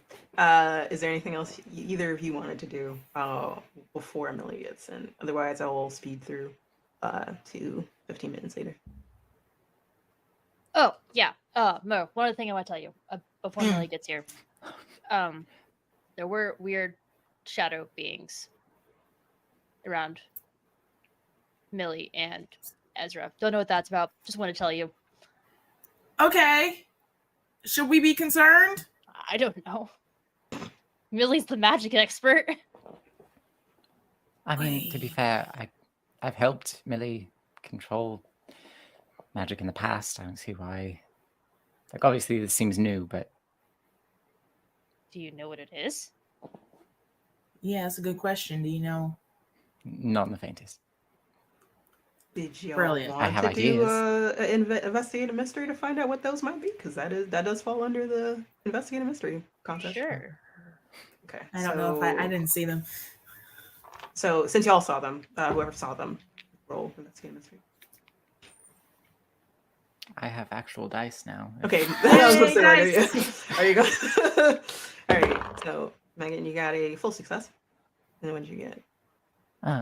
What is my sharp? Oh, Plus 1. I got an 11. Yeah. Okay. Cool. Wow, we get So to y'all know have- everything Actual about roll. those things. So y'all have. I Yes. think y'all have like 3 questions. So did you want me to just like give you answers based off of those? Hold on. 1, 2, 3, 4, 5. So like, if there's one question you do not want to ask, then by all means. I mean, I think the biggest questions, or at least in my mind, is like, what sort of creature is it, and what can it do? Okay, so if this is you've seen shadow people before, so like along the lines of apparitions. Normally, if this is what it is, shadow people tend to stem from one major emotion of some sort. They can be like remnants of people that's left behind, the negative parts of people, and given form. Normally, people can't see them unless like they can manifest that much energy, and then you can see them out of the corner of your eye and stuff like that. So it seems like I think you saw. How many did y'all see? Did I say 1 or 2? How many did you? I think I want to 2, say 3. I was in the 3. Yeah. You saw all 3. Yeah, I think you did actually see all 3.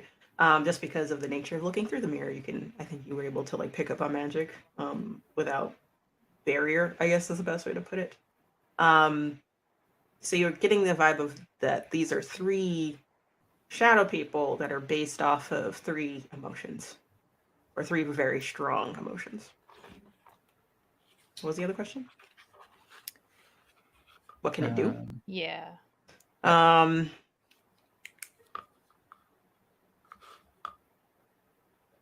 They can. I'm trying to see how to word this. They can suggest things to Millie for them to do, and they can have a very strong impact on the result of what happens when they do those things. Maybe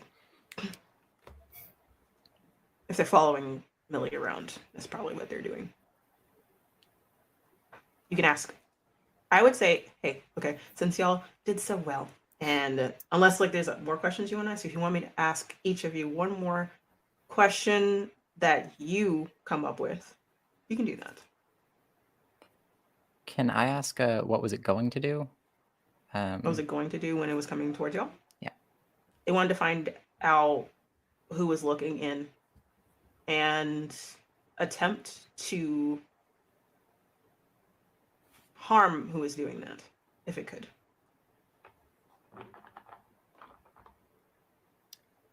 That seems sort of jumping the gun a little bit, but okay. No. I think that's all I want to know in particular. Do you have any unique questions for me? The only thing I could think of, and I'm not sure we'd really know this, is if we could tell, like, get a vibe for like what emotions they were. The one that was coming towards you, that's the only one you can figure out because it was kind of obvious. The other ones were kind of like moseying is the best way to put it. So they weren't really reflecting anything. Something aggressive, wrathful, or angry is the one that was coming for you. Okay.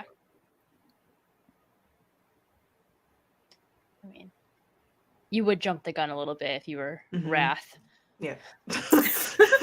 I like just like I was just like jumping the gun a little bit, but okay. And I'm like, you don't understand. That makes sense. So yeah, cool. I would say that y'all have one. So what I'm gonna do, just because y'all succeeded so well, and you only used. Oh, it is only 2 hold. I thought it was 3. That's my bad. Never mind. You used everything you had. Cool. All right, so that's what y'all do. All right. If there's anything else y'all wanted to do, I'm gonna say Millie. After 15 minutes pass, Millie comes stumbling through, has like a messenger bag. Millie looks like bookishly gothic. Has trimmed bangs that are stark white for the front, but jet black in the back, short up to here. Wears glasses, round glasses, circle frame glasses. Tends to have like a sweater with a button up underneath it. Buttons. Has a piercing through the bridge of their nose, as well as like a few piercings on their ears. They look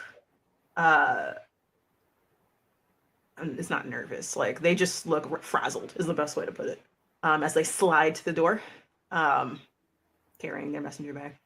Hey, sorry I'm late. That's on me. MTA. Really sucks. I'm just gonna sit. Did I miss anything? And walks in. No, we haven't started yet. Really? You good? Yeah. I'm good. Yeah. Did you hear about the dead guy that came back? Dead guy. Okay. What dead guy? They weren't. Oh, you mean like the emergency thing? Yeah. Who was it? Surprisingly, someone that we knew. I guess almost knew. It was Jack Olson, Ben Giles' husband. Huh. How? It's a good question. We don't know yet. They're trying to figure it out right now. Half the reason he came here. Cool. Slowly like sinks down into a chair next to Cordelia, across from Mo. It's like, so, is there anything new happening or we're doing, or we're looking into the dead guy, or we're looking into no, we got something different. Willow, you Willow's remember here. Willow? Yeah. Yep. Hi. How you doing? Yep. And Willow just jerks their head. I was told that this is a form of greeting, as well, when you jerk your jaw towards someone, and so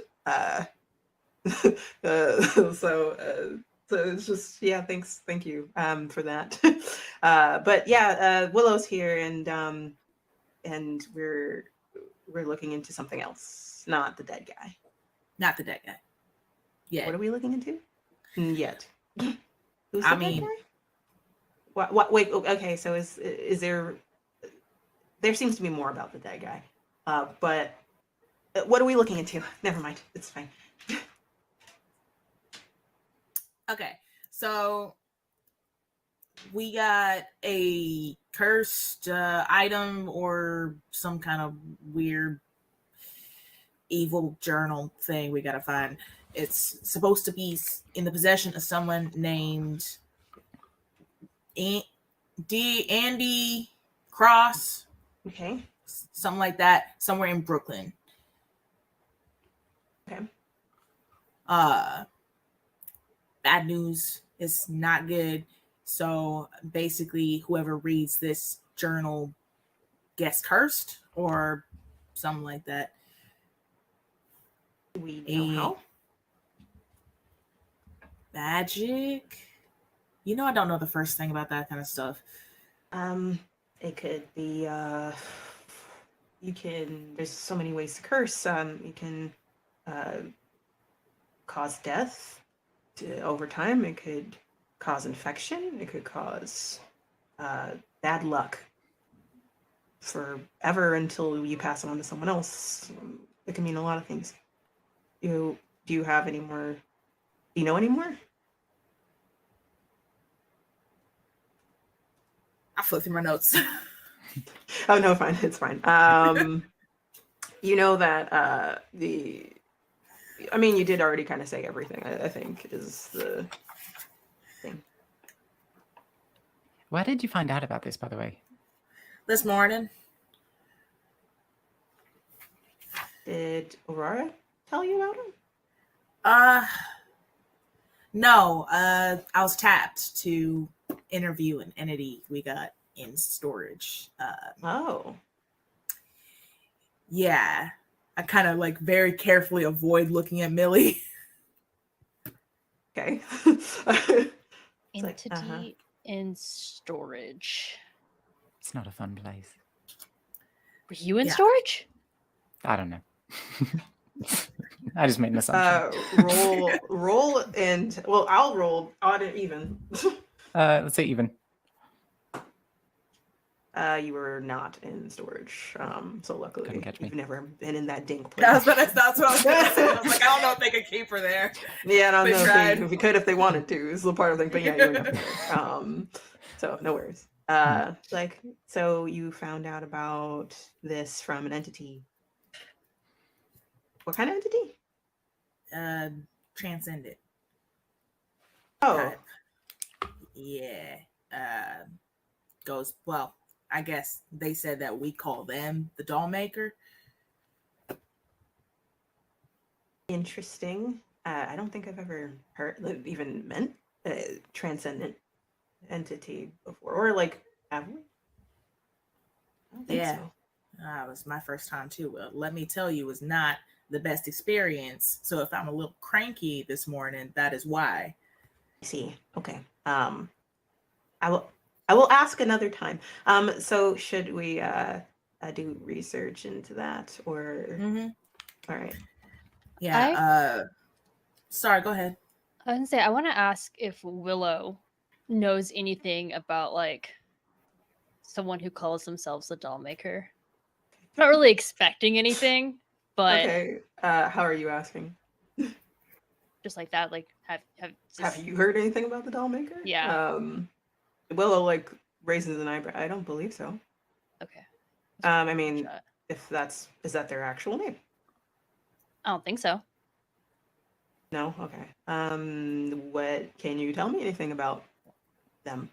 Looks to Mo.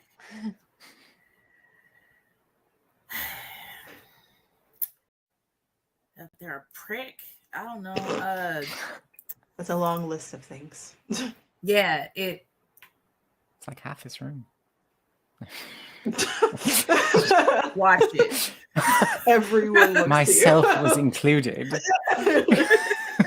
I want myself to be excluded. I don't know. They said they had a family once. They said that they knew what it meant to lose someone. I see. That also doesn't narrow it down very much. It really doesn't. There's a lot of people that lose people. Mm-hmm. What is this transcending class? What is that classification for y'all? Looks through my notes.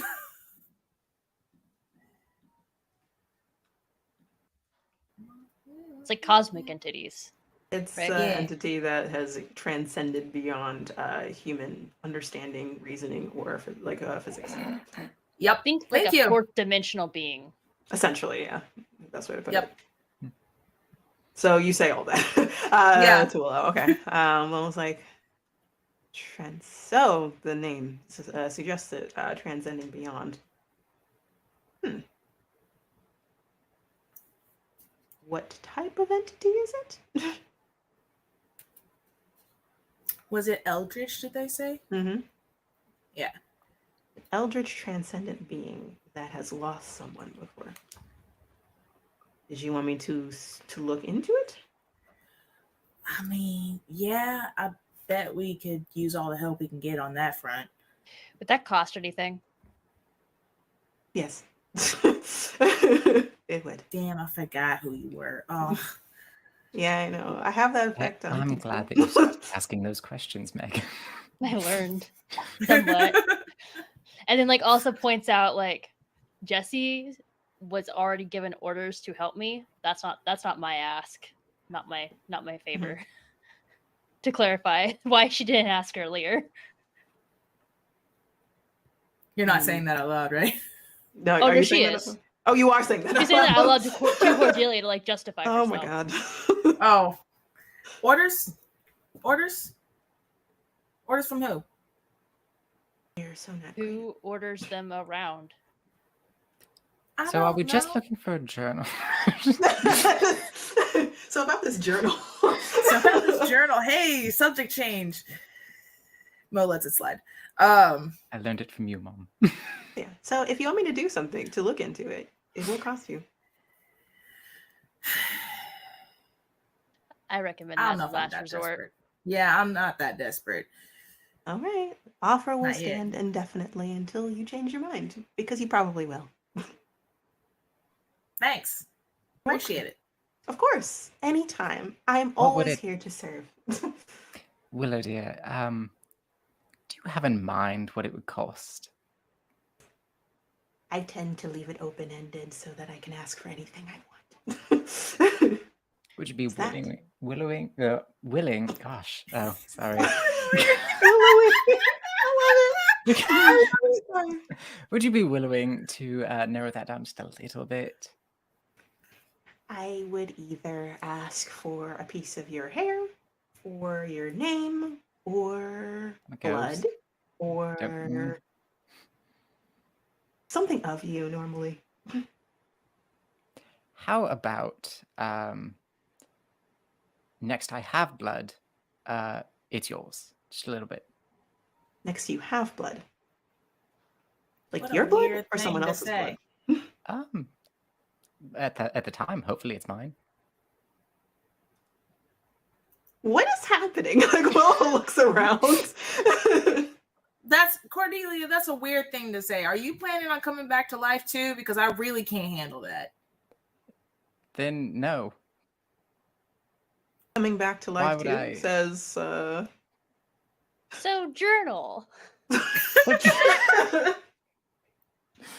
Yeah. Says Millie. I was like, sure. Anyway, so I keep her talking. So how would you like to go about doing research about, and this is when I ask as a keeper, what would y'all like to do right now separately? Did you want to, you can do different avenues to look up about, you have a couple of things, the journal, who Andy crosses, location, and the journal. I feel like I repeated myself. I'm sorry, my brain. But you have options to look into if you want to focus on certain things. And some of y'all have resources to utilize. So I will start with Iris. What would you like to do? I'm more of a arcane inclined person, so I think I will look into the journal. Okay.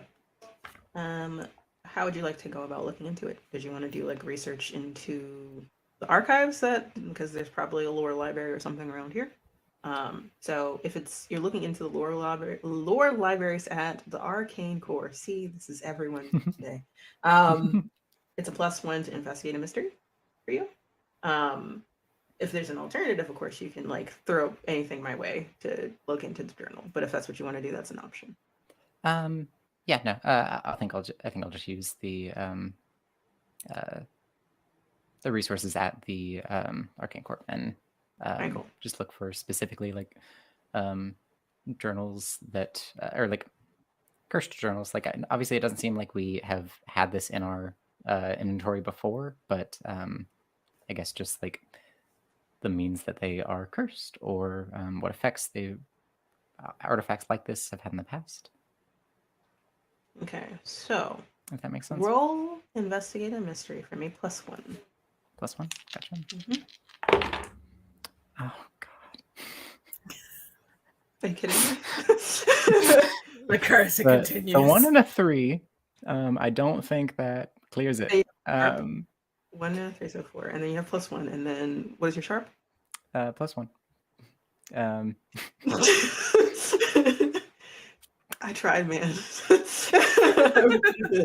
I mean, I've almost leveled up again. That's true. That's true. So yes, mark experience. You can't find anything about this journal. The only thing you're able to find is that like there are hundreds of cursed journals. It is a little overwhelming. So it's one of those things where you're in your little classroom situation. You float around through to the lower library on the opposite side of the building. And you look at the section for cursed items, and then you narrow it down to journals, and then you realize how freaking huge it is. You have no idea where to look, and the way they classify it, you need a little bit more information besides it being a cursed journal. Fair. So yeah. So that's unfortunate you're not able to find anything. Red. So, Megan, I imagine she goes and she sits down, like kicks her legs up, leans back, and starts texting. And she's actually gonna text the crew. The crew? You're gonna text the crew? And see if they know anything about Andy Cross in Brooklyn and this journal. If they've heard anything like either on the internet, on like arcane black markets, of like arcane like stolen goods. It's like that's kind of what we're meant, like we're into artifacts. Alright, cool. So you're just all right. I would say so. Let's role play this conversation out. So this is the whole group chat, correct? Yeah. Okay. So what are you sending? What is look up? So I'm looking for a journal, like a journal that's cursed. I'm we know looking black anything market. about Andy Cross and Brooklyn and an Eldritch journal, Eldritch Transcendent journal. Okay. So cat emoji responds ... So we're just not gonna talk. You're not just gonna answer any of my questions. Is what I I'm said. getting. Faye. That doesn't give me anything! Exclamation mark. At all. What do you want? I can do a search. It's just gonna take about 20 minutes to do a scan. So Eldritch Transcendent Journal, black market search, deep web search, all my usual scan. Yes. Yeah. Yes, my liege. I will do the thing you ask me. I was gonna say, like, while it's searching, like the triumph emoji, like 4 times. What specific questions do you have? Fey entity following you in Central Park that appeared out of thin air and left out of thin air, and now Fey revival ? Well,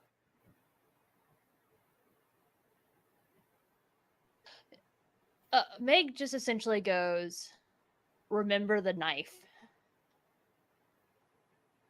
Okay. Remember the Titans. Sorry. I thought I was muted. I'm sorry. No, you're fine. This is just like clip gold is all. So really good tonight. It really is. It's really good. But so the knife and this L have something to do with. That's who that was.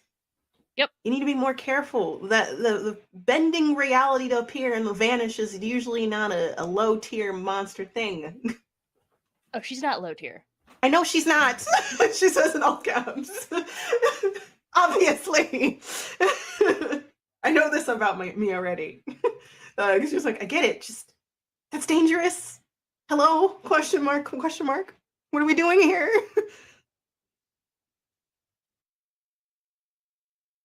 Ace responds back, chill, relax, it's okay, everything's fine, right? And it says it's like I think there's a card emoji, like an actual emoji for like a playing card. Is that, and that's who Yeah. responds. And then you get another response, and it's a wolf emoji, and it's just like, what did I miss? Question mark. So she directly replies to the wolf emoji's message, be like, Faye deals. And then General is just like, I was more specific this time. Well, thank goodness for that. And just instead of like an actual emoji, like the carrot emoji, like side eyeing you is like the best way to put it. But it's like, fine, I will look into this journal. And it's going to take about, actually, can you just roll sharp for me? Just general sharp, not an investigative mystery situation. Depending on, look at you go. Just like get it. All right. So I stole all nurses' roles today. yeah, it seems like it. I'm sorry. All right. So that's, it's gonna take less time to like look up. So things are gonna like start pinging in a bit. So I'll get back to you in a second, and you'll get a decent amount of information. Jazz, what As are you she doing? waits, she kind of just leans back with her eyes closed and waits for a reply. I love that you're doing so much work. Just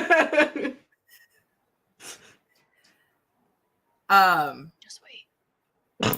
Yeah. So Mo is old. She's not old. She's just Okay. older.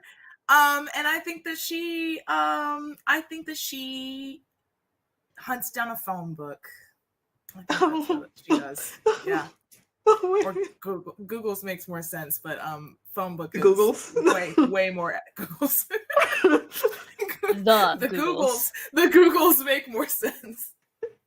But So aesthetically and considering everything, I feel like she would go to a phone book. So I think that she takes out a phone book and she just starts circling all the names, all the crosses that might be Andy or like Andrew or like Bertrand or like Antoinette. Wow. Right. Or like possibly initials ND, start circling all of those, and then she's gonna call them one by one. Oh my god. And that's how she does research. Okay. I'm gonna be honest. I don't know how to roll. I don't think this is investigating mystery. Everybody has everything covered, so I feel so if this was Call of Cthulhu, I would have had you roll luck to find out if you find anything. But since that's not the case, I feel like it might be a cool to like keep your cool with as many people you get mad at you. Is it a cool or sharp? I'm gonna say cool, so go for it. Just roll cool.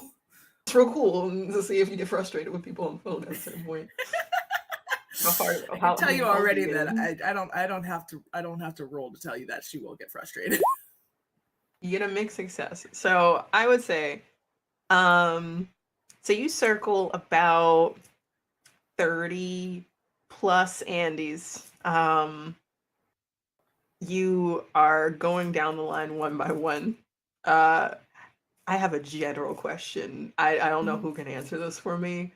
Do phone books apply to like at home like phone numbers, or is it also mobile? Because I have not looked at a phone book in a very long time. I think it's just at home. I thought it was just at home. Okay, so how many people have a home line these days? Jazz, can you give me odd or even? Odds. Good for you. So sorry. This is amazing. So luckily, so you don't get frustrated once you get to like the 15th Andy. by the time you get to like the 21st, the 22nd, Andy, it's actually Andy, Andy Cross. The phone rings. It rings, let's say 3 times. It's getting ready to go into the voicemail function. And just as it does get to the voicemail, someone picks up. Hello? Oh, hi. Hi. Is this an Andy Cross? That's me. People don't Ooh. normally call my at-home number, but the phone number wasn't like a telemarketer or anything like that. So Yeah, well, I didn't really have anything like a phone number or anything to go on. I'm just calling because I was wondering if you came into possession of a journal recently, or maybe not that recently.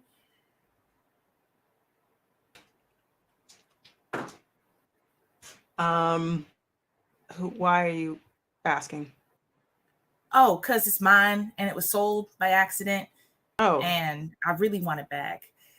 I mean, I don't think so. I came into possession of a book, but not a journal. Oh, well, what's it look like? Describe it for me. Maybe this is. Well, it was a little bit sentimental. It reminded me of a book that I had when I was younger, so I kind of found it at like a bookstore. It's kind of the owner didn't know where it came from and said I could have it. So this is an extremely specific question. But no, I haven't gotten a journal. Well, is there a time we can meet up and maybe I can see if this is the book that I'm looking for? It really means a lot. It was in my family forever. Okay, so roll to manipulate someone. Oh boy. I don't think I've ever rolled this. I know I'm trying to work it in more often. So like, let's go. Where even is it? Up here somewhere. Should Manipulate be like someone. down. Yeah. Bah! Charm? Oh shit, that's not good. I'm not charming. Do your best. You got this. Yeah. Oh yeah. So you got a mix this. Good for you. So for a 7 to 9, they'll do it, but only if you do something for them right now to show that you mean it. So Okay. if you ask too much, okay. So you ask like, can we meet up and talk about, it means a lot to me. Well, this book really means a lot to me, and like I'm fine if it is yours and it's meant to be yours, if it is your book, but I didn't think there was any more like it. So is it possible to maybe talk about it?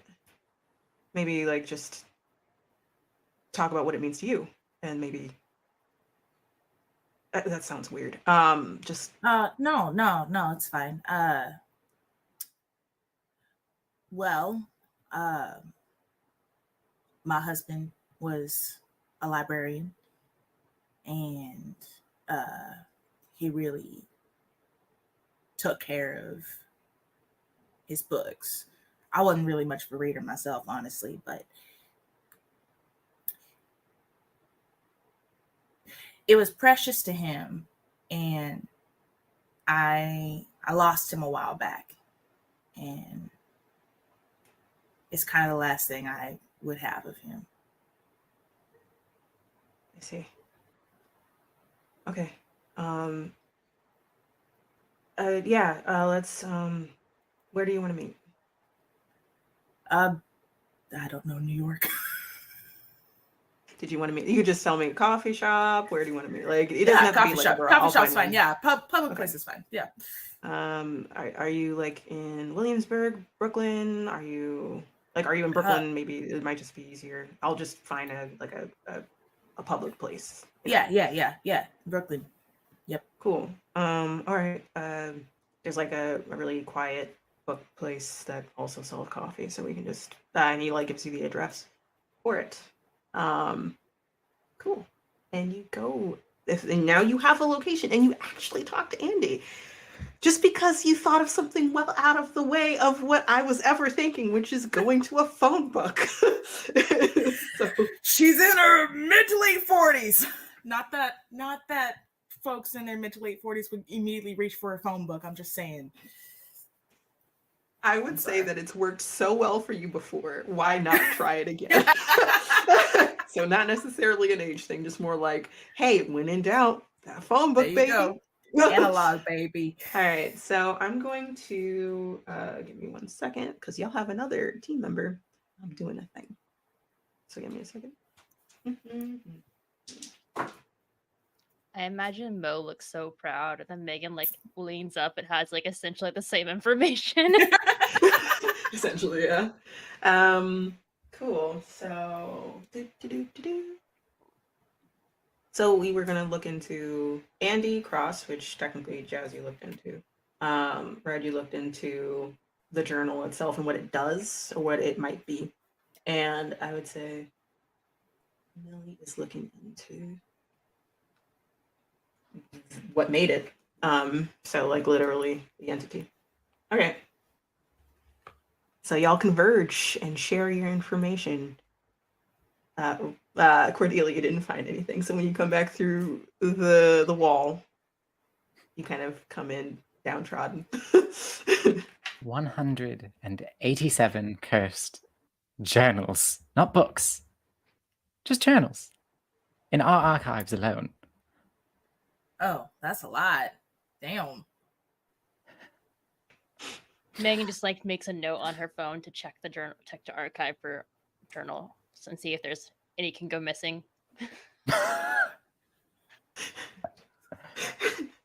Cool. So continue. Well, Millie will pipe up actually and say like, I found out some information about what might have made it.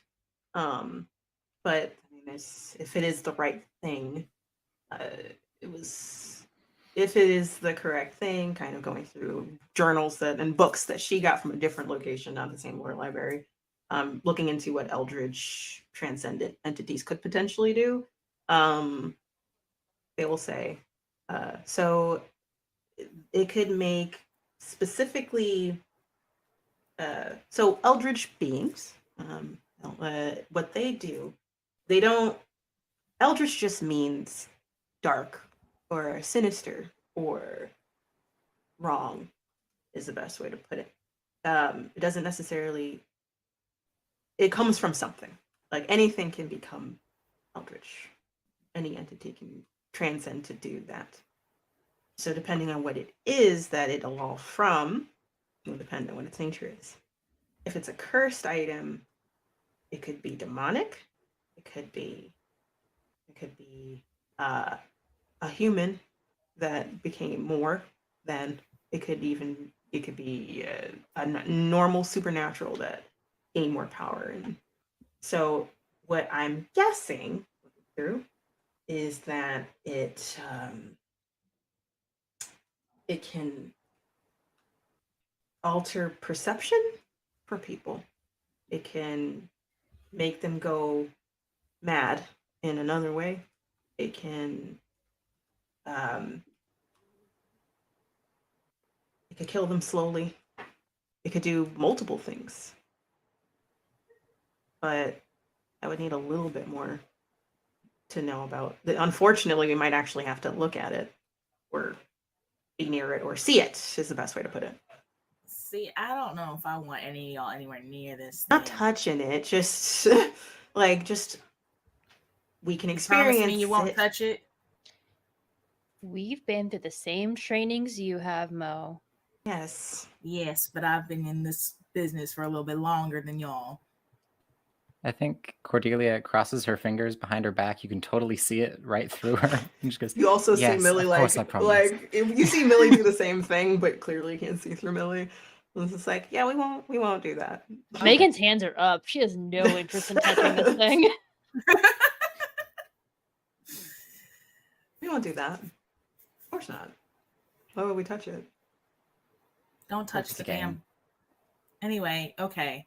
Scout's honor. Good. Good information. Thank you. I might have found the person that we're actually looking for. Oh, Yeah. I'm sorry. Did they give their pronouns? oh no, he, him. So Him. Okay. that's for us, but like, yes, like I'll they just did use not they. personally give I their don't know. pronouns over the phone. I Sorry. didn't No, give it's my fine. name either, so Yeah, that's fair. It's just like, Not a name, not a description. there Just might be No, a reason. I'm There just might gonna be a come. reason for that. Just letting you know. Continue. I completely forgot what I was saying. Sorry. Oh, pronouns. Yeah. They didn't call it a journal though. They called it a book. And we're meeting later to exchange, possibly talk about it, for me to look at it, basically. Wow. Look, So the analog way of doing things really works. Yeah, I tell you that it does. I don't need no texting. I don't need none of this computer crap or this magic crap. Millie looks to Megan. It's like, Megan looks at her phone. so Megan looks at her phone and sees in response. You were looking into what specifically? The journal, like just anything that we can find about it as an artifact. As an artifact Period. throughout the dark web. All right. Yeah. So actually, you do like so. The cat emoji gets back to you and says like this. If this is what I think it is, and then like they just like drop links for you to look at. So this item, if this is the correct one, it's pretty old. It's been around for at least, when people have tried to date it, because some people never get to that point, is about 100 plus years old, maybe 200. But no one that has come into possession of it has ever looked into it long enough, because something happens to them normally.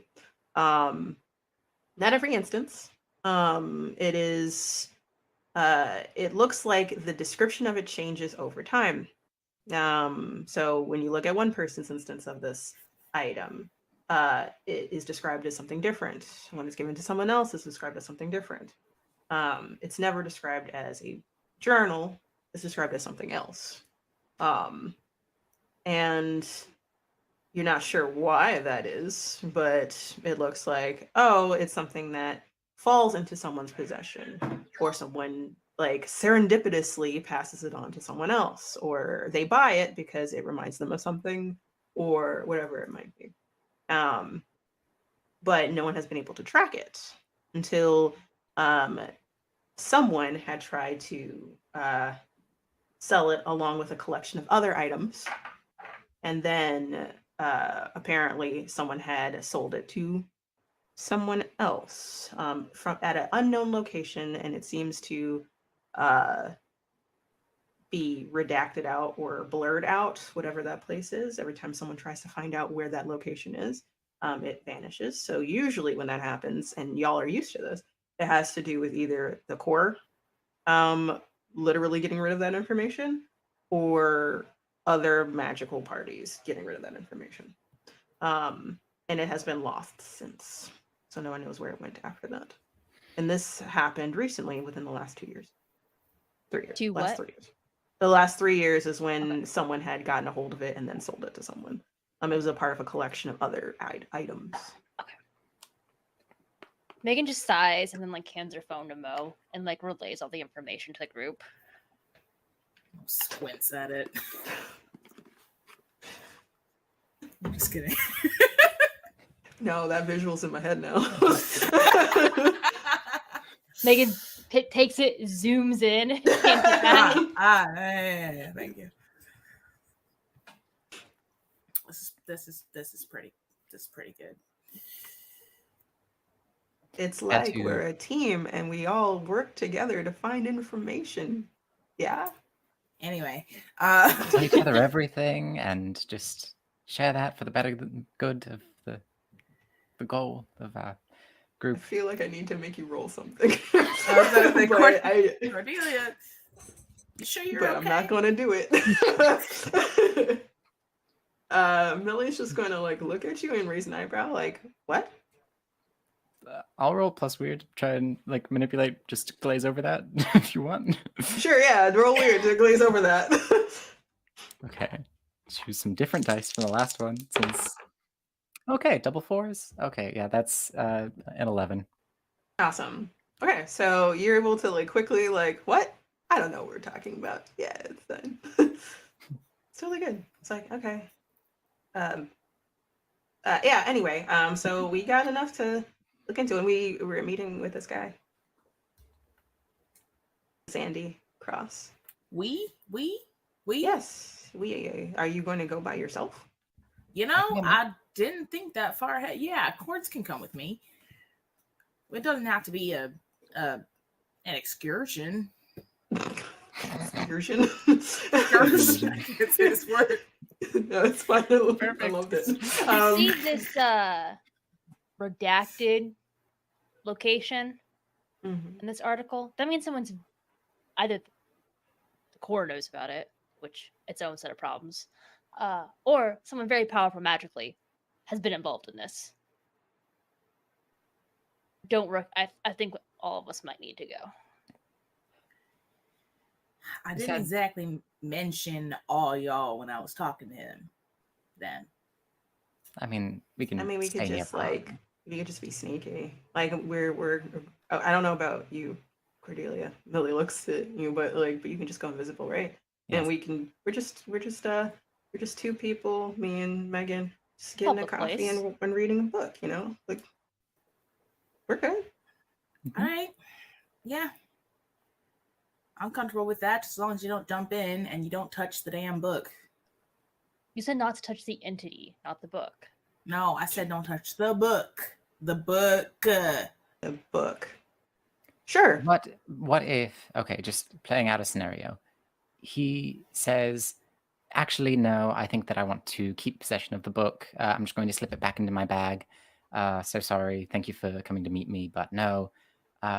What if the only way is to just sort of sneak on into his bag and take the book? We could also swipe the bag. I was about to say, I feel like, here's the thing. You know you need us. You know you do. I mean, it worked last time. We got Ezra's. Yes. Okay. Last resort. Okay. I'm going to try to talk them into giving it to me. No questions asked. Okay. Of course. Last resort. Are you the most persuasive person amongst us, Mo? No. Even Willow is like Willow's sitting in a corner, like reading like a magazine and reading it upside down because trying to figure out what's going on with it. Like literally, like no, I don't think you are. I'm persuasive. I'm persuasive as hell. So getting coffee with the detective was persuasive. I don't see how that has anything to do with what I'm talking about right now. Mm-hmm. Then goes back to the magazine and flips it around while like looking at like the pictures. It's just like, and looks back at their clothing. Should I change my clothes? Like literally wearing like drapey robes is the best way to put it. Like it still looks like New York Fashion Week chic is the best way to put it, but people don't dress like this on a regular basis. It's the city. It'll be fine. Should I change? Okay. Okay. You look wonderful. Why, thank you. But yeah, like you're not great at persuading people, no. I saw that from the short interaction I had with you when I talked to you for like literally 5 minutes. You don't have to rub that in. Damn. I'm not rubbing it in. Why would I do that? I didn't even touch you. I'm the person. I'm sorry. I'm direct. I am the person that Andy talked to. I really don't think that me showing up with anyone else is going to be effective. What was the excuse you gave him? That it was a book that my husband had. What about a friend of your husband's? A family member of your husband's? Co-worker? Yeah. Coworker? Mo just kind of looks at you guys, much younger than she is. Speaking of which, actually, when was this book made or acquired, or when was it first seen? It's 200 years ago? About. Not It's too hard to bad. pinpoint exactly. Mm-hmm. And does it have descriptions of any past? It said that the visual of it changed. Yeah, like it seems it kind of falls into people's hands and like I'd imagine like seems to be like what they need at that point in time. So like they like pick it up and take it with them. Seems to be what they're looking for, maybe. I don't know. It changes for what the other person wants. Gotcha. Megan does give a quick thank you boo to the group chat with a heart. Wolf. Jesus Christ. Sorry. My bad. Wolf. The tongue-tiedness of today. It I'm be so like sorry, that. everyone. Would you be The willowing? wolf. Hmm? I was about The to say. willowing, the willowing. Willowing. I still love that, mind you. That's my the favorite wolf. one. The wolf emoji says, "Gotcha, bae," with a winky face. Cat responds back, "You owe me so much. You need to give me a slushie. 3 slushies, please." Stat. When you can. Heart. And A says, like, "Don't do anything dangerous without me. I will come find you." Counting on it. And just 2 equal signs, like, kind of to like narrow their eyes. Like, just like, I'm watching you. But yeah, but be safe is what A said. And then that's the end of it. So yes, Millie is like, "So we will pretend to just be random book coffee drinkers." And Willow raises their hand like, "So am I like showing up? Like I can be quiet and be in a corner and try that coffee to see what coffee's like, right? It's bitter. I can add sugar and Yeah, I mean, not oat all of milk. it's bitter. Yeah. Mhm. Yep. Yes. Mm-hmm. Yeah. Whatever you want to do, Willow. We're not going to ask you to do anything because there's not going to be a price for it. Oh, I was just gonna show up. That was That's not an fine. offer. You can come. You can come with But us. if you ever need anything, it says with a nice smile, "I am always here to know. help." We know. Just saying. Just a lock of hair. Just a little bit. That's all I would need. That's it. Not getting anywhere near my hair. Can you? Or blood. Could you take any of my hair? Does it have to be corporeal? I could take some of your essence. Hmm. And I'd very much like that. Hmm. I won't do anything. I just keep them. Like just like drums their hands together. I don't know if you understand how impossibly worse that is. I'm sorry. But I will be in the sidelines. If you need me, of course, I will be sitting in a corner reading a human book of some sort. Megan kind of points the right way to hold it. Oh, I know. Okay. I just wanted to look at all the pictures from different angles. That's all. I feel like I should change my outfit because this is very not chic. If you want to change, you can. Looks back at themselves, look at the book, and then snaps her fingers and looks more casual. Like the shadows around them move to like be with a hoodie, a nice top, high-waisted jeans, knee-high boots. Hair is put into a bun, like a braided bun. It's like seems more New Yorkish, right? Match. Okay, not drawing attention. Not Yeah, I'm ready. Let's go. Like Willow stands up, and I'm assuming y'all make your way out. Sure. Cool. And with that, I would say we are gonna head to break as y'all get ready to go on your hopefully fine, entirely safe mission to pick up this book.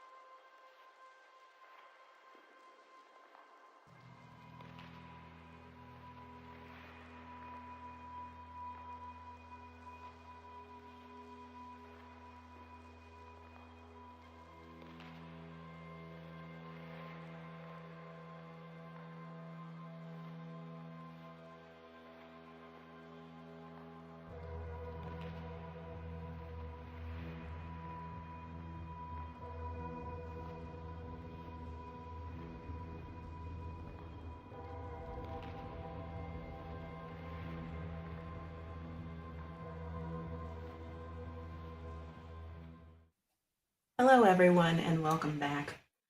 We are now the cells all together, and they are heading towards a nice, quaint coffee shop in Brooklyn.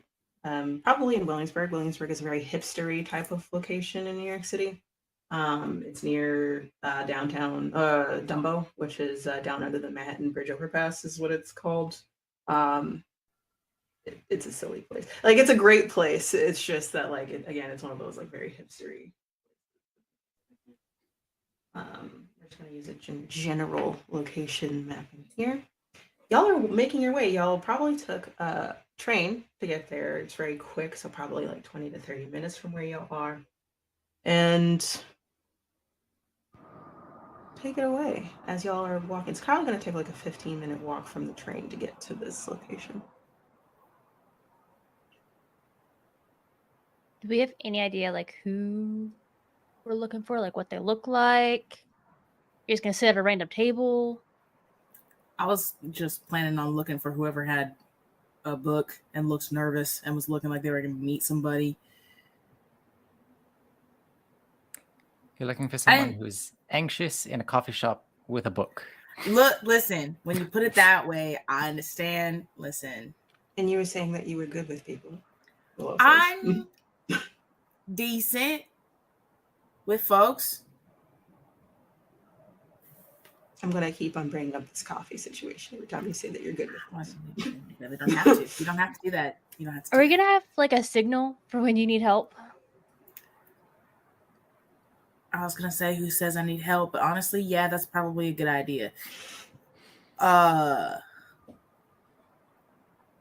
about I'm gonna just do it like this. So okay. The general hand signal of someone swiping their hair behind their ear. Is that enough? I mean, it's I not will be right there. Oh, sorry.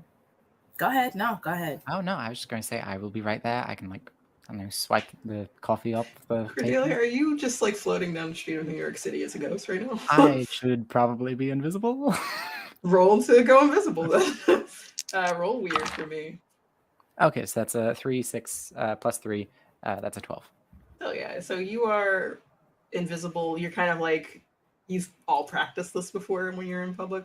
So I would say the Cordelia is in the center of y'all if y'all walking on the sidewalk. So it looks like y'all are talking to each other, not at a random empty mass of like emptiness is the best way to put it. So like Cordelia, you're probably nicely like between people and they know you're there because they can hear you.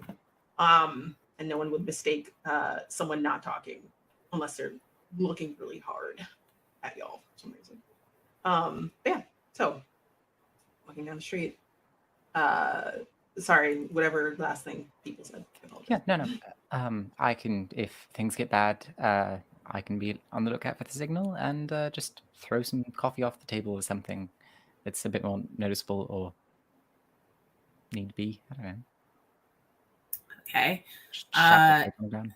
No, yeah, that's a good idea. It might honestly be the best for the best. I think it'll be fine. Said no one ever, Millie said. I feel like Megan just like lets that hang there. I really would appreciate if y'all had more faith in me. We do have faith in you to have our backs in battle. We have faith in you when it comes to making sure that we're okay and safe in any situation. But when it comes to interactions with human beings and other human beings, it's something that I've always questioned in general. Captain. Thank you. You're welcome. Thank you for that. It's so Mom. good to know. It's so good to know that y'all have doubted me this entire time. Not quite. I know that I'm not usually the face of our team, but I believe that I can do this. I believe you can too. Thank you, Cordelia. I didn't say anything bad. Anyway. I technically didn't say anything bad, Willow says. I just said the truth.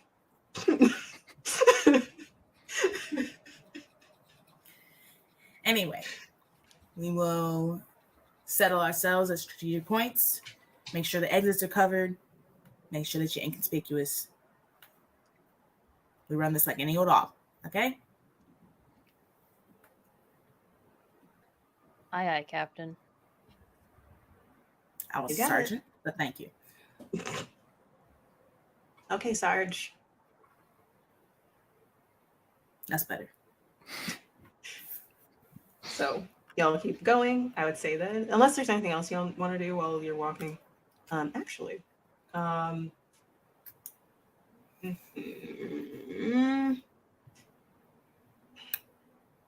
actually, all of you. Actually, everyone except for Mo.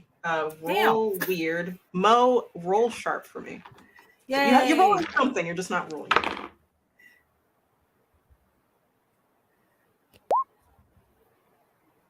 It's another 12 on my end. Look at that. Okay. Oh, actually, I'm so good at this. I failed. All right. So, actually, one more. Failed again. So Willow and Millie do not sense anything. So magic users, y'all sense that you are being looked at right now. You're not sure from where. I would say, who got the 12? Really? You can like kind of pinpoint where it's coming from.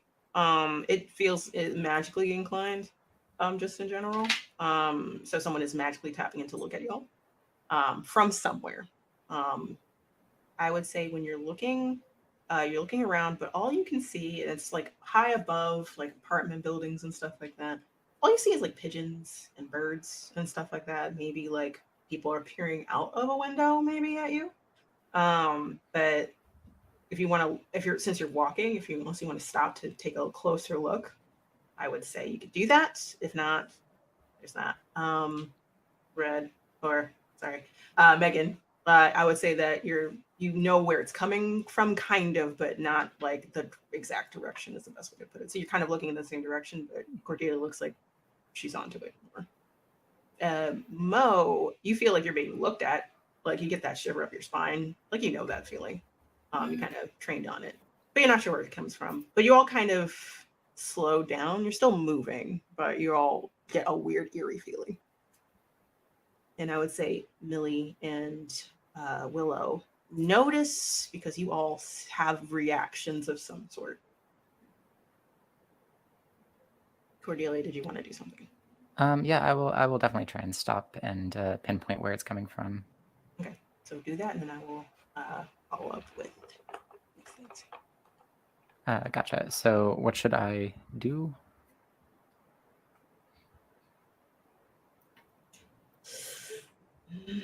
Investigate a mystery. I was trying to think about it. Gotcha. I was like, should I just do sharp or investigate a mystery? Yeah. That is... It's a 7. Okay. But Oh, was it close? Like, was it just a little too close? It's double 3s. Oh, okay. I do have a +1. Right? Yeah, okay. Yeah, +1. +1. Okay. So, ask one question from the list. Gotcha. Investigate a mystery.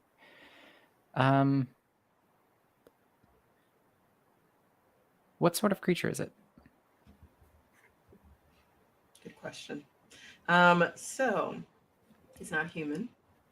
It is, you think, because you see a couple of birds up there, you see pigeons.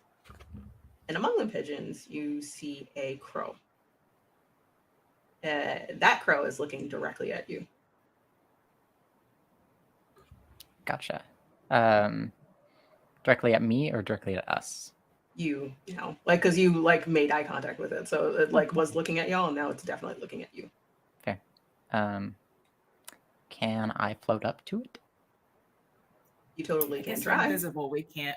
Yeah, you can't tell if she leaves or not. So that's the good thing. Oh shit. So yeah, I would say the only person that can would be Millie and Willow. So unless Megan, you want to do something to see if you can see Cordelia, but they can. So you see them, like, what's wrong, what's going on, and then you see their eyes kind of move up to follow something. So you might get the idea that Cordelia is moving somewhere else.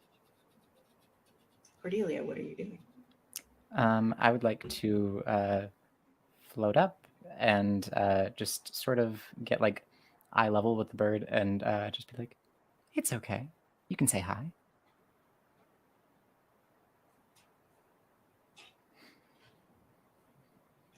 Hello.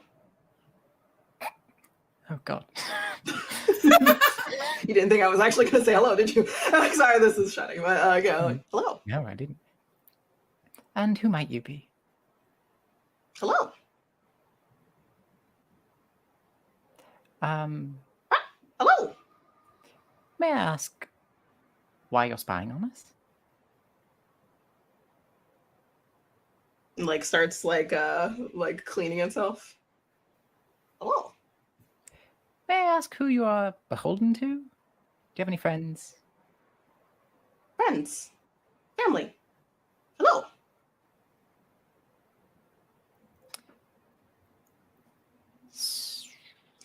Can I monster empathy this? It's a bird. Yeah, you totally can, yes. Oh. Just do that. That's a 1/6, so that's a 7 plus 3. That's a 10. Get it. That is how many questions? That is Two? hold 2. So what does it desire most? What would it accept as good enough for now? Or what would distract it? I'll start off with what would it desire, or what it desires most. To follow y'all. Okie doke. Sorry. Yeah, no.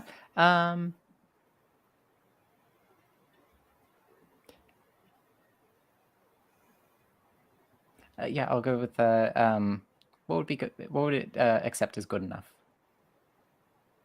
If you tell it where you're going.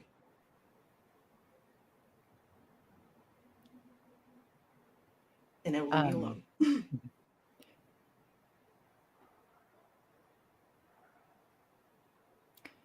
Follow. Follow.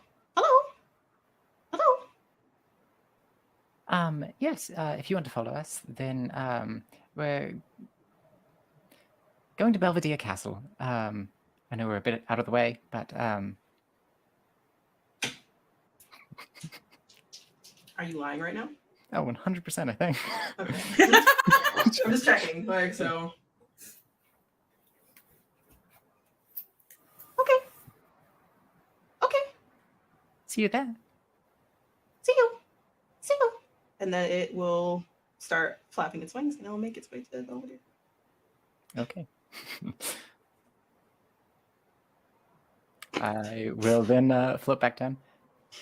All right. So while that was happening, y'all are down there. You see Cordelia. Well, you don't even see Cordelia. Cordelia floats up, is gone. You're like, where did Cordelia go? It's probably a cold spot Millie's across the like, room. Cordelia went up to that crow. She talking to a crow?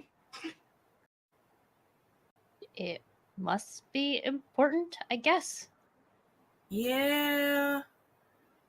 We shouldn't be surprised anymore, right? That's No, I'm trying not to be, but I just I have a headache. just failing. All right, so Millie's like squinting their eyes, but like can't is trying to like look into something, but it doesn't seem to work. It's like, yeah, just a crow, I guess.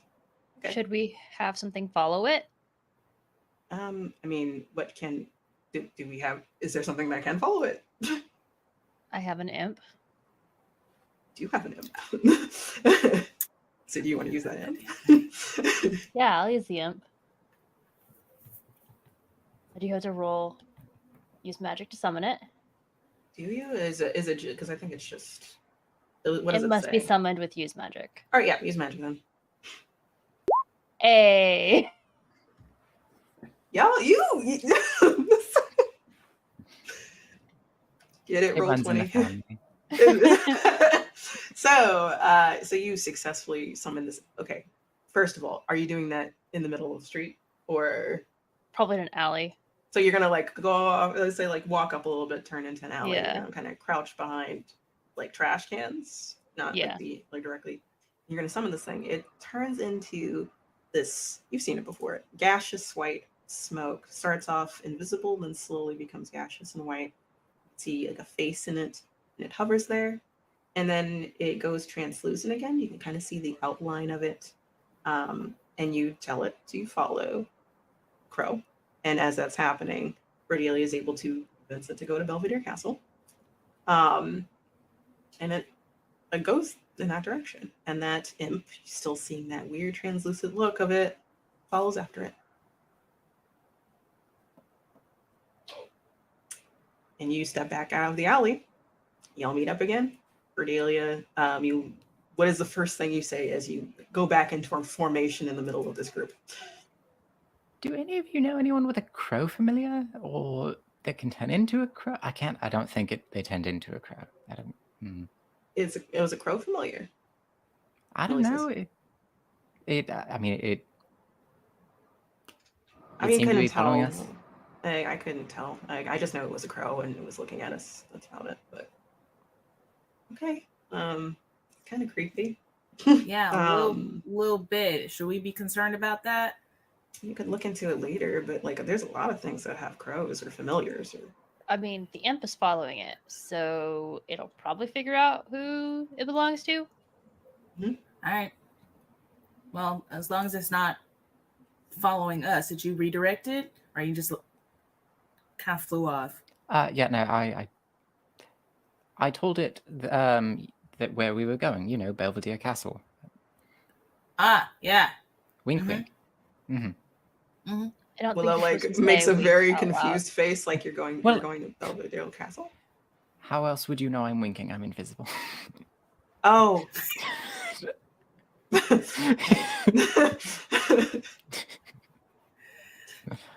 I understand.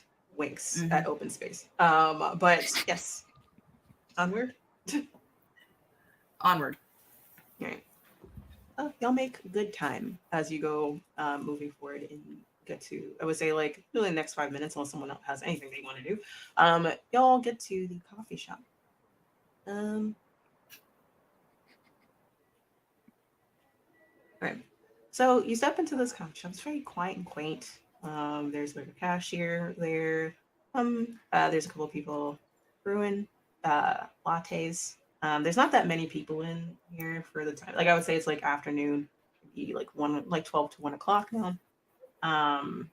Oddly, for lunchtime rush, it's very quiet, but that's because of it being a bookstore / coffee shop. You look around. Y'all kind of, I would say, did y'all want to have a plan going in? Like, Jazz, you go in first, like Mo goes in first, and looks around. Yeah, basically. I actually think that the others should go in first. Okay. And Mo come in last. But yeah, so everyone else, describe how y'all are setting up this plan of walking in then as a group of ragtag people. So it's what? It's Millie. Oh, they don't necessarily have to go in together. I was just saying that we could stagger it. Or okay, everyone go in at Mo. Not Mo. Sorry, Megan. What are you doing? How are you going in? Megan probably goes in first, or is one of the first, and she goes up and she orders a coffee. Okay. It's gonna be surprisingly the frilliest coffee they have. Awesome. So is this like a pumpkin spice, extra caramel, extra vanilla to add to make it super sugary? I feel like she wouldn't go with pumpkin spice because it's too mainstream, but she'd go with another flavor that's fall-y. Apple macchiato. Yeah. Apple crisp macchiato. Yeah. With the caramel drizzle on top. Solid. Whipped cream. It's really solid with extra whipped cream. Yes. Mm-hmm. They make it with practice ease as you go and take a seat in the coffee shop. So next, Cordelia, how are you going in? Even though no one can see you, where are you setting up? I think that I would like to go in and try and suss out who it might be, just sort of floating above it all. Just roll a sharp for me. Yep. That is double twos. You do not see this person. You wrote Marcus. Did you level up? That's a 5. So if yeah, that counts, yep, I just leveled again. Cool. Oh We're gonna talk man. about what's going on. Like we're gonna talk about like what your next level up is in general. But like, cool. So yeah, you look around. I would say you look around and you see a couple people. Some are like talking like really close, like they're someone cozying up on the window and reading books together. There's two people that are talking animately across from each other. They're on a date. One other person is like enjoying, clearly like happy, enjoying like a cup of like pumpkin spice latte, like, and is like this is what they needed in that day. I personally are going to have you roll something. Yes. Oh no, you can continue, please. Okay, so I'm going to have you roll act under pressure. That's Oh no. entirely fair. What do I add to this? It's cool. That's It's cool. 8. Good. So you feel the ping of like, man, I really wish I knew what a fucking pumpkin spice latte tastes like. I wish I could talk to someone and not have to go invisible and scare people, and just have a cozy, comfortable vibe situation like this where I meet with someone. And you think of a certain someone that you would have liked to do that with. But you're able to push it down really quickly and very expertly. Like, okay. Couldn't see the guy, couldn't find him.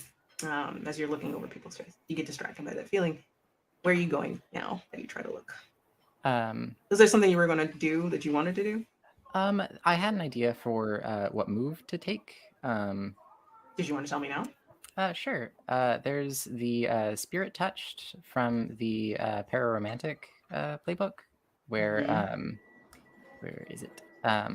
Your experiences have made you sensitive to the supernatural. When you sense magical things, roll plus weird. And essentially, there's like different tiers of like how well you can sense it.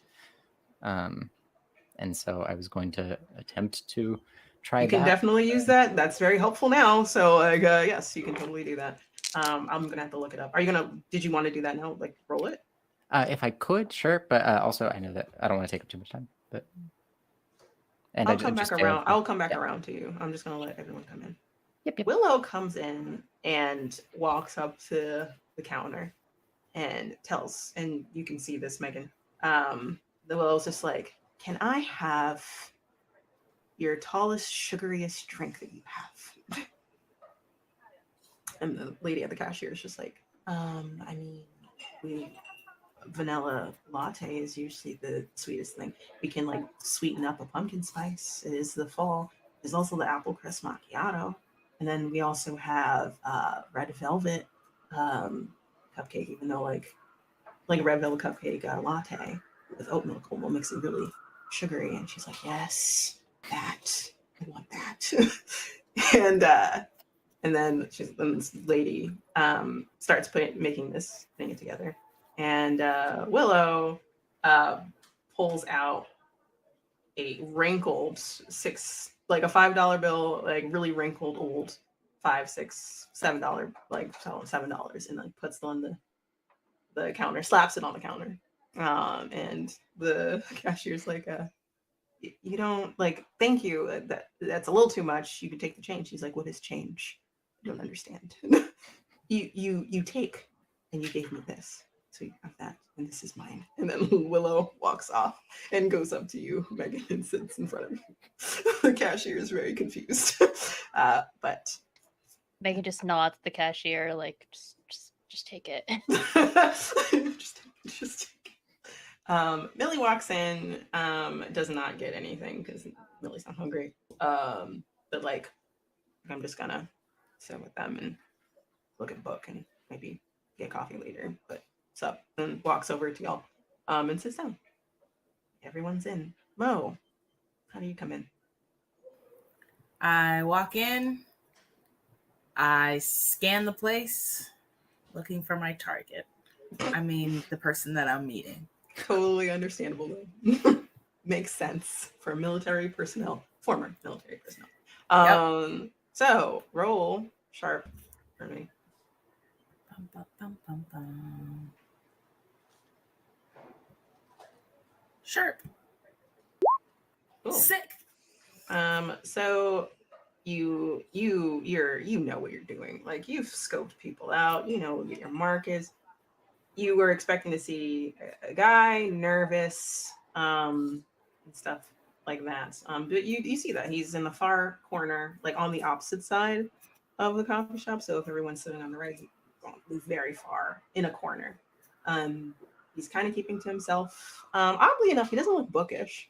He looks like he looks like he works out. He has blonde hair, dark brown eyes. He's wearing athleisure wear. Um, blonde haircut on the sides, pushed back over his eyes. He looks very pale. Kind of opposite of someone that looks like they work out. It looks kind of like he's sick, to be honest. And he's looking around. His voice kind of told you a different story, like sounded very meek. But I would say that like don't judge a book by its cover, so maybe that is what he's like, right? And like he just works out because he works out, but you wanna find out more because you're curious why like he sounded one way on the phone and now he looks very different than what you expected. But yeah. So you look to him. He looks up at you, noticing that you're staring at him for a certain amount of time, and he's like, "Hey, I'm sorry, I didn't get your name." Mo. You can call me Mo. Hi, Andy. Nice to meet you. Nice to meet you. And shakes your hand. Firm handshake. And is very firm, kind of clammy. But he like, so you book, right? Like yeah. So yeah, you see that he has like a sling. Like it's like it's not like a fanny pack thing, it's a little bigger than that. Big enough to carry like a small book. And he's like, yeah, so before that,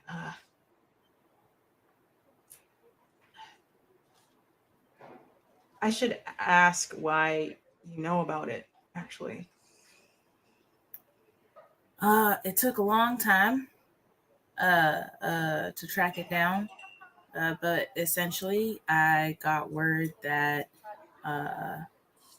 through a series of garage sales and bookstore sales, I had to track it down through several people before I got to you. Manipulate someone. Yep. I don't like lying. I like You're kind of okay with people. No, I know, because here's the thing: is that's not the case. I know. I was like, you're kind of good at people. You've been saying that this entire time. You've been trying to convince everyone of this entire time. Yeah, I'm okay with people. You're pretty okay with people, yeah. So do something right now to show that you mean it. Do something right now. I will start patting my pockets like I'm looking for like my notes. And you're doing it. I wrote down. It's. I'm sorry. Like you don't have to show me. Like it's. I get it. Cool. So it's a book that. So, my wife, isn't well. Is in the hospital. It's kind of touch and go. And we normally like to. There's a book that she used to love reading. It's like a book kind of about. It was a weird book. It was like a book about someone wrote it about being lost in the woods, like a young child being lost in the woods. And it's a book that she was able to find when she was younger, and it was like kind of like a young teen adult kind of book. And for a while, she thought that she was crazy. Like she's never seen this book. Like she thought it was like a memory, like a like kind of not the right memory kind of thing. Maybe she made it up in her brain the day she found it. And I wanted to find that book for her, and it, like, I've been trying to go to see her, but every time I try, I can't. I don't know how to. Why not? I mean, I've only had it for like a few days, but I don't know. Like I always feel like I do, and then I where I'm getting ready to go see her, and it's just been a weird few weeks. And Cordelia, if you want to roll your, what's it called again? Spirit touched. Spirit touched. All right. So you're doing that, but he's telling you this, Mo. He looks a little out of it, a little confused. Yeah, I'm really sorry to hear that about your wife. Cordelia, what did you get? Oh my god! Go back to back to digital dice. You go back to digital dice. Do it again. Okay, so, but yeah, so yeah, he's like, yeah, like she's almost on the mend. Like it's just, I'm surprised at being able to actually come out here. Actually, no, it's fine. We're just taking that failure. We're just taking that failure. It's worth a try. We tried. We really did. We really tried. It's all good. It's all good. You do not sense. Is there like a negative thing that happens if you fail? It says on a 7 to 9, either choose sense them fully, but they notice you too, or you only sense impressions. So if you wanted to take that a step further, that's perfectly fine. So it's either they sense it too, or you get an impression. That was for 7 to 9, but I rolled 7 to 9. I failed. Yeah. It's okay. I didn't expect that. Hold on. One sec, let me. Okay. I guess I'll just level twice this episode. So okay. Can't you take a new playbook if you level up again? Yeah. Okay. I just didn't expect this episode. Okay, so Cordelia, you try to look for this item. You do sense it. It starts off very slow. It is, you see the Mo. You see the back of Mo, and you see this guy, like part of his face. And he has a sling, that's like on his back. And you sense like very like a tendrily essence kind of coming out of that bag for a split second. Mo, while he's trying to talk with you, he looks up. He's like, yeah, I've just been feeling weird. And then suddenly his demeanor changes and he looks at you and he's like, you didn't come alone, did you? What do you mean? You didn't come alone. What a weird thing. Why you change? What? I don't know what you mean. Someone else is here and they are. And he like looks around you and he kind of, his like that pale look of his is still there, but now his face changes in a weird way. His eyes get a little darker, not like in a weird way, just like he's narrowing his eyes. He's starting to look angry. And he's like, this isn't for you're not getting this for your husband. Well, not necessarily. I mean, he's not with us anymore, but that kind of makes him falter. Like, my condolences still. Thank you. I appreciate that. Look, it's not what you're thinking. It's just that I need it. Why do you need it? What do you mean? Why do you need it? Because it's important to me. It's important to me too. So why do you need it? Because I had it first. I think you're lying. I think you're getting defensive for no reason. No, I think it's for a reason. You want to take it from me. This is the closest thing I have to the time before. I understand how that feels. I do. And maybe we can work something out where I take it for a little while and then I give it back. You said that you want to read it to your wife, don't you? I do. But if you're going to take it, then I'm never going to be able to do that. I'm never going to be able to. I promise you, that this is going to be okay. Manipulate someone Oh man. with a negative one. What the heck?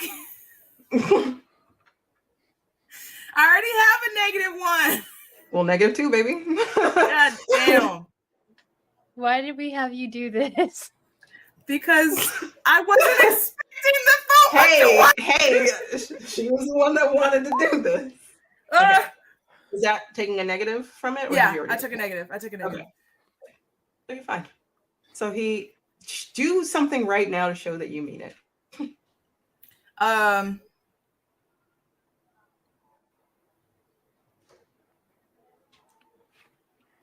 I think that like Mo just kind of reaches out and like kind of grasps him by the hand, and it's just like, I know how scared you must be and how desperate you must be to hold on to this. I get it. And if I could see my husband again, I'll do anything.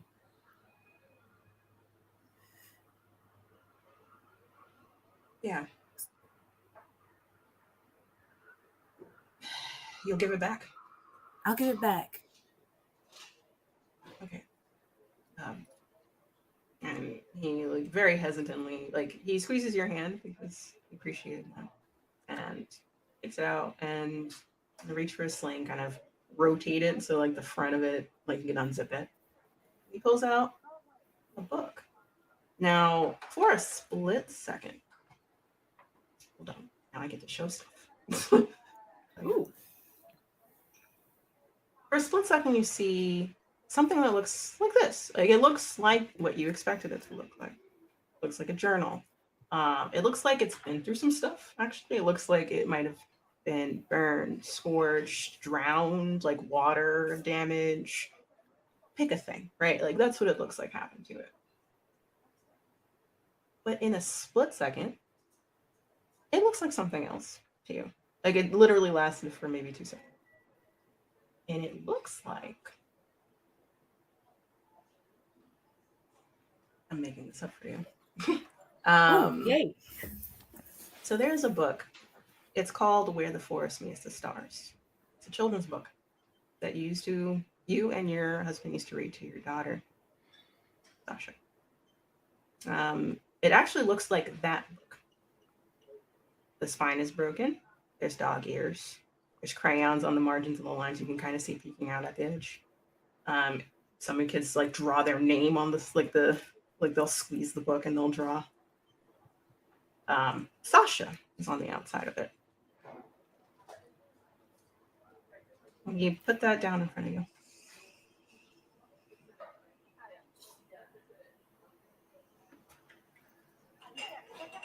Thank you. What is your intention with this book? Are you just going to take it, and are you going to say anything to him after that, or? She'll take it. She's not going to open it, but she does run her thumb over Sasha's name. Hold on. Oh dear. Give me 1 second. I'm just verifying something. Roll weird for me. Oh man, I'm bad at that. You are bad at that. Not as bad as charm though. Hey. Not as bad as charm. That's very least at. Oh. Okay. So. Feels good. So, you run your hand over where Sasha wrote her name, and then you feel a very strange impulse to open the book, and you failed, so you actually do open the book. I'm sorry I scolded y'all.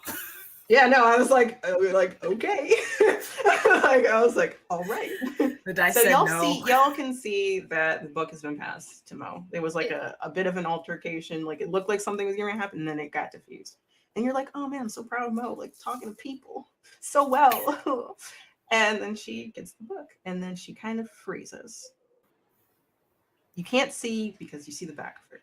Now, y'all can do what you want because y'all have a couple things y'all can do.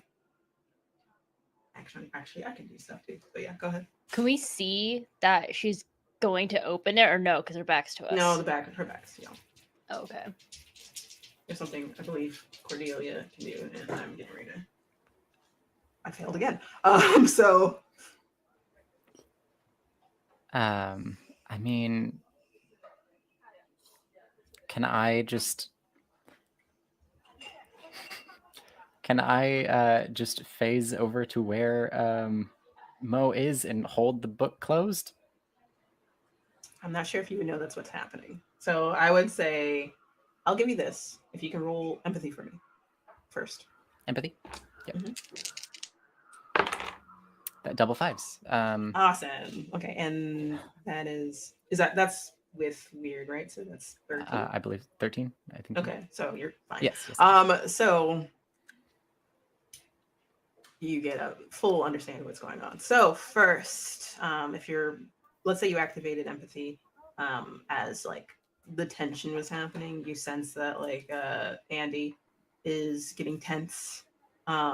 Then you see Mo. Like Mo's like, oh, it's okay, it's all right, and is able to talk that energy down back to like a mellow vibe. Then you see movement, so clearly the book is being presented.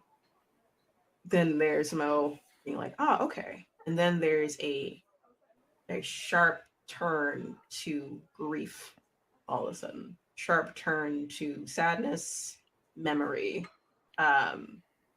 like positive times, but in a sad way.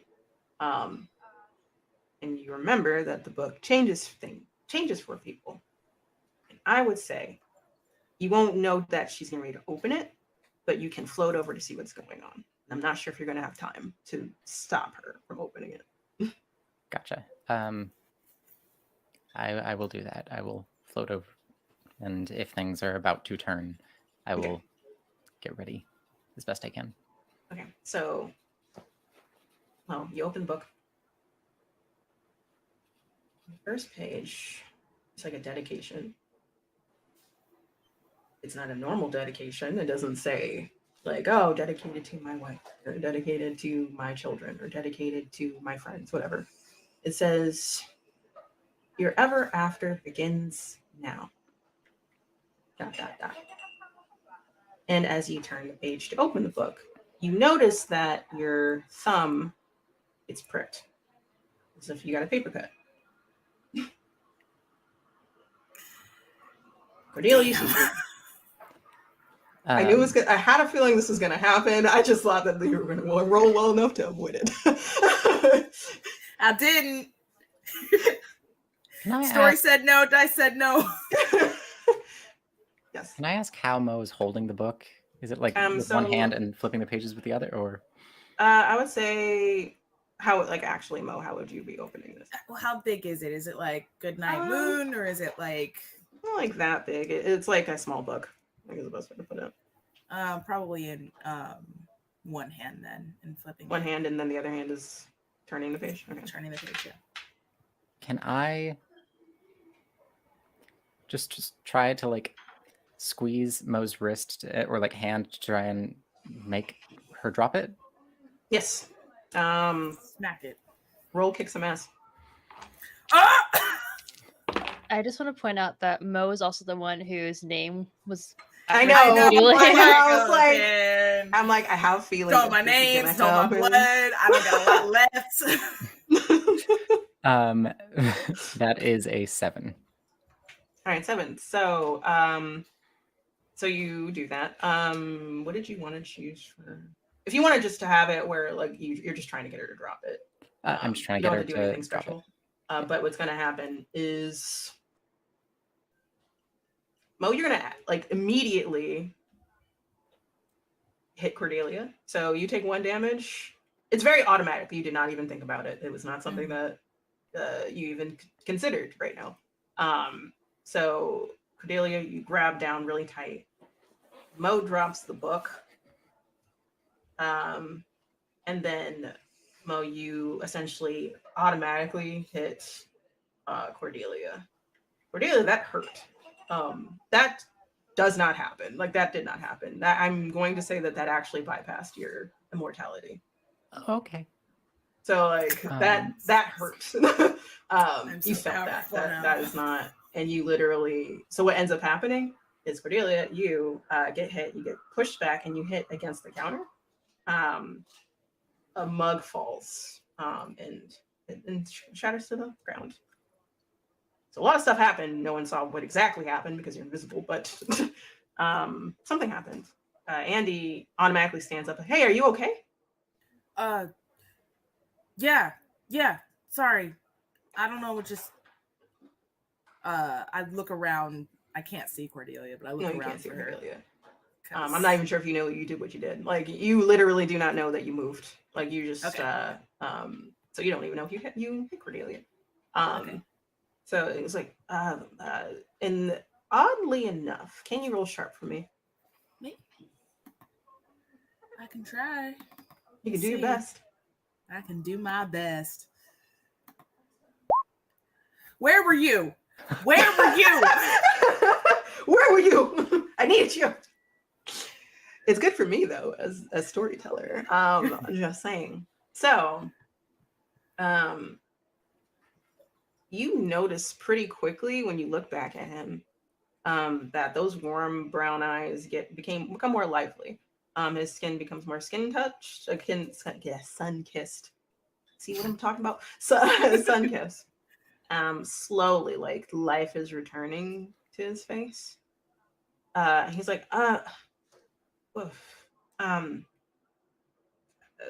Mo, right? Sorry. Yeah.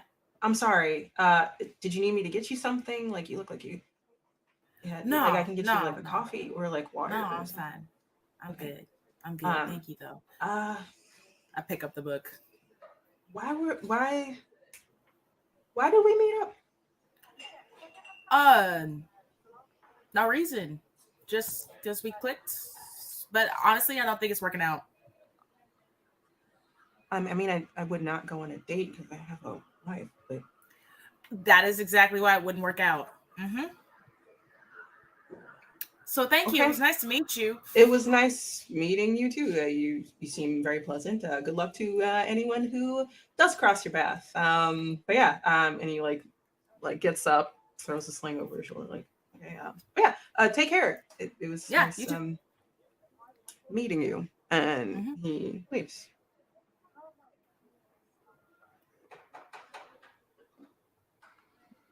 I turn around and look for the others. I will float on back over, and just in a very short, serious tone, as quiet as I can, so that no one else in the cafe hears the disembodied voice, but just go, Mo, hand me the book.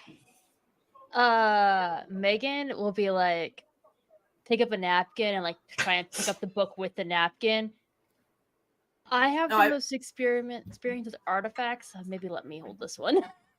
Roll weird for me. I thought that I was already holding it. The book. Okay. I wasn't sure if you picked it up yet. Oh yeah, you did. Oh, so like okay, so you still have it. So yeah. Unless you're actively gonna hand it to someone. Which I mean, no, you're not. I was gonna say I was up to you, but that's what the only reason it would be a contested roll of someone's voice. Hold on. It would be a contested roll of tough. If you want to like for you, not to fight someone, just to push past something. If you want to hand it to someone else. No. You keeping it? Okay. I'll keep it. Can you do something for me? For it? Can you do something for me, Mo? Mm-hmm. So, add +1 to your weird. Ooh, fun! Sure. But you have a +1 to your weird right now. Just note that it might be temporary. That's fine. Okay. Cool. We're dealing with a lightener.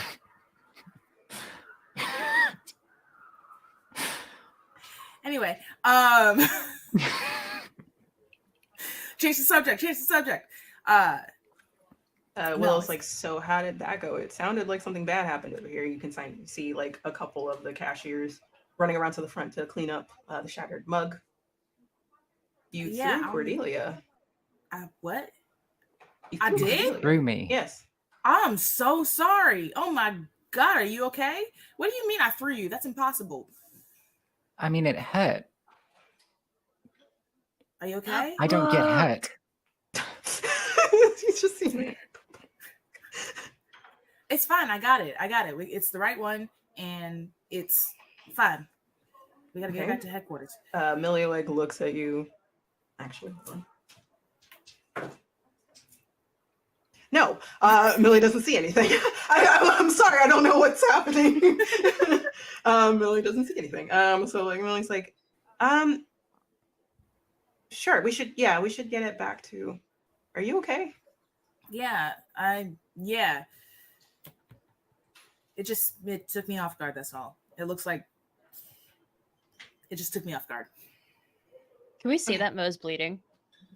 Mo looked down at your hand, and you remember that there was a cut there. But when you look back down, it is gone. But you see a tiny little scar on your thumb.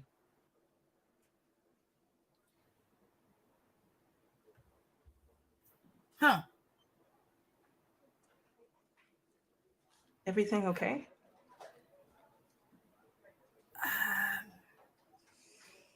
Probably. That doesn't make me feel great. Sorry. There's just a lot. I don't really understand. Should we look into it more? Like, did you read it? Do I remember that I read it? You do remember that you read it, yes. Yeah. Mo. Look. Didn't you just tell us? I did. Not to read I did. And I fully meant not to read it, but then I don't know. I got a hold of it and then you magically hit Cordelia without realizing it. We should get this back to headquarters. Yeah, We should get this back to headquarters. Yeah, that sounds like a really great idea, and you should probably get checked out, just in general. Yeah, I should. Okay. I should. I don't like that you keep on like next time, like, and Millie like, can one of us go instead? Like, it doesn't have to be you all the time. I would rather it be me, frankly, than one of you. But it's fine. We figured it out last time. We'll figure it out this time. You don't need to be the hero, Mo. I'm not trying to be a hero. I'm just disgusting. Let's not do that. But Mom, don't but Mommy. Let's Willow get back. like snickers in the corner as like they continue sipping their super they have like the red velvet latte, which sounds incredible. It does, but no, it tastes great. When I've had it before, it's phenomenal. Sorry, but yeah, so I'm just like giggling in the corner and drinking this very sweet treat over there. Like, so let's go back to headquarters, and stuff like that. All right. I will say, we're gonna end here as y'all are heading back to headquarters. We're gonna have a little bit of a scene. As y'all are walking back, you go back to Theo back at headquarters. They're briskly walking through or down and to the lore section. They had just come from that little secret area that y'all normally go to. Some of y'all left notes behind, by the way, because y'all left in a rush. They're reading through, and you see that they took some notes to like look through briskly, and then suddenly they're like, "Fuck!" And they go towards that lore library that Cordelia you had went to, and saw that there's a whole bunch of journals pulled out, like journal knowledge about like cursed journals, and they are like, okay, I hope it's not the one I think it is. And then they're gonna go and they're gonna start doing research furiously. They're looking, but they seem to know how to narrow down further what they're looking for. So where you had 187 books, they narrowed down to 20 really quickly. And they take them, look around, and then leave. They actually leave the floor, but you're not sure where they go. And as they step into the elevator, they take a deep breath. I hope it's not Mo. As the door closes. And that's where we're going to end, everyone. Thank you all so much for participating, being here with us. Y'all are phenomenal. I love everything y'all did. It was a treat. It was fan. So thank you. Without further ado, we'll kick it off with Mo. Jess, who are you and where can people find you? What up? My name is Jazz. I'm great at getting into trouble. For sure. For sure. You can find me on Twitter at Cinderscoria. You can also find me here at Girls Run These Worlds. You can find me at Queen's Court Games. You can find me, oh my gosh, at Zeal Zaddy's channel on Tuesdays, although not right now, we're on hiatus. And you can find me at Being Ace, the anthology for short story Ace-centric short stories. Yeah. That'll be out next fall if you were interested in that. I do write. I know that's weird. I mean, it's not weird. It's just that I don't mention it very often. So yeah, I do write stuff. Yeah. Can't wait to see it when it does come out. Is it out? Or is it not out? yet? Not yet. Next fall. Okay. One year. Next one. 1 year. Okay. I'll year. wait. Cool. And then we have Red. Hi, I'm Mischievous Red. I'm found on a variety of streams as well. The easiest place to kind of figure that out is actually on my Twitter, and because people tag me and stuff that I'm on, so that's probably the easiest place to find my schedule. But I'm one of the co-founders of Huntsman's Hydra and their TTRPG channel, where we have a variety of games. Where I run a lot of horror games, which are for October. So, yeah. Awesome. Iris. Hello, my name is Iris Wyndham. You can find me on Twitter. You can find me on Instagram at Iris Wyndham VO and Iris Wyndham respectively. And then I do voice acting. Not much, but I'm getting there. You can find me here, of course. And soon, hopefully, some more streams, but to be announced. Yes. Awesome. And Vin is not here. Vin will probably be with us soon, so stay tuned. You can follow Vin at VinBoxVA on Twitter. They are normally putting out casting calls for voice acting. They're in a lot of stuff, so please go over to their Go over to their Twitter to find those things because they are doing a lot. Like that is impressive. But yes, hello. I'm Sade or Ambrose, she, they. You can find me obviously here next Monday. You can also find me on Fables. I think our season finale is coming up this coming Friday for that, and it's getting intense. I love it. So check that out. You can also find me in a couple of other things. You probably find me on Care and Comfort, Dana Gaming, or here, Girls Run These Worlds. You can also find me on the Lovely Craftings podcast, where we just did our final episode, the epilogue, and wrapped up a full 4-year season finally. So it was heartfelt, it was intense. I still have feelings, a lot of feelings. But please, if you ever have the chance, support us by either following us on our Discord or listening, because I play a daddy detective, and that is a term that I play Damien essentially, but like different. I wasn't gonna say different vibes. Yeah, he's older and more gray and done with people's shit. Glenn Bishop, check out Daddy Glenn on the Lovely Craftings podcast, season 3 and 4. So yes, thank you all so much for sticking around. Without further ado, we're going to be raiding over to Essie. They are a player on the Wednesday stream D&D Roll for Luck. They are on the channel ESD D&D, so as D&D, I'm assuming is how it's pronounced. I apologize if I pronounced it wrong. And we're going to be raiding over to them. So again, thank you all so much for sticking around and watching this and watching Mo get into stuff once again. You know you did. You knew this is you. Come on. Come on. I feel like attacked. I mean, granted, the dice did not do any favors, but also The dice like a good story. It's fine. Yes. So yes, thank you all. And please take care. Bye.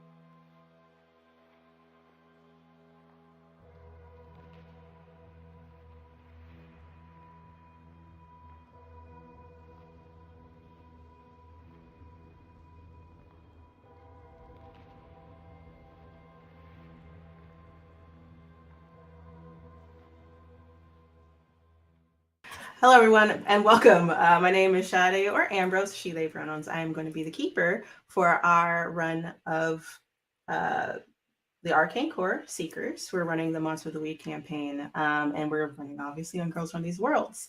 The episode is episode 3, Beauty That Rots. I'm your keeper, Shade, or Ambrose, she, they, and I will be going down the line. So, Iris, you first.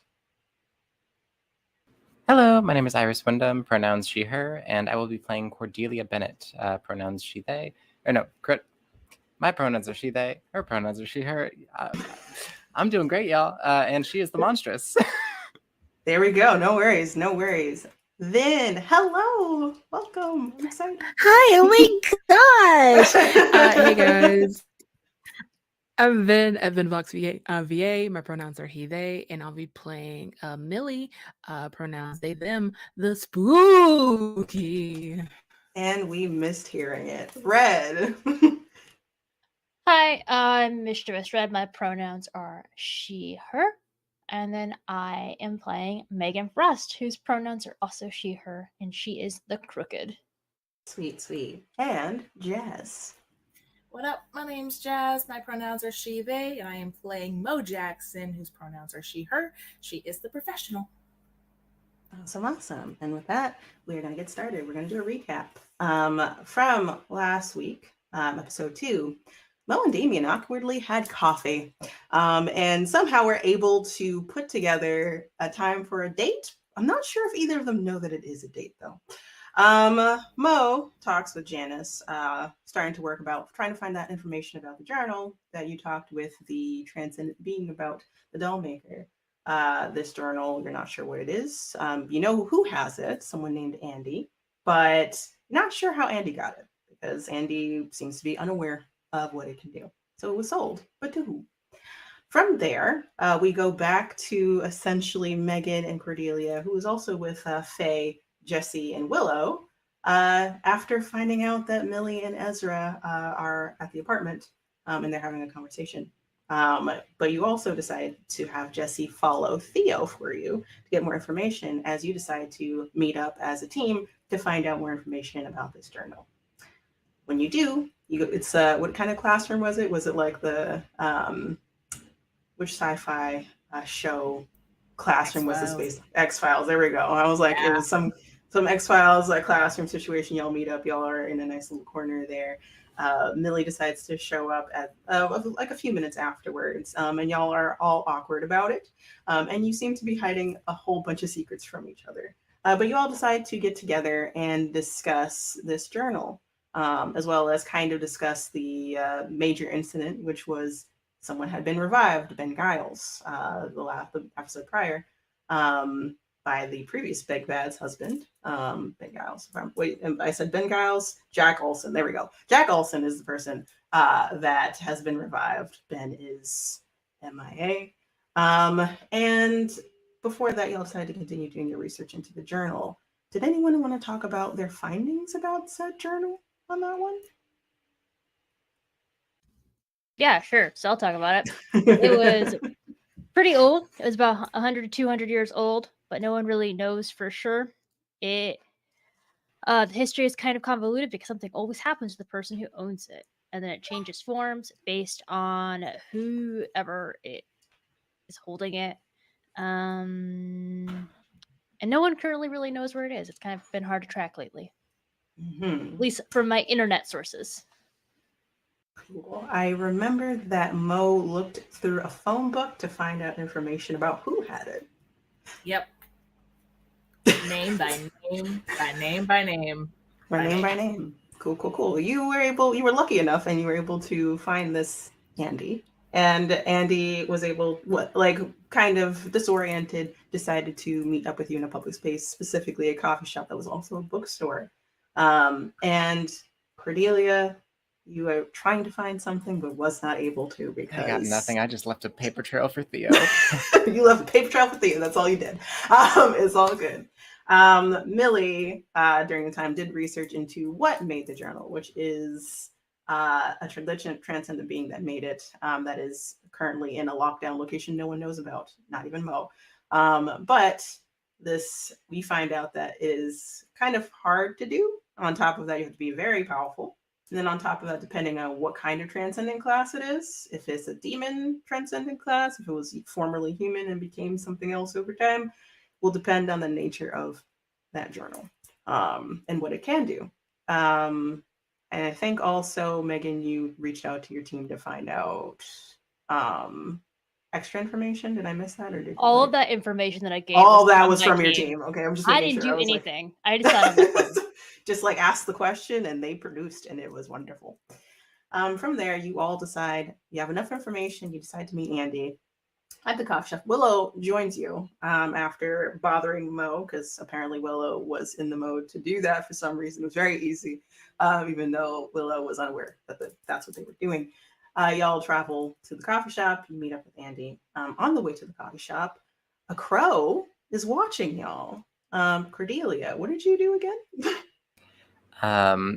I believe I sort of surprised you on accident and just floated up. Oh, totally, but it was wonderful to see. Yes, I just floated up and asked it what it was doing, and it ended up kind of telling me, and then I let it off our trail. And who knows who sent that or what was going on, but we did send an imp after it. Thank you, Meg. Thank you, Meg. The crow had said hello, and it kept on saying hello over and over again. It was wonderful, but it did not know how. It found out that it could talk. Granted, crows can talk. Found that out from TikTok. But besides that, y'all get to meet you get to the meeting place. Mo, you decide to sit and talk with Andy, and you're successfully able to have a conversation with him about the book. He does eventually give it to you, but there is a bit of a confrontation about getting it before you're able to smooth things over before he gets too mad or too agitated. But in doing so, the book turns into something very interesting for you. You want to talk about that? Oh yeah, it's a book that Mo and her husband used to read to their daughter every night. Yeah, there's no reason that's not extremely personal and appreciating. Yeah, it's great. Not at all. It even has Sasha's name on the spine. Amazing. Yeah, wonderfully done. Cartoon, just crayon notes in the margins and stuff like that. It's good times. But you get the unnatural urge to open it, and when you do, you cut your finger. That automatically heals. You didn't notice that. And Cordelia tries to stop you from holding the book, but you, not knowing, punched Punched me. Cordelia, punched Cordelia backwards, Listen. and it bypassed her her immortality, which interesting, very interesting, but there's probably a good reason for that. Don't worry about it. Don't even trip. So y'all are able Weird to. now, y'all. I'm weird now. I wonder how. We'll see. So y'all all converge. Y'all all kind of reprimand Mo for once again taking the brunt of the situation. But Mo said they would prefer it be them versus the kids. So now you are all getting ready to head back with Willow and Toe with their sugary drink of choice, which is a red velvet latte. Anything else that we're missing? Oh, Theo found your paper trail, Cordelia, and was able to slim down your findings down from 178 or 187. I don't remember which version of it, down to 20, and then walks off and gets in the elevator and goes somewhere. Who's to say? Yeah. All right. If there's nothing else, because I think we're all caught up, everyone. Without further ado, let us get started. So we got to go back in time a little bit. We're going to go back to not early morning, let's say 9:30, 10. Millie, you are getting off the subway. You're heading towards Ezra's apartment. You had already got food for both of you, and probably some coffee. It's a bit of a cold day. It's like October, like mid-October. Probably now, actually, in real lifetime. It's about second week of October. So it's kind of chilling down. The city is alive. It's doing its thing. There's not really that many fall leaves because they kind of get brushed away in New York City. I bet that is the best way to put it. Get cleaned up really quickly. You're in Brooklyn, Prospect Heights specifically. And hold on. Right. As you're traveling down on that one, going towards the apartment, you're coming up on it. You hear a voice for you. It's not one that you've been trying to put off for a while, essentially. And it says, "You really need to apologize to him." There's nothing to apologize for. There is. You said a lot of things. You don't even know what's going on. I don't, and that's why I shouldn't have to apologize. I didn't do But anything. you did this to him. You helped this happen. I was helping. I had no other choice. What are you talking about? Say sorry to him. Sorry for bringing you back. Sorry for making him feel that he should come back this way. You could have done something else. Okay, what could have I done? You flaunt your power, don't you? You told him you could do anything back then, right? You could have made it so. Didn't you say that? Back then, I know better now. You said other things to him as well. You made it feel like it was his fault. That he was dead in the first place. You said that to him. I don't want to have this conversation. Can you? They shake their head. And I feel like they've been mumbling to themselves the entire time, even though the dialogue is eternal, that this is verbally coming out of their mouth. Mm-hmm. So at a certain point, it starts to get verbal as you're walking down the street. Is that just mumbling essentially? Mm-hmm. All right. So as you're doing that, you're walking up to the apartment. And as you are going through those doors, double doors, there's a doorman, you know who that person is.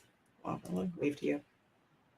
As you're walking up, there's someone already standing there waiting at the elevator while you're there.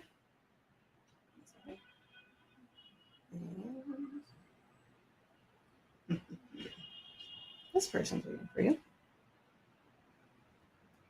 Oh boy. Oh, it's good Great. times. Don't worry about it. Don't even trip. That person's waiting for you. Back to you. You kind of stop. The voice also stops at this point. They're waiting for the elevator. At the same time, you're also getting ready to use the elevator to go upstairs. Ooh, that's going to be difficult. How are you approaching that situation? By approaching it as a normal person, not saying anything. There's no point in having a conversation. We're going to the same place, and I'm 90% sure in character and out. So there's no point of making it even more awkward than it is. We're just gonna ride the goddamn elevator. Interesting. Okay, so you get on the elevator. Oh, not get on the elevator. You walk up to this person standing directly next to them. They turn to you. Nod.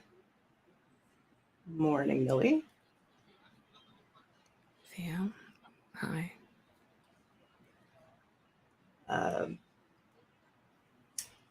I also got coffee for Ezra. I am sorry. I didn't realize you were coming to this morning. Why would I not be here? I'm not saying that you wouldn't be here. I'm saying that we normally don't show up at the same time.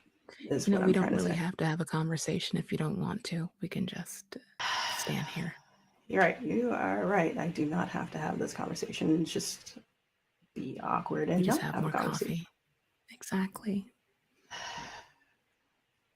You don't have any questions.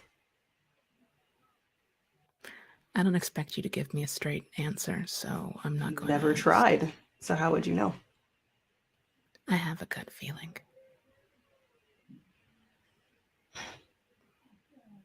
The doors open as you step on. Thank God. And shuffles on it. I don't know if you should be saying that.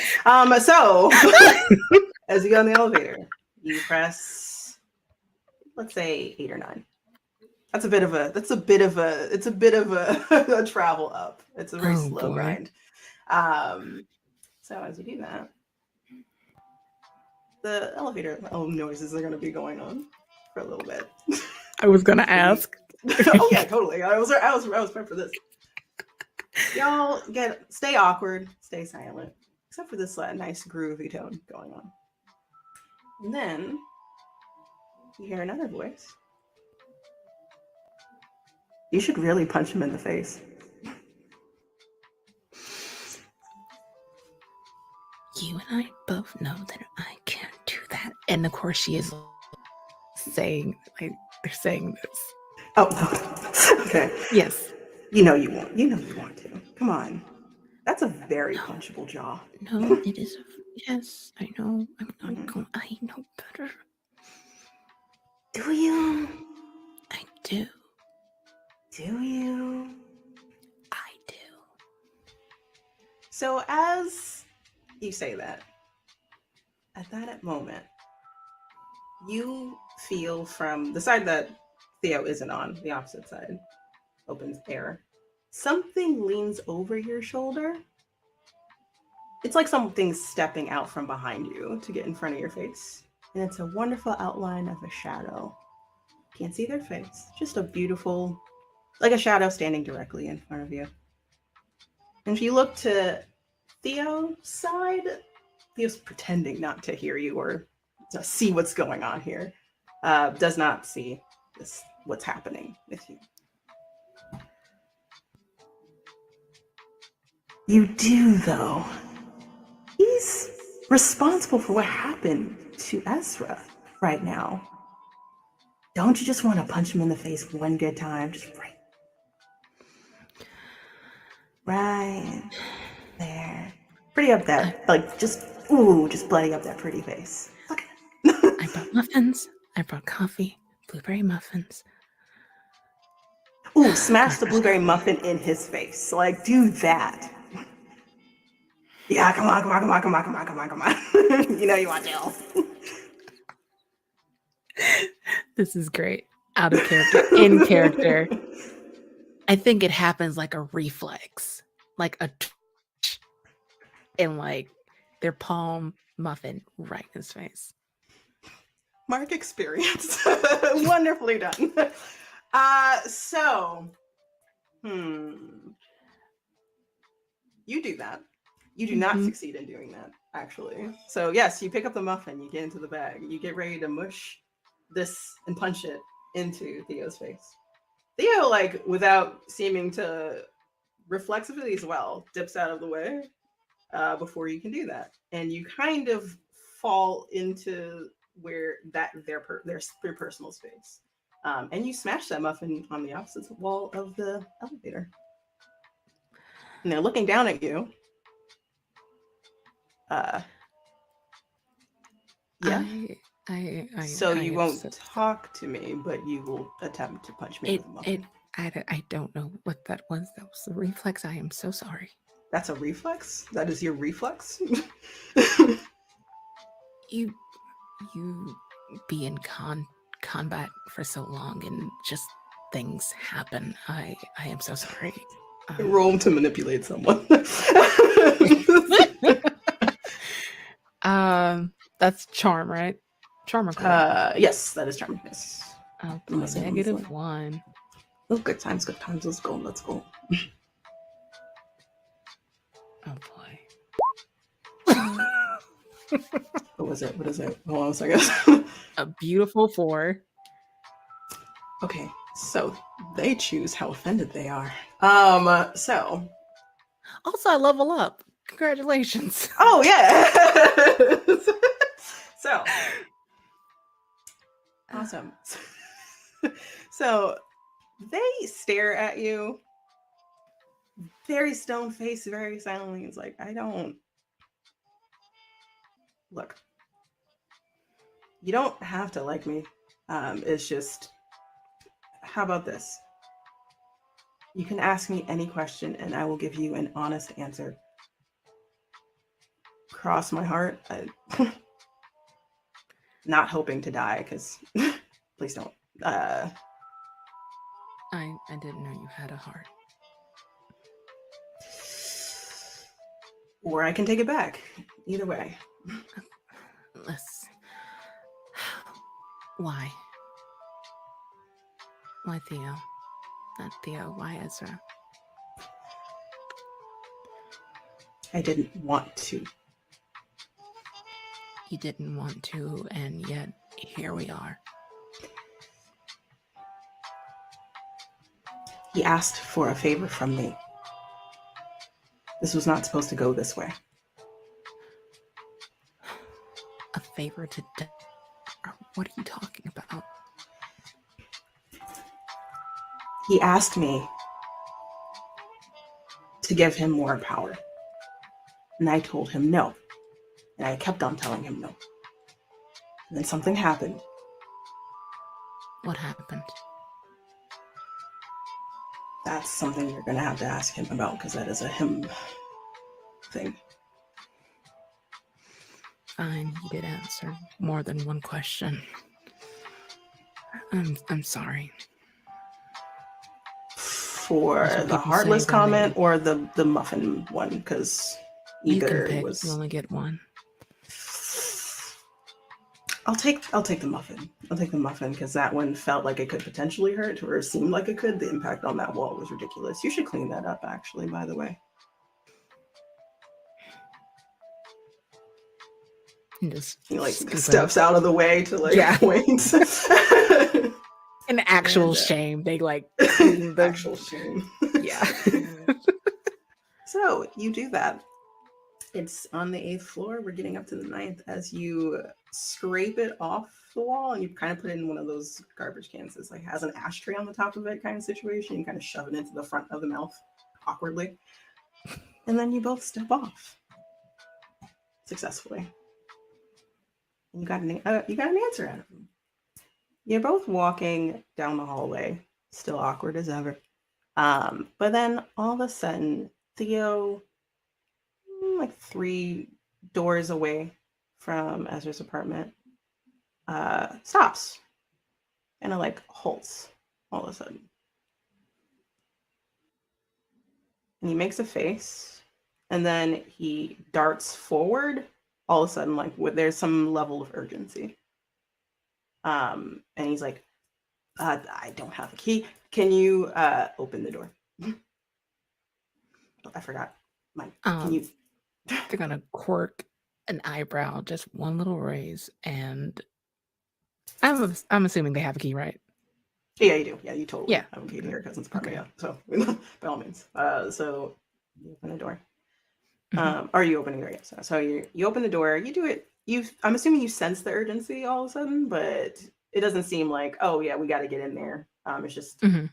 something's off. Theo tries not to push past you to get in, but waits for you to enter first and then darts around you. The apartment, very studious, very bookish, as was stated before by the people that have viewed before. But it's very bright in here. It's something that you've noticed a few times you have been here. It's very bright in here. Every light is on. Every corner is illuminated in any possible way that you can think of. And you see Ezra sitting on the couch, and he's kind of fiddling with his arm a little bit, or he looks like he's doing something on the couch in the living room.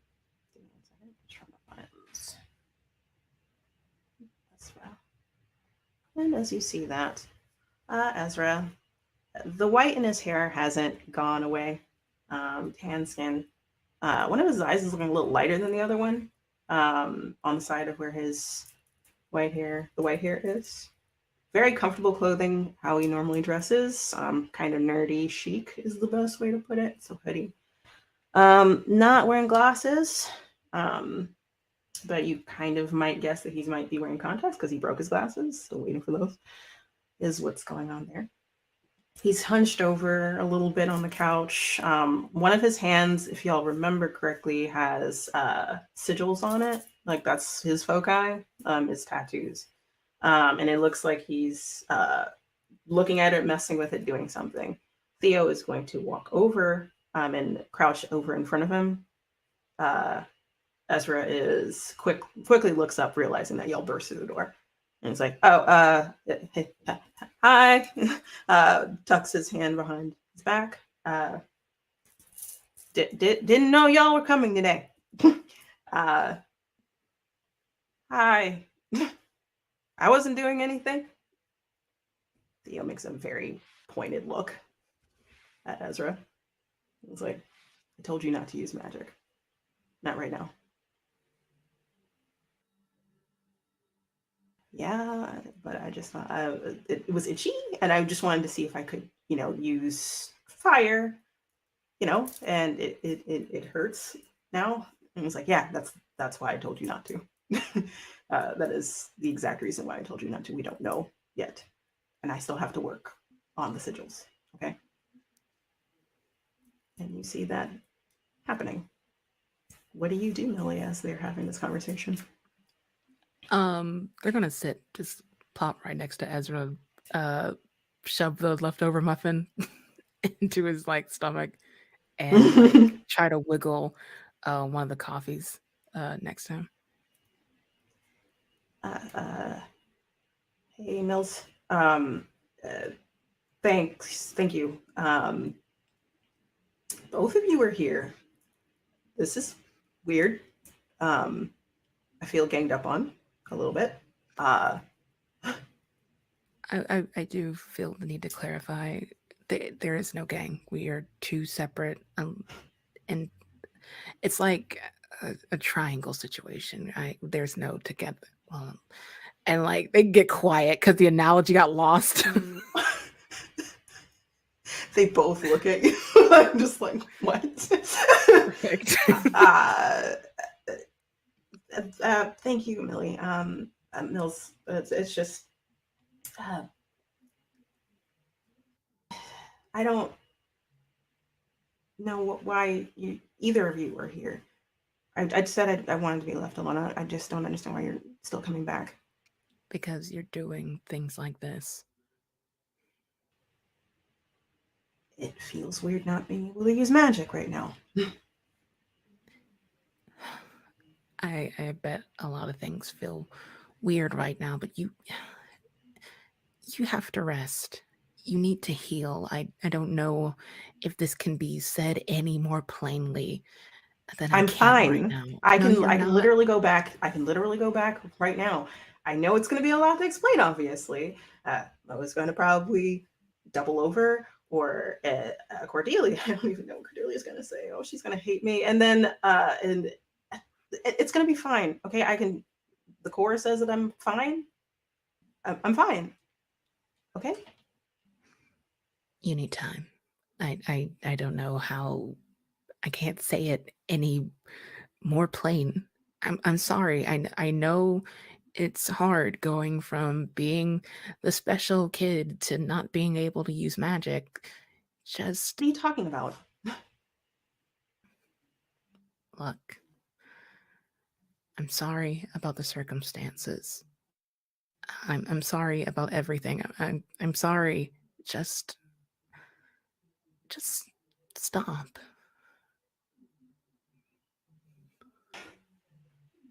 Fine. Maybe I shouldn't have come back in the first place. Nobody said that. You might as well have. I didn't. Theo is going to hold up their hand. Listen, I know this is weird for me to be here about this, but Ezra, let me just adjust going through another round of changing the sigils, okay? Yeah, let me do that. We're almost done with them. Just 2 more sessions, and then you can use your magic just fine. But, or whatever magic happens, okay? But if you keep doing that, it's just gonna burn off. Please don't do that anymore. Theo's going to take Ezra's hand, the one, like left one, and is going to look to you, Millie. It's like, thanks for the coffee, stuff like that. Obviously, it's not my place to say you can say or not, obviously, but I'm going to be finishing this, and then you can have the room back however you want. And he's going to start doing that. He's going to start doing the sigils on the hand. While that's happening, they're going to be doing that. Ezra's not looking at you anymore.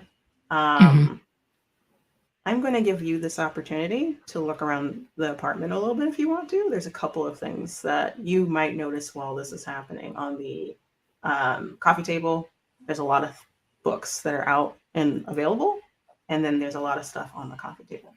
So if you would like to, not coffee table, sorry, the kitchen table. A little bit more chaotic than normal for Ezra. Normally it's orderly chaos. Now it's just straight up chaos.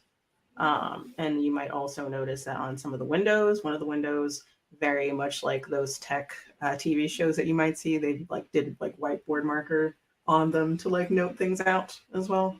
So there's a couple of things that you can do while this is happening. Can I possibly use the move the sight? You can see the invisible, especially spirits and magical influences. Cool. Yes, you can.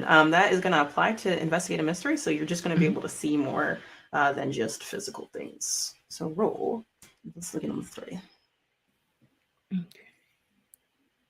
And I think they're gonna flex their arm with the own sigils and things they've carved into themselves. Mm-hmm. And focus. Another 4. Oh boy. Mark experience again. Yeah. I will give you sight stuff. What ends up happening is while you're looking around,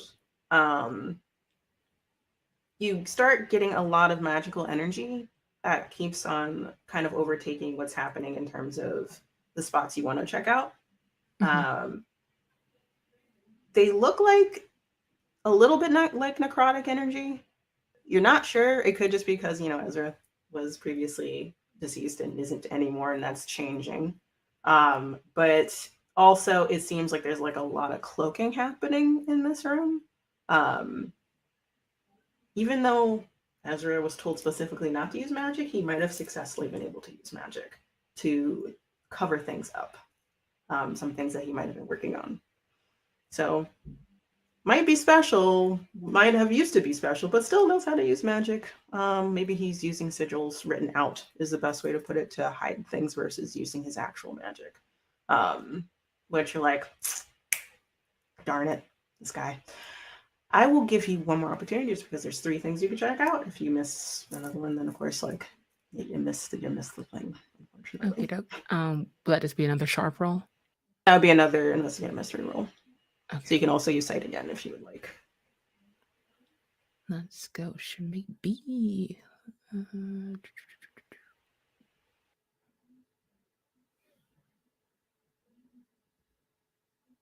11. Cool. In the opposite direction. Here we go. So you get, how many hold for investigate a mystery? You get 2. You get 2 hold to like any of those questions. So either what happened here, what sort of creature is it, what can it do, what can hurt it, where did it go, what was it going to do, and what is being concealed here. You can flavor those questions however you want, because like don't always apply to monster situations. I can't repeat them, but the first one and the last one. What happened here and what is being concealed? Those 2. Mm-hmm. Cool. I'm glad that you knew the order. That's wonderful. So what happened here? So Ezra is doing research into specifically a couple things. One is doing research into revivals in general. 2, and what leveling of revival there's different ways to revive entities, beings, people. Is maybe looking into their own and how that was done, or something else. They are also looking into Doulahans specifically. Those are the 2 things they're looking into. What is being concealed here? Your sight activates a little bit more. You're getting the vibe that they are hiding information about the magic they're able to do now, as well as what happened to them or what they are now, essentially. So they have been revived. Things might be different. They might know what's going on more than they're letting on about what happened to them. Okay.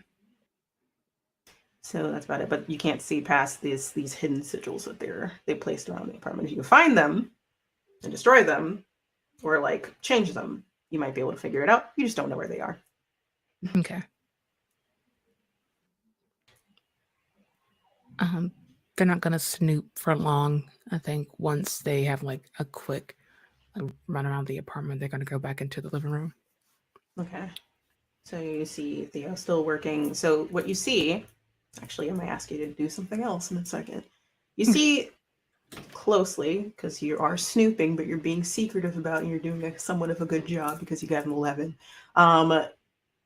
You see Theo's hands are like the tips of their fingers are covered in light, and then they're going around, hovering around Ezra's arm, essentially. If you look closely enough, you can see the sigils on his skin that are tattooed in his skin are changing. It looks a lot like reverberating. You know, sand reverberates into patterns when sound goes through it. It looks kind of like that. Ezra looks a little uncomfortable, but it's not like in pain. Just probably feels weird, right? Like it's like vibration going through like skin is the best way to put it. And you can kind of see particles going off of his skin, like particles of light, either floating up and around. You don't know what that is exactly, but you're not sure who has this, what that ability is. You're not sure if it's a magic user specific ability or something else. If you want to look into it, you can. There might be more than one option for you here, though. Oh boy. Okay, when you say more than one option, as in like there's a different way I can approach this, because I do have tune in. And oh no, I hate that actually.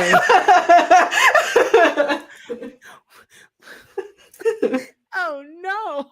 Because I will say that that is a little bit advanced for a magic user to do. Okay. So that you're wondering now. Mm-hmm. So it's entirely up to you. Maybe. You know, I think I am gonna go with that. If that was So my yeah, first okay, thought. cool. I Yeah, hate thank it. you. Thank you. I love this. Okay.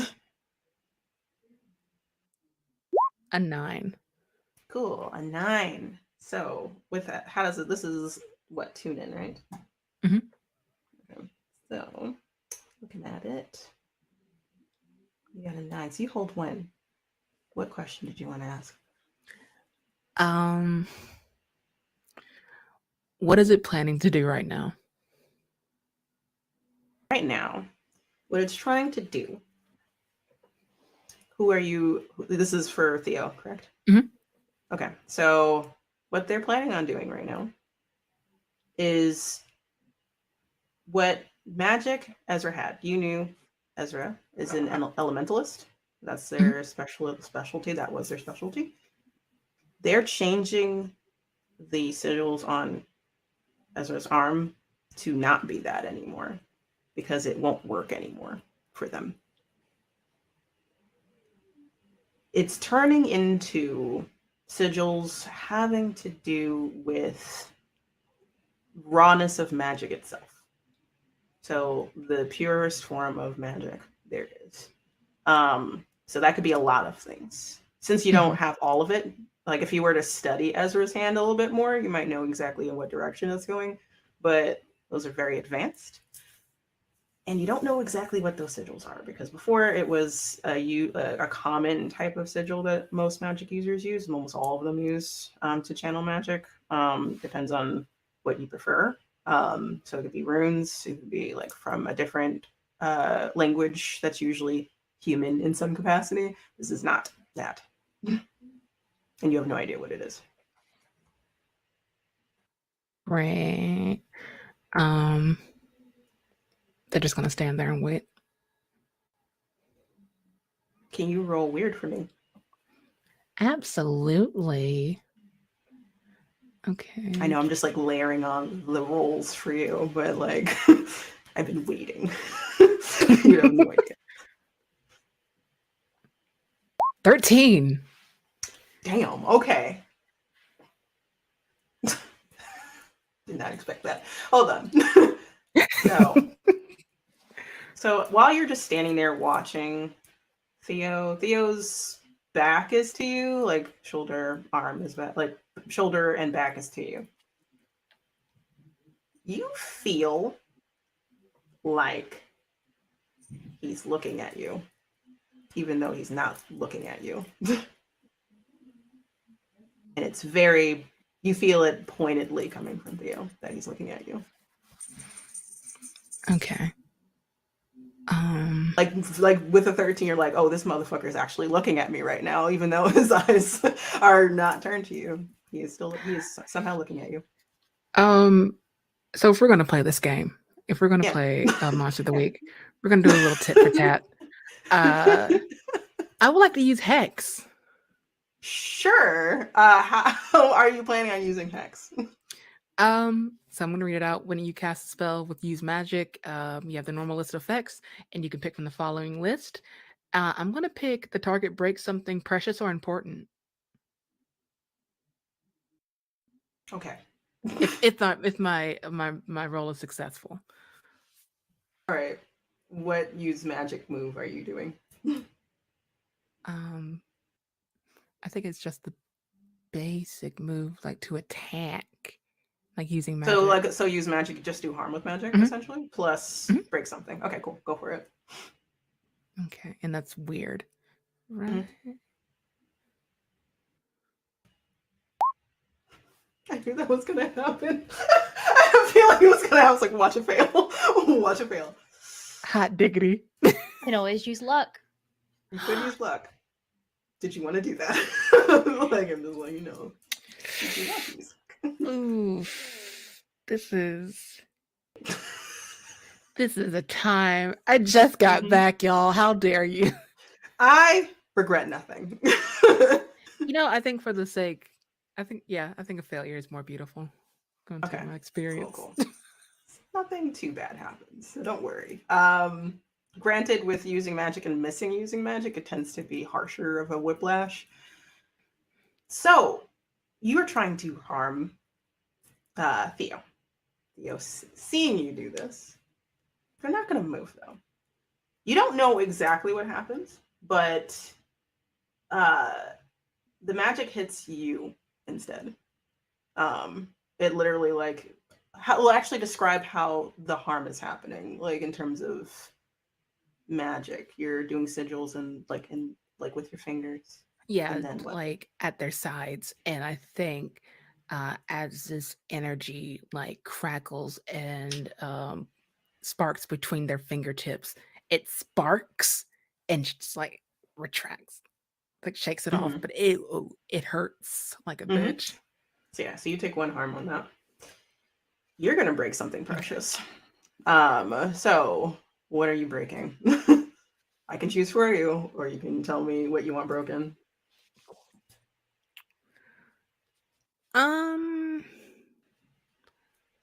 I think. Let me see. I'll double check something. Oh no. I think they break their glasses.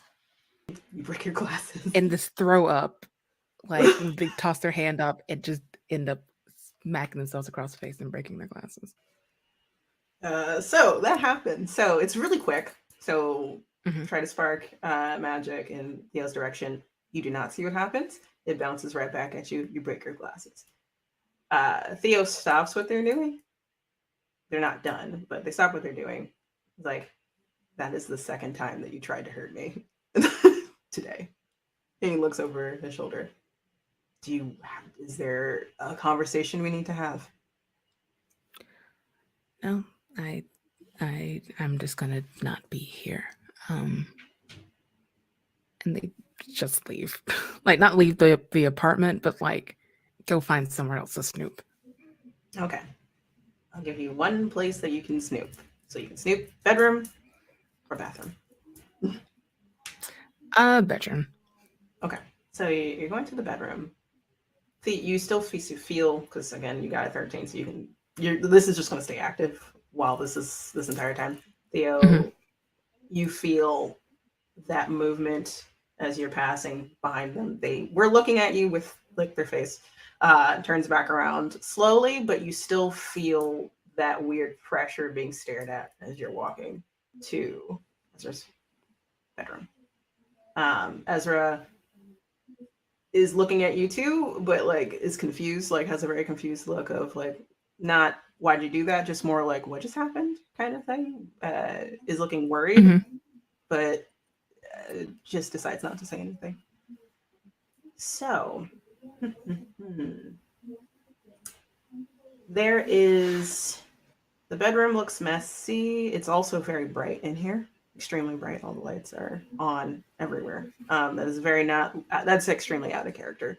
Now, like versus like, oh, it's just the living room. Oh, it's also his bedroom. The lights are on. There is also journals on the nightstand, probably his journals that he writes in. And then there is his end tables, if you want to check those things. You can only do 1 investigate a mystery in here. Okay.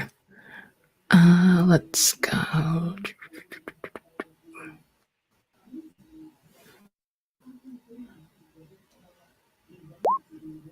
Okay. A 7. You hold 1. What would you like to see? What would you like to look at? Let's see. I want to go with what is being concealed here in hopes of finding a sigil, if that's too specific. No, that's fine, because you know that it's somewhere in here. Whether in here, just in the apartment. Okay. So you looking around, you see that journal. One of the journals, like there's a couple of journals. One is recently disturbed. It looks kind of very used, like it's almost entirely full in comparison to the rest of them. You have a feeling in the back of your head, because you know your cousin, they like to hide sigils or hidden things in books or in places that are harder for people to have the patience to look through. So usually puts that in books or in places that are out of reach or places people don't think to look. So you're wondering maybe that there it might be a sigil. One of the sigils might be in there, and that potentially it's in multiple locations in throughout the apartment, and they're arranged in a certain way. So one of the sigils might be in one of those journals, or that one that looks you're eyeing the one that looks the most used, because that might be the hardest for people to look through. So you're gonna pick that up. And I'm going to say roll cool for me to see if you find it. If you have the patience to find it in time. Oh boy. A 5. Oh, gain experience. So you're sifting through, you're looking through, you're like, I don't know. I like, there's a lot of notes continuing about revivals and stuff like that, but you don't see anything that's out of the ordinary for placement of sigils or notes or anything like that. And then just as you're like starting to get fed up, you hear a knock on the door, like the door frame that makes you turn around. And you see, actually, because I'm not sure yet, odd or even.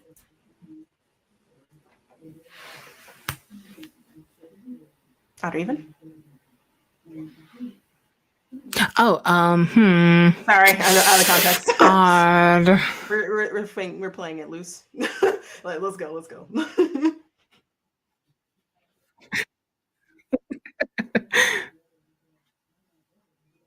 Odd or even? Sorry. Wait, am I supposed to roll or what? I'm rolling. You tell me. Odd. Odd. Okay. It is Ezra at the door. And they're looking at you with a raised eyebrow. And it's just like, what are you doing? I can ask you the same thing. Instead of being passive aggressive, you can just ask the direct question. We've been at this for 3 weeks. If you have a question that you need to ask me, you can ask it. You're checking in on me. You're giving me food. You're making sure I'm okay. I think I owe you. What? Yeah. What? I know you're not doing elemental things anymore. The sigils.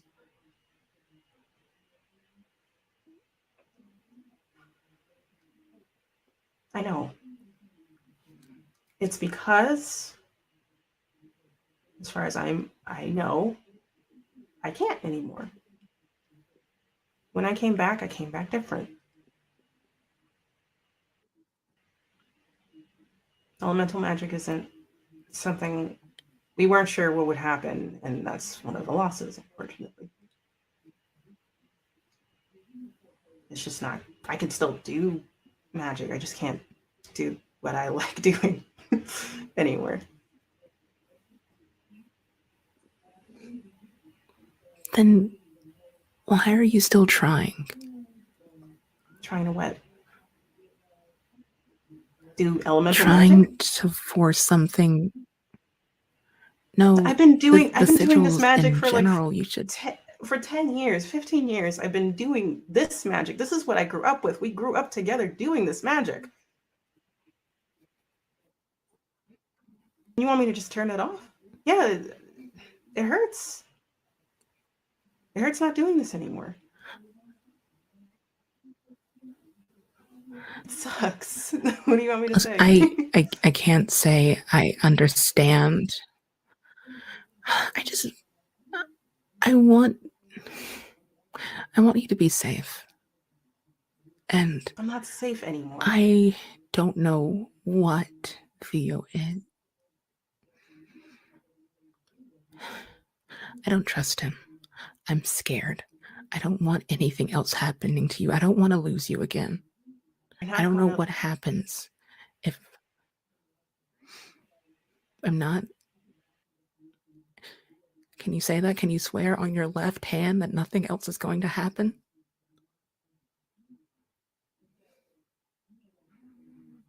No. I can't. I did this to me, Millie. Theo did not want to do this. I trust Theo. I knew better.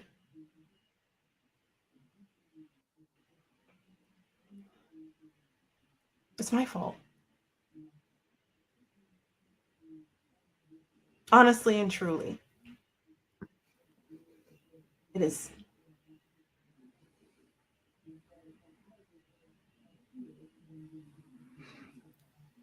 Look,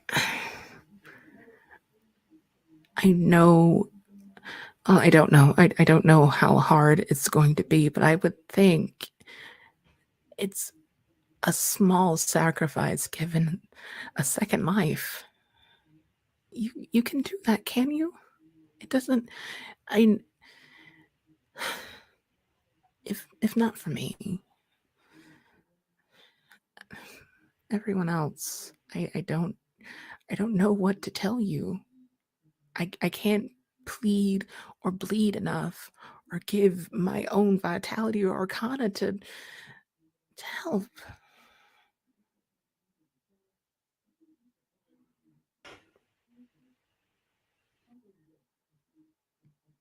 I don't know what's going to happen. I'm fine right now. I'm still Right now. me. Right now, I'm me. I'm fine now. I don't know. And if you stopped right now, you would stay you. We don't know what's going to happen. We're trying to figure it out. That's what this is. You know. I will stop. I will stop. To. I will stop using magic right now. Okay. I can promise you that. I can stop doing that until this is done.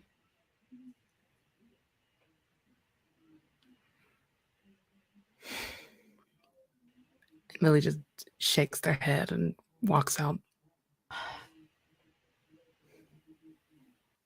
Okay. So you're going back into the living room area? Mm-hmm. Right. Ezra doesn't follow you out. Theo's not there anymore. It seems that like whatever happened was done, essentially. I will say, because actually I'm gonna reverse a little bit. While this argument's happening just before you walk out, you notice that one of your shadows, the one that was in your face in the elevator specifically, looks like it beelined across the living room towards the window. It looked like it was getting ready to get into someone's face, actually. Like it wanted to like start a fight with something. And here, because this is.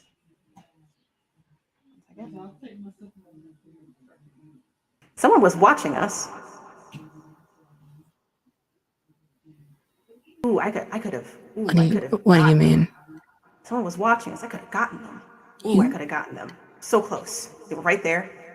Right there. I didn't get to see them. Ooh, I could have gotten.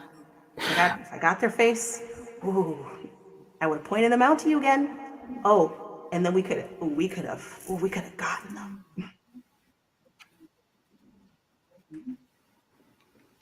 Come on, we're going. Maybe you'll see him on the street or something, but we have to go. Why the long face? Maybe I was born with it.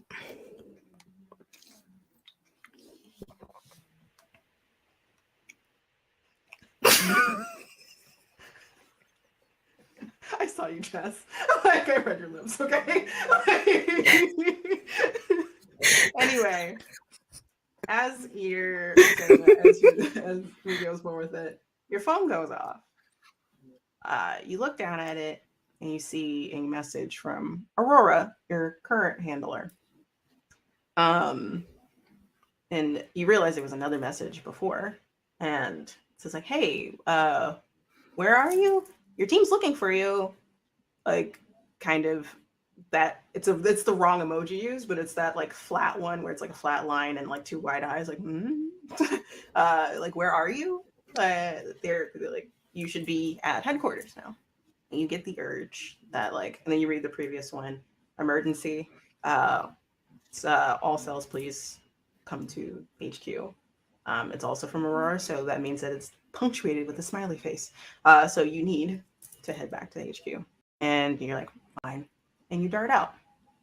Now we are all caught up, coming back in, thematically changing the camera to follow your back as you're leaving through. It zooms in on your back, and then it goes over your shoulder. You're walking with your cell away from the coffee shop bookstore after getting this book that you were able to successfully get. It seemed like everything's fine, except for Mo doesn't seem like she's doing well.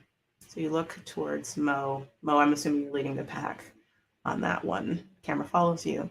Can you describe, Mo, because we did not do that, how you look? Right.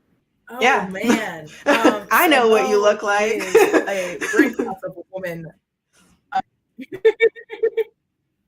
Mo is huge. She's like 6 foot and has super wide shoulders and just like definitely keeps in shape. She's got dark skin, curls, shaved head, brown eyes, full lips. She's older. She's, I guess I mentioned this in the previous session, but she's like mid to late 40s. And she is the type to wear leather jackets in the summertime, although it's fall now, so we have good fall jacket weather. And other features, she wears dog tags around her neck, and she wears a wedding ring on her finger. And yeah, she carries herself like a soldier because she was one. There you go. So you're walking like a soldier, leading this pack. Willow is going to saunter up to you, hands behind their back after finishing their latte. There's like red streak over the top of their lips because red velvet. It's like, are you okay? Yeah, I'm fine. You got a little something here.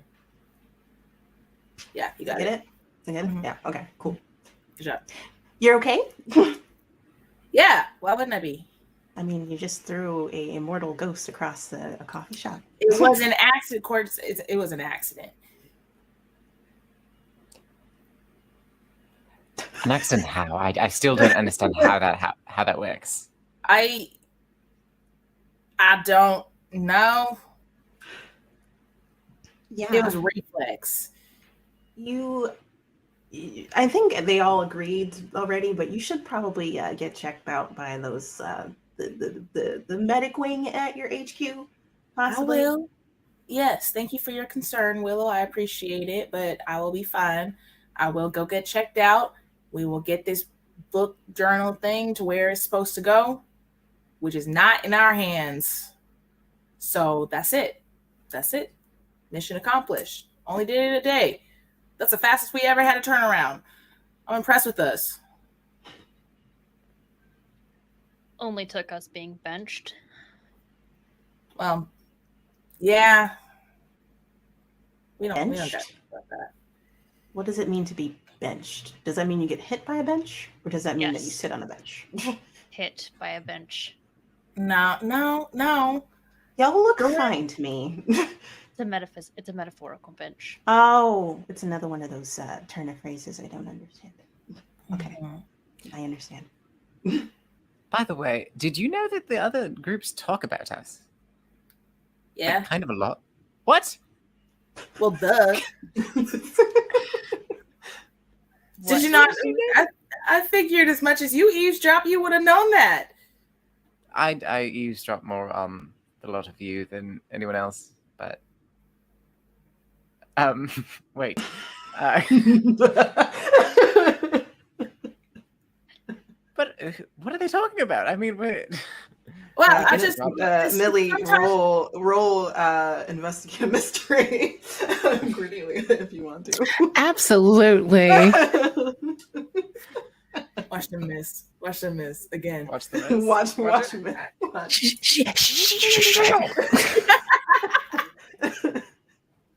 Big money, no whammies. Wow, just succeeded. You have one hold on investigate a mystery. If you want, you can also use sight if you would like to. No, we'll keep it like a regular investigative mystery. Cool. Let's see.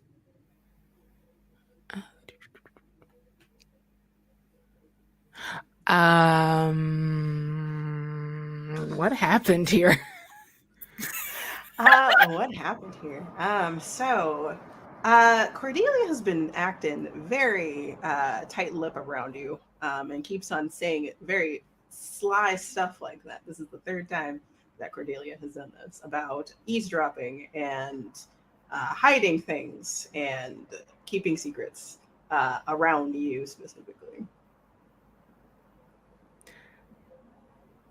Cordelia, am I missing something? Is there like a wire being crossed and I'm not aware of? This seems to be a reoccurring thing. I wouldn't say it's you. I would say that okay. So obviously we have our group. We've been on a bit of a rocky shore at the moment. Things have been not exactly going our way. I mean, hey, we finished this mission rather quickly, so who knows? Maybe things are turning around. I guess not to get anyone's hopes up or to really spoil the fun, but I something, and I think it could help bring Ezra back. I think I've almost cracked the ritual to do so. Oh, really? Are you sure? Is there someone else who can look over your work? Oh no, it hasn't just been me. I may have been getting some help with this from someone. And Who? I don't know if you've met them. They're from the R&D department, but we're getting very close. Just 2 more ingredients, and I'm on the trail of one of them. So soon. So that's what you've been doing Well, yes, for Ezra? yes. Oh, What did you think? honestly, Honestly, what? well, sometimes you have this mischief streak in you. It could have been for anything. That's not the point. What were you gonna say, Megs? You know that it's bad when I'm the one that wants to be the most truthful.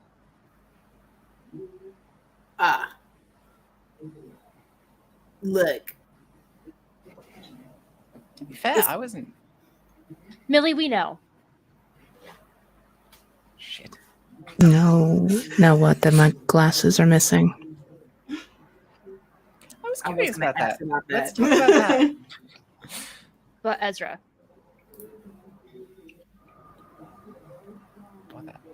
What about Ezra? you're really gonna make us play this out. Ezra's alive.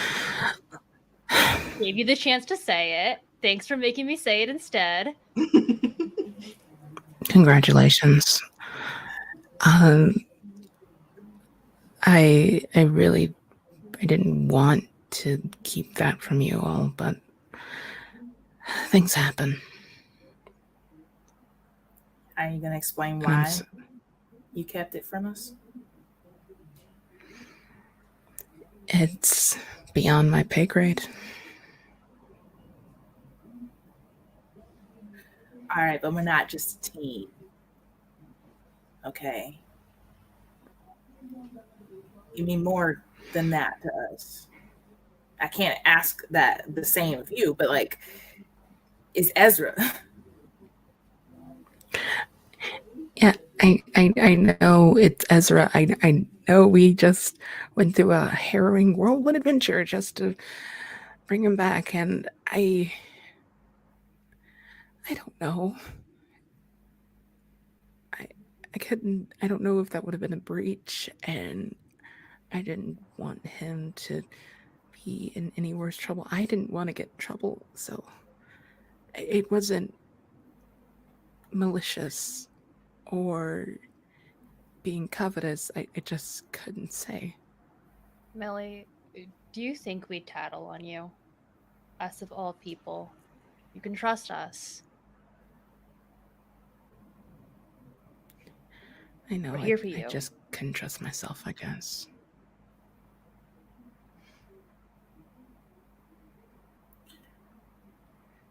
If you would have come to me, Millie, I would have been able to tell you that the Corps was already working on trying to bring him back.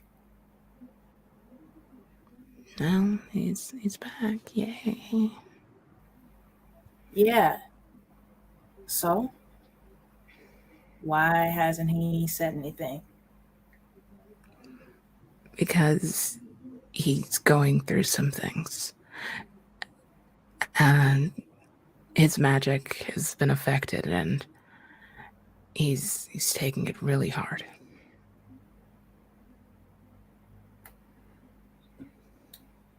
So I need some time. Yeah, he's gonna need some time.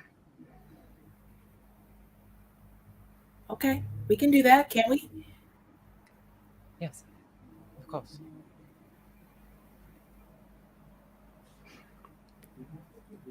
Thanks.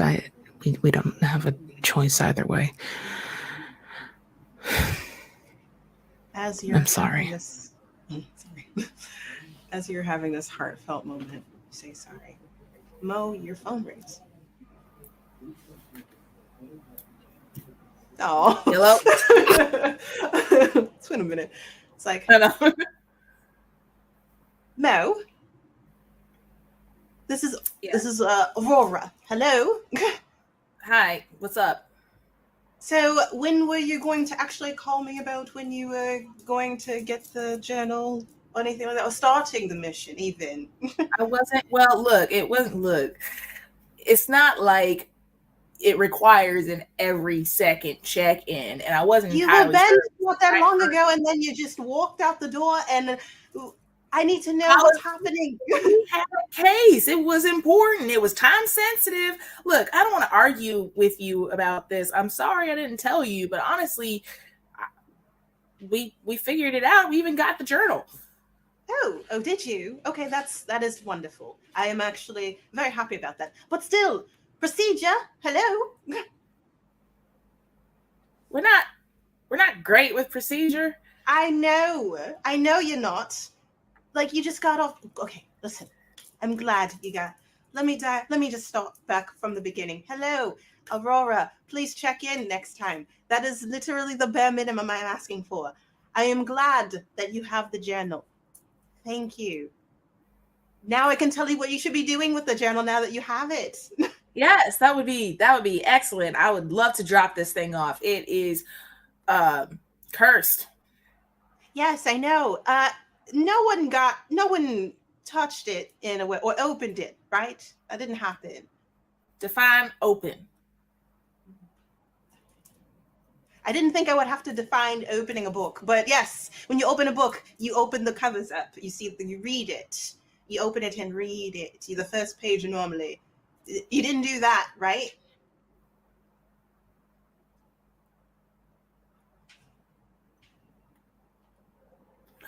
Listen, Mariah.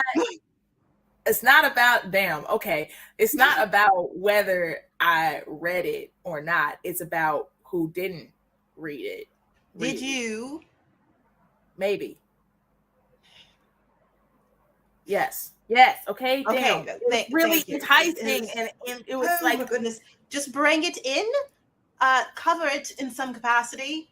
Okay. Put it in a jacket. Wrap it in something. I don't care. Bring it in and bring it to the research and development area, 4th floor.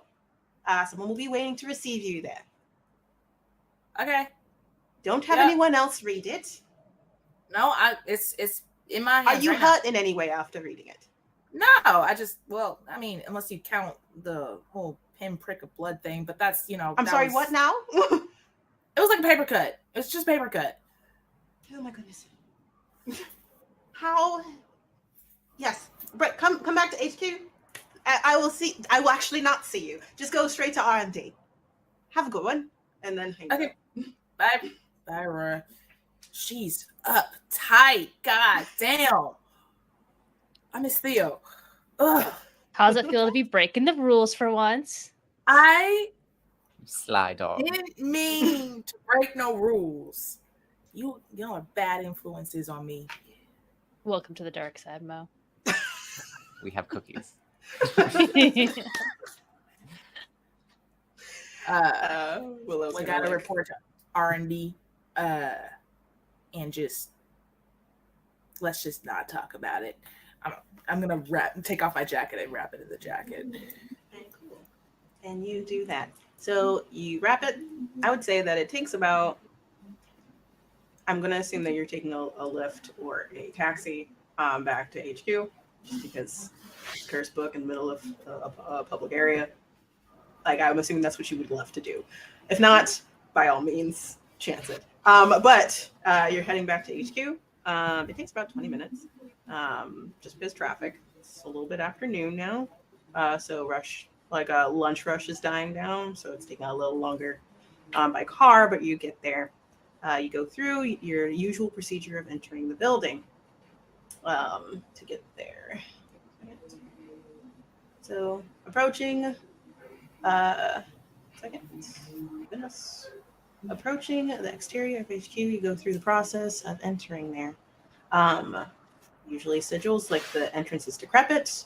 You go through the process of lighting up the runes and sigils on each side of the door. And then the factory turns into a functioning operational factory versus an abandoned one. You go through. It's not as busy as it was there when you first got there. Everyone except for Millie, with the whole rush situation. And you're gonna make your way. You're gonna beeline to the R&D department on the 4th floor. So when you do that,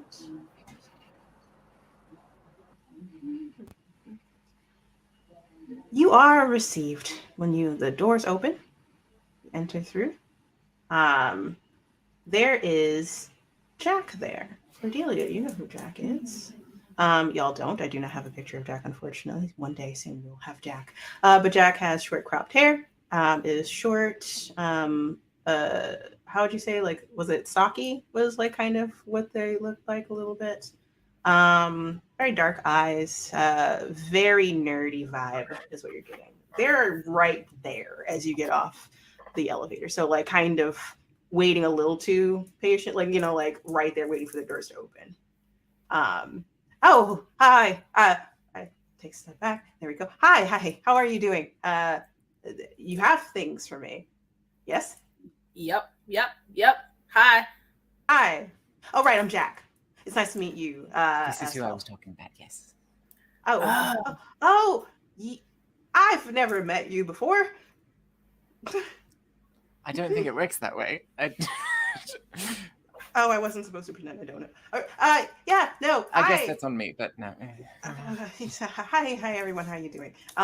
So I was told that you have a curse journal for me. If you could put it over on this table here, and they direct you towards the table, and it is like a mahogany table, but it looks like it's barely sanded down. It looks like it kind of just existed as a tree kind of carved out of a table carved out of a tree. There we go. Not sanded down. You can still see the knots and stuff like that. And it has a lot of runes carved into it, specifically. It looks like it's made for placing items of this specificness on it, instead of being bare-handed touched like Mo just did. So it's like, if you would place that over there. I was told by Aurora, if I remember correctly, that someone opened it. Who was that? Oh, I was expecting like I points know. of Megan. I know. Weird, right? It's a little weird. But yes, I would advise. I'm just going to do a quick. I'm going to just like ask you a few questions, and then I would advise that you go to the medic wing afterwards. Okay. Yes. Okay. All right, and then like you place the book with your jacket on, and I'm assuming you take your jacket off. You take a jacket off the journal and put it on. All right. So, how old are you? That's a rude question. I'm sorry. No, like not like that. Like not like that. I'm sorry. Sorry. I kind of need to. Okay. Your full name. Mariah Ann Jackson. Okay. What happened in the last 24 hours? The last 24 hours? 12 hours? Last 12 hours. It's been a long What did day. you have for breakfast this morning? I had toast, Okay. blackberry jam. Mhm. Blackberry's the best kind. Okay. Did you have any coffee? Yes, I did. I did have coffee. Willow pipes up. Yes, Mo did have coffee. His name was Damien. Is that right? It's not wrong, but that's not. We're actually talking about the coffee this time. This time we're actually talking about the coffee. Jack's like, oh, you had coffee. No. Oh, okay, no. Okay. So you had coffee. Mhm. What else did you do today? What? Okay. I sat in a chair looking through a phone book, and then we went to a coffee shop. Mm-hmm. Yeah. Mm-hmm. Just because you stealthily forgot something, I'm not sure if you intended to about the interrogation. I did it on purpose. I know, but also, GM on purpose, you do not remember that part of the day, actually. Oh, okay. So, like, you didn't do anything else? Nope. I think they're forgetting a little bit. What is being forgotten? So you had toast. Mm-hmm. You had breakfast. You came to HQ. What did you do from HQ? We got a summons about an emergency. Okay, yes, everyone got that. Okay, so memory lapsing. Okay, that's not good. You sure you don't? Okay, this is Well, I'm pretty no.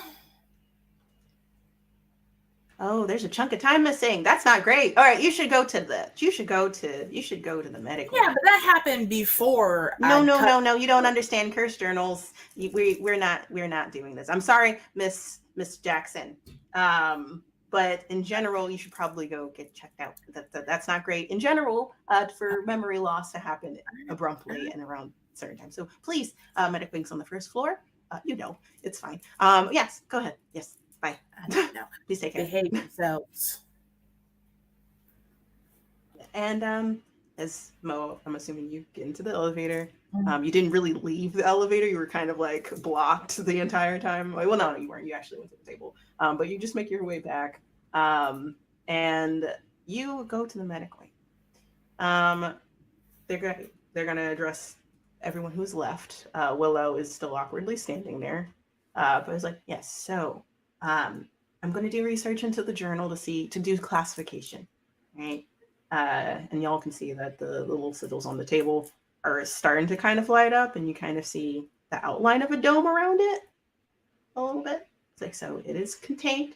Everything's fine. But hopefully it stays that way. That's what I'm worried about, because if something triggered, hopefully nothing bad happens after being triggered. So I'm going to do some tests. It's going to take about maybe 3 to 5 hours, give or take, depending on the nature of it. I will call you back, or I'll have Aurora reach back out to you. She's very upset with me. Well, not me, but upset, and it felt personal. Kind of hurt a little bit. But bottom line is, yeah, I got it. And then you see Jack kind of surreptitiously like scooch over and try to block the rest of their room on purpose. Kind of backing up a little bit and trying to block specifically a wall. No, that's interesting stuff that you do not want to know about. And like, yeah. So yeah, it's Megan, right? Like to try and see. So you're gonna try to push past Jack on that one. We could do push past. We could do like investigate a mystery to like peek around. Like I'll say investigate a mystery because you're not trying to push past them yet. So I would say you can see because they're not that tall. I don't think actually. I think they're like, oh shit. So you have a whole two. Ask the questions you would like to ask. Yeah. So I believe what is being concealed here. Mm-hmm. It's a good one. It's a good one. And then probably what happened here. All right, so behind Jack, who is very much shorter than you are, so you do not have to crane your neck that much to see what's behind them. But on the wall, which looks like a whiteboard wall, which is chaotic as all hell, it looks like there's a lot of notes having to do with revival, which is interesting. You see that. And you also see behind them that like there's a whole bunch of books spewed all over the place, also extremely chaotic, that seem to be about the same thing. But what was the other question? So it was what is being concealed here and what happened here. What's being concealed here and what happened here. Right now, Jack is trying to hide y'all from seeing this at the moment. It might have something to do with Cordelia mentioned that like Cordelia was talking to someone about reviving Ezra. This might have something to do with it. And it seemed like it was a secret, but they don't know that you know about the revival. So they're trying to respect Cordelia's privacy at the moment about what they're looking into. So they're lifting their hand further as if that's going to help block it. But it's not really helping at all. Interesting study topic there. What do you mean? What are you talking about? We should look at that journal right now. You want us to look at the journal? How are we going to do that if we can't touch it? I mean, I am doing research. You're right. You should leave. Megan visibly laughs at his face. That's rude. Like I'm the trying one to who's kicking us out when I asked a question. That's fair. It's research that I'm doing about a specific thing. You should not be looking at it. It's private. Go away. She kind of like claps him on the shoulders, like, "Okay, Jack," and she winks and walks away. Thank you. I feel better. Goodbye.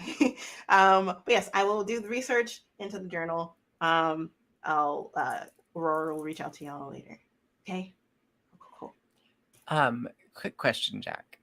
Yes. So obviously the book is contained. Mm-hmm.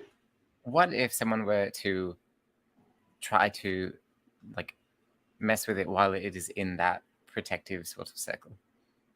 When you say mess with it, do you mean you're planning on messing with it, or are you talking about just in general someone messing with it? It could be anyone. Who knows? Okay, well, it's in containment. It will, if not authorized to enter or tamper with, it will do damage to whoever attempts to. It will cause burn damage, and or it will push you back if you try to. Well, it will try to burn you if you try to push past the boundary, but usually people get thrown back before they could get there. Anyway, I advise not to. That will hurt a lot. I accidentally done it several times to myself because I was working too fast. You know me. And I hurt myself. So please don't do that. It hurts a lot. Of course.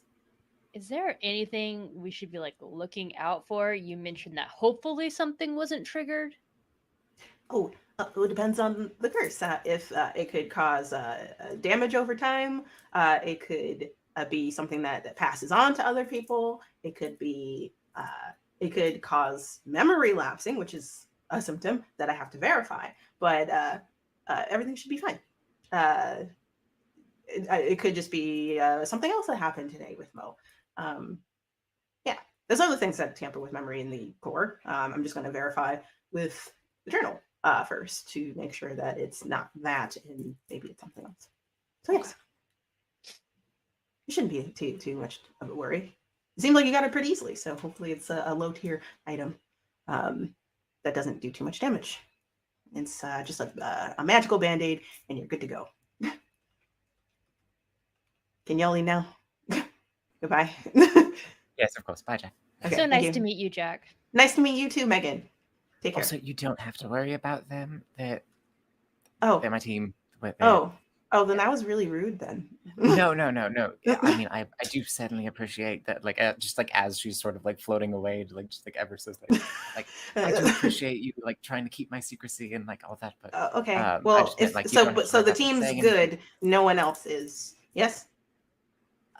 I mean, I wouldn't say like go offering any information about. Oh, I won't anything, offer but, any information. Just like No. yourself. Like this, it's fine with yourself. Yes. Yes. All right. Cool. Awesome. Like, they wouldn't say anything. Yeah, we're good. Yeah, we're good. Take care. Bye. And y'all are free to do what you want now. So what I'll ask is, let's see. So there's going to be a couple of things that happen. I'm going to start with you, Megan. And then we might go to break actually. So since we're just waiting on Mo to see if Mo's okay, it seems was what's happening right now. We're gonna go with that. Cordelia, is there something you wanted to do? I would like to try and see if I can pin down like any better what the next ingredients might be. But if there's not necessarily time for that, that's okay. It's not necessarily a time thing. Actually, if you do, you would have to go back to the Lord Library to find out what those ingredients might be. So if you do want to do that, you can do that. I would say roll for that. I'll ask you to roll for it in a bit. And then when Vin comes back, I'll ask. So, Megan, you are trying to. You have a couple of people that are getting ready to come back in to give you information because you sent people out to get information for you. As you are going back to your hideout, which is where you stay, it's on the second floor, I think, is where everyone's housing is. As you're getting off the elevator to do that, you see someone leaning against the wall opposite of the elevator, like they're waiting for you. See this guy? You know him. You hate that extremely handsome but annoying face in general. It's Zane. They're leaning against the wall. They're dressed very like dark colors, dark shirt with hoodie down. They have a lighter, like one of those like old lighters that like you flick. It makes a really obvious noise when you open the top of it. Very loud. And it makes you wince every time he does it. Sharp eyes looking at you, gray eyes, black hair slicked back. Smirk on his face. Very, very casual smirk. And as the doors open, you see him. He looks up at you. Hey, trader. How you doing? Hello, Zane. So, I heard that y'all are off the bench now. Man, I didn't think I would hear the day. Granted, it's only been a few weeks. I mean, of course, way back where everyone's here. You should know that by now. Right. Does anyone know quite about how you just run away when things get hot? Ooh, wrong term, wrong phrasing. I shouldn't have said that. that's incorrect for me. Apologies. Does anyone know how people tend to turn up in less than ideal situations around you? What are you talking about? Me? I'm an innocent lad. I have no idea what you're talking about. As innocent as I am, Zane. That's true. That is true. At least I don't run away from my friends when something bad's getting ready to happen to them. There's that too. I'd rather do that than be the cause. Cause? That couldn't be me. Wouldn't be me. Could never. Why would that be me? I would never hurt Isaiah. Oh wait, no, Isaiah's dead. I wonder if that's your fault. It's probably your fault. Yeah, definitely. It could be, but it Mhm. could be yours too. You Do you can't need know that. something? I just wanted to terrorize you. Come on now. It's like my main job. Don't you have something better to do? No, my cell's on the break. We just finished another round there. Are you we- benched now? No, actually, I'm waiting for the next assignment. I've never been benched, actually. Huh. Unlike you. Have you been stealing anything lately? Why does that matter? Kind of matters. I mean, we're in the arcane court where things are not really supposed to go missing. I heard recently, and this is my hunch, my sources, because I have sources too. That something went missing in one of the warehouses, and they're still trying to classify it. You wouldn't have anything to do about that, would you? Does Megan have anything to do with that? Oh yeah, you totally do. Like it's the knife Okay. that you Okay. gave I wasn't to. sure where the knife came from. Yeah, you I wouldn't know anything about that, would you? I don't know what you're talking about. What What was it? No one knows. They just know that they're trying to find the classification of what it is, but I don't know. It just reeks of you. So I'm just like curious if you had anything to do with that. You are known for your sticky fingers, after all. I mean, you had the same training I did, Zane. I know, Just as sticky. but you're so obvious. Like it's always obviously you. Says the one waiting up against an elevator with a casual smirk on his face, flipping his lighter, waiting for someone to show up. Yes, I'm It's the interesting. obvious one. Well, I wanted to be obvious. I pick when I'm obvious. Uh-huh. You just can't help but be aware of, like, everyone can like see you coming from a mile away. You know that, right? And as he says that, don't worry, someone's got you covered. Around the corner, this tall, looming figure of a man, thankfully the right person for the job, comes around the corner. Oddly sneaky, barely can hear him, right? And his large hand like claps down on Zane's shoulder. Zane like stiffens at that, turns around and sees Marcus. Dark skin, has dreadlocks, shaved sides, and Marcus is like grinning still, but it's becoming slowly feral as he's looking down at Zane. Zane looks like the color's draining from his face. It's like, "Hey Zane, what's good, buddy? What's up? God, I haven't seen you in a while. Gosh, you are forever following Megan everywhere. You're like a lost puppy. It's weird. It's fucking weird, bro." You okay there, Zane? You're looking a little pale. Yeah, like, do you need something, dude? Like water, a life, something. Like squeezes, and it looks like it's just a slight squeeze, but it looks like it hurt Zane. Like, just like, good to see you, Zane. Get out of here. And like pushes him, and it looks like a very mild push, but Zane goes tumbling past Megan into the elevator, and Zane like rights himself. So, well, I got to meet up with my cell anyway. So, Does he drop the lighter? no. Aw, dang. Maybe he'll steal it. I know you were just like, take that shit.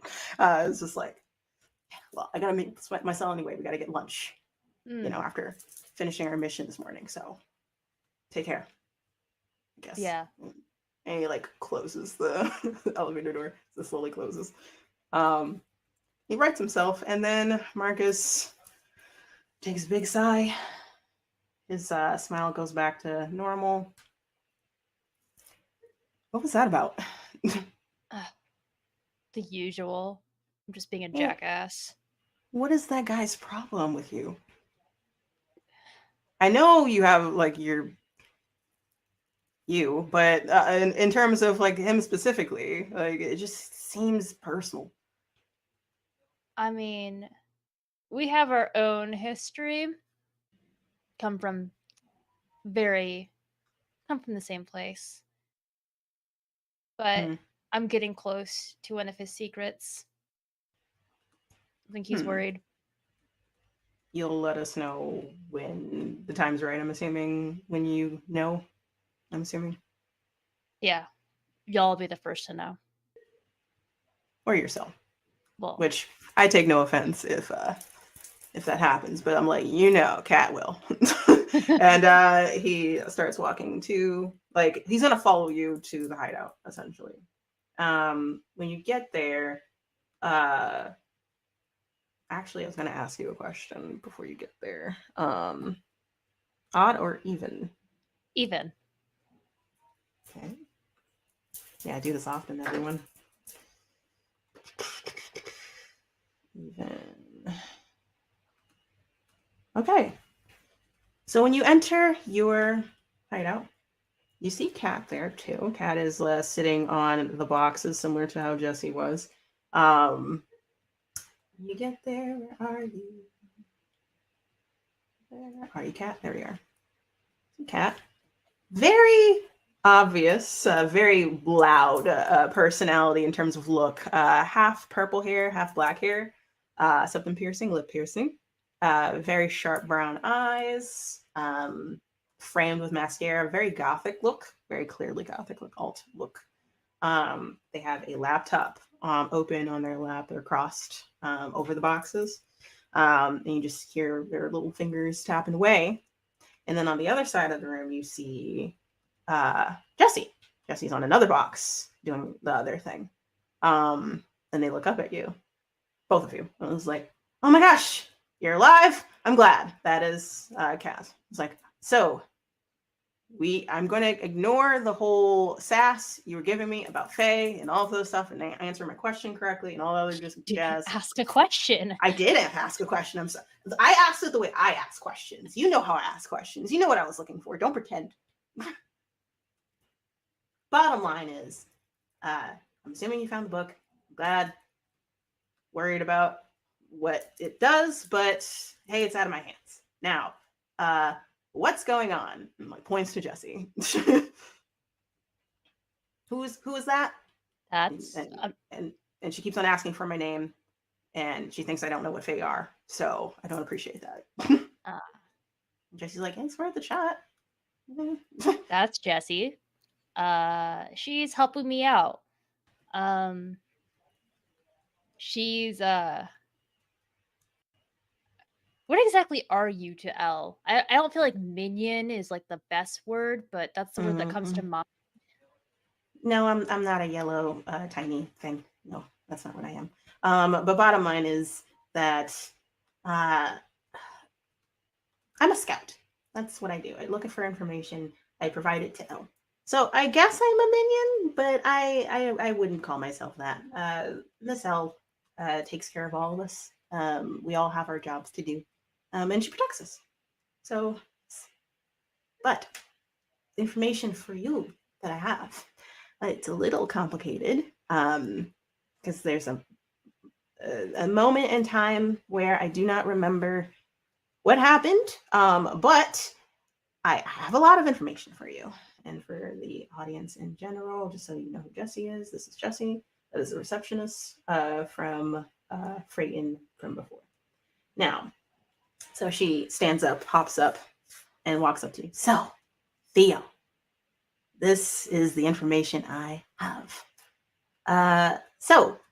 Theo has an office on the 5th floor. It's very well hidden.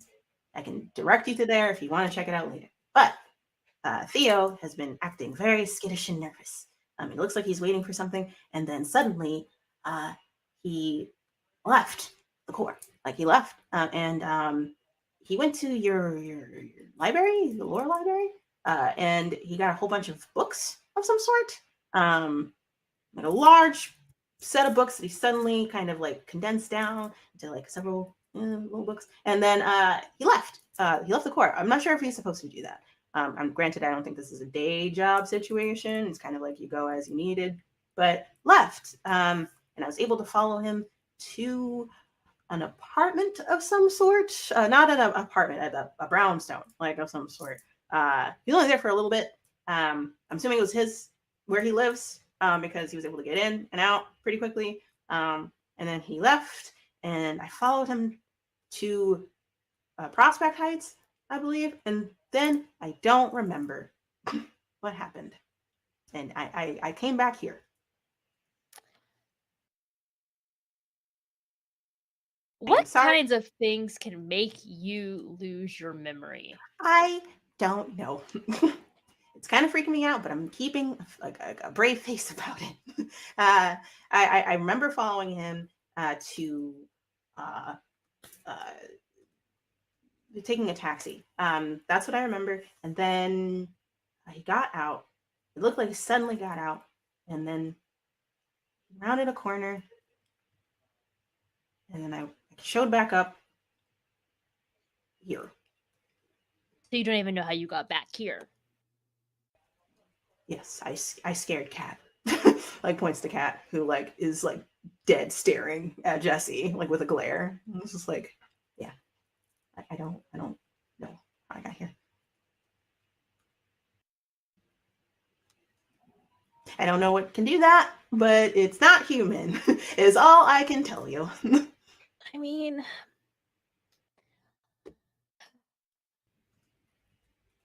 I don't know if Elle knows what he is or not. You can ask her if you want. Granted, it's gonna cost you. Maybe. This is a favor for Elle, and if Elle wants to protect you, knowing what can erase your memories might be helpful. That is fair. She doesn't like when her fae are messed with. So if you want to, like motions to the mirror, you totally do that. Do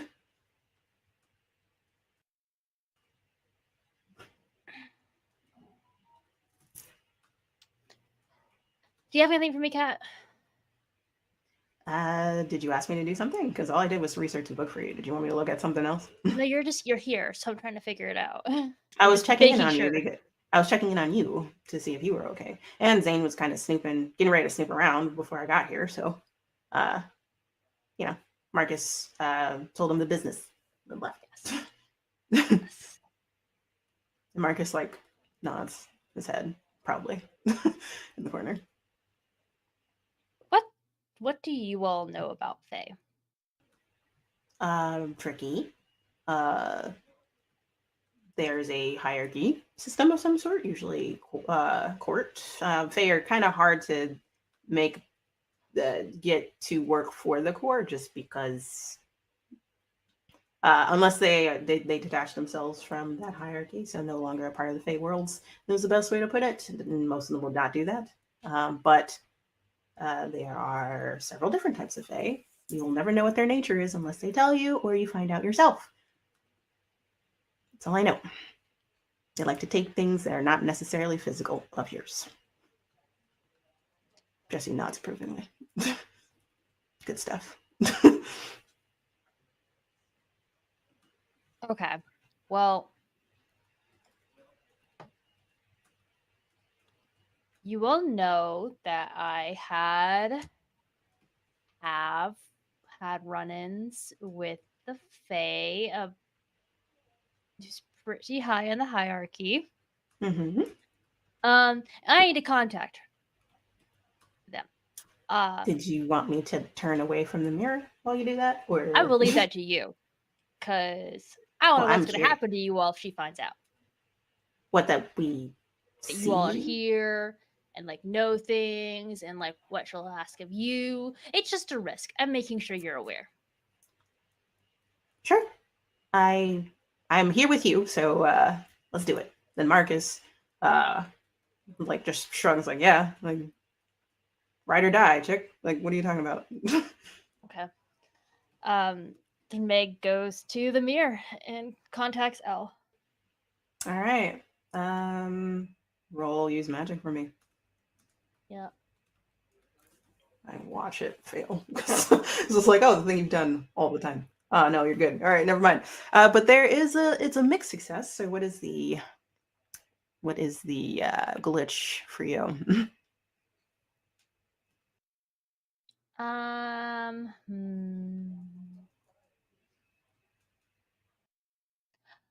We'll go with the effect is of a short duration. Okay. So you know as soon as like you're doing this, granted you do it with practice days because you know how to contact her. But you missed a step, like just a very. It's not that crucial, but you're like, shit. This can only hold for like 3 or 4 minutes versus however long you want.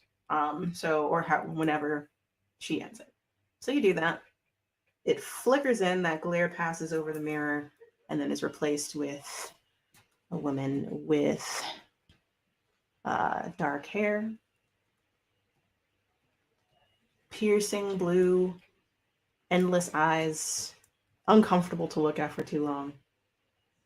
She's sitting somewhere. She's sitting in a chair, like against a wall, just very proudly, legs crossed, fingers folded over her knee. Looks at you, then around you, raises an eyebrow. Looks like, yes, Megan. Do you have information for me? I do have some information, but also want to bring something to your attention. Okay. So we've essentially found where he lives, that he's been investigating around. I will say that he has also managed to tamper with Jesse's memory. She stares at you and then like peers around the mirror to wherever Jesse is sitting, and Jesse like waves. Hey, ma'am. How much time has lost from your memory, do you think? 30 minutes? Well, that's not that bad. Okay. What happened with afterwards? Where were you found? And then Jesse relays that like found back in the same place. It's like, okay, so no damage has been done to you. Doesn't look like it. I kind of expected that, though I did not think that he would be hot on the trail of being followed that quickly. Okay. What do you want to know, Megan?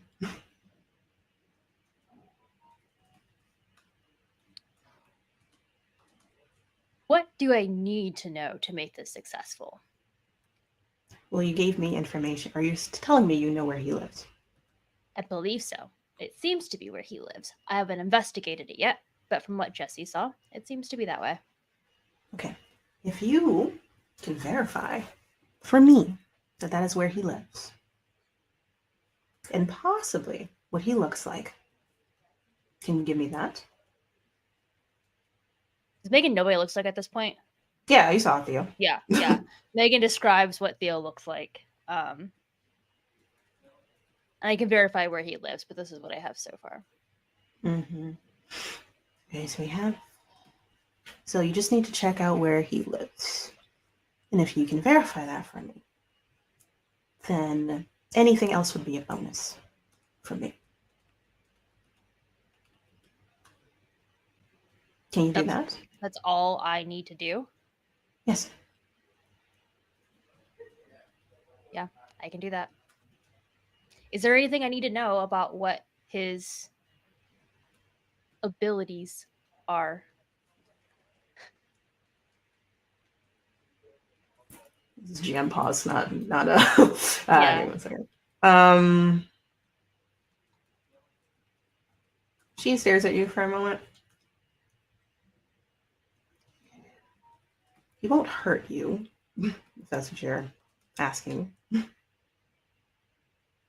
doesn't hurt humans. It's not his thing. In terms of ability, I don't know all of it. But his magic ability is impressive. It's on the same level as me or more. Yeah. You know, Megan, we've been working with each other for a little bit. You can ask me direct questions. You don't have to ask around the bush. I gave you magic, for God's sakes. If you have a question, ask it. I guess it's also more of a GM question. Sure. Can Megan put it together, or is it clear that Theo was involved in bringing Ezra back? That is not clear yet. If you ask a certain question, you might be able to put that together. Okay. Or a certain set of questions. I will give you 2 questions because now you only have a minute and a half to ask them. Cool. First is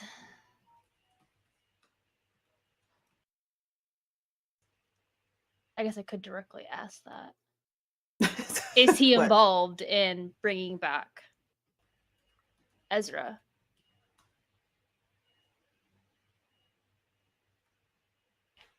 Bringing back Ezra. Ezra is alive. Okay. She laughs about that. She's like, okay. Yes, he could have that ability. Yes, he would need help though.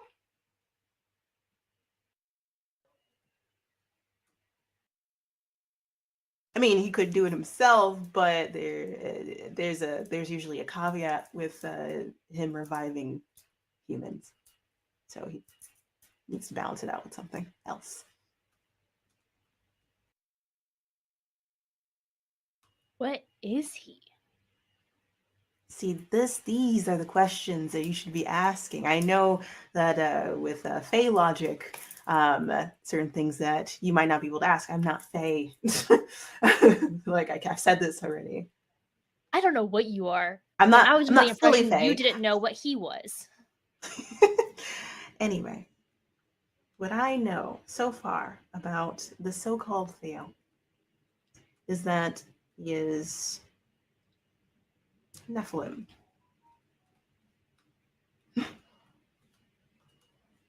That is what I think. I have a theory, and I need to confirm it. And if he is, then he is the perfect person to talk to for me. And you kind of verified for me that he is more than just a magic user. He can bring people back if he wants to. He can do beyond. He's what do you call it? Transcendent. Just so you know, there is apparently someone else who's bringing people back from the dead. Really? Jackal, someone was brought back. Yes, Willow has told me. I'm looking into that already because it is a different thing. It's done under, well, it was done in a town that is technically under my protection. So yes, we're looking into that one. My understanding, it is not a Theo-related thing. So don't worry about that one. It's for just now. curious how many Yeah, 30 examples of seconds. people who can bring people back from the dead. Oh, there's plenty of people that can bring back from the dead. It's just you shouldn't do that. Got it. It's usually a drawback of some sort, whether on the person brought back or the person who did the bringing back, or in rare cases, not really, it's usually not that rare. It's actually usually a caveat. An event might happen, usually an apocalyptic one. That's why you don't normally bring back people from the dead. It's usually a sign of something, a triggering of a prophecy here or there, or something like that, depending who you ask. So you Another have GM 10 question. seconds. Another GM question because I forgot something. Okay, did I'm Mo pausing tell- 10 seconds. Did Mo tell about like the apocalypse portion of the book, or like the book causing like a series of events or the things happening? No, did not? Okay, cool. Mm-mm. Okay. Anything else? Because it looks like your magic's kind of fraying a little bit, and I have somewhere to be. So Thank you, El. I will You're welcome. let you know if I find anything. yes, so let me know if that is his address, because I would love to have a word with him. And then as her eyes go very blue, The mirror fades away, and we are going to go to break, everyone. Ta-da.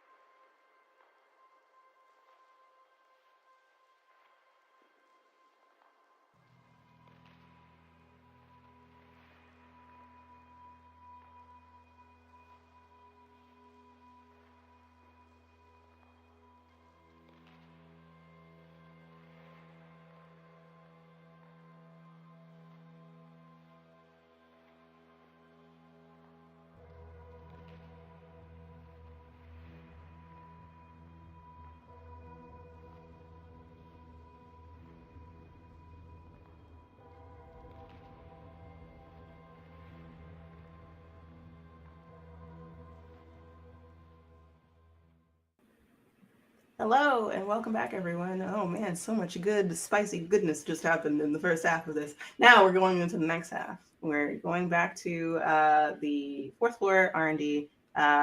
Cordelia, we're going to go to you. You and Millie are still there. What are you planning on doing? You said you wanted to do research into something, so you're heading. Yes. So I was planning on heading to the lore library. Is real quick question though. Is Willow still with us? Yes, Willow is still there, being very sentry, like standstill, guard look on their face, practiced look for them. Willow dear, would you accompany me to the library? Yes, I just went from one book location to another book location. What do you need help with? I just enjoy your company. I mean, do I have to need something from you? I would have appreciated if you needed something from me, so I could have taken something. But yes, I will. I'll follow you for company purposes. Thank you, dear. You're welcome. Millie, if you need anything, let me know. Sure. Right. Cordelia, what are you doing? Just about as soon as we're out of earshot. So about giving you something of me, something of mine. Oh, right to it then. Okay, here we go. Yes. What? Yes, what? So there are a few things I'm trying to find. Some of it, I feel as though I might know where I can find it. Others might be harder to come by. Some I'm still trying to figure out what they are. But another DM question. Can Corey go to, what is it, Calico Alley on her own? Or if you want to. not right now, but like... Not right now, but yes, anyone can go to Calico Alley. You know exactly where it is.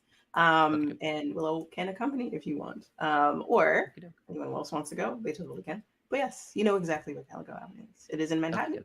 It's in a place called Alphabet City. It's where all the avenues start from A, B, C, D. And all that other stuff between C and D. It's an avenue that does not exist. There's a certain way to get into it. Okie dokie. And so I would love to give you something of mine. Spiritual essence would do. Yes, I don't really know what else there would be. So memories. I can take memories. One of your names, your middle name. We'll see where this takes us. Okay. All right, it's fine. But yes, you know the deal. What are you looking for? Well, I asked about it earlier, but Dawn Root. I need some of that. I won't trouble you for the other item yet, just because I don't want to place you into anything that could get you into harm's way. But not many things can harm me, but it depends on what you're asking for me to get. Yes, that's why I don't know where I'm getting it, but but I can at least get you done with. That is from where I am. I can get that for Yes. you. What way? Okay, what is this for? Maybe I should specify, because depending on what it's for, it depends on how it is made. I can give you the root itself, or I can transition it into some form of other substance, such as a powder or a liquid. I need a tether, something to keep me here. So thread. Certainly, if that's, I wasn't gonna. I What are almost you said if that's doing with in the- this? I am working on a ritual, something that I Mm-hmm. thought was going to be for Ezra, but Oh, we certainly have to test these things first. Have a prime subject. I've been well, waiting. if you give me what I want, I can get you what you need, but I will warn you, bringing something back always has a cost. Just because you cannot see the costs of what happened to Jack or what might be happening to Ezra doesn't mean it's not there. I understand that there is a cost, but As long as you know that, that's all that matters to me. I don't care either way. I'm just letting you know. I would Thank you. I would be remiss if I didn't let you know that. I feel like that's kind of my job as like a death day, to let you know that death is kind of important either way. But yes, so I I've can get known Dawn Death for quite some time. So. Yes, I can. Yes. In terms of, I can get the Dawn root. I can have it transitioned into a thread. That's just going to be a few bits to process. But with that, then, what would I like? What would I like? I would like a little bit of your spiritual energy, and perhaps when you succeed, potentially, a little bit of your blood. I would ask for your bones, but I can't. Bones are my thing. Like, I love bones, but that means you have to be dead, and that's not really helpful. Very well. It's a deal. It's a deal then. Throws up a pinky. And thank you. Sorry, that's it's something that Rose does. Anyway, shall we? Did you want me to get it, or do you want to do your research? Because I can go and get I it. did actually still want to do my research. I just Okay. I also yes. Okay. I will keep you company, and then when you're done, I will go get that for you. All right, cool. Thank you. So you're going to make your way to the lower library, which is on the 5th floor. You go back to where you were. When you get there, all the books that you had taken out. So there's like a long desk in the middle. Is one of those really long library tables. You just left it there. Parts, like a lot of them are pulled out, like as if like really quickly, and then like they fell over. You don't have to look into it, but it's just like, oh, interesting, weird, but whatever. So yeah, roll to investigate a mystery for me. That is an 8 on the dice, Mhm. and that is +3. Or no, not +3. That would be 2, right? insane. No, wait. Yes, 1. +1. Okay, yeah. Well, okay. Which question would you like to ask? You can color them however you want for this purpose.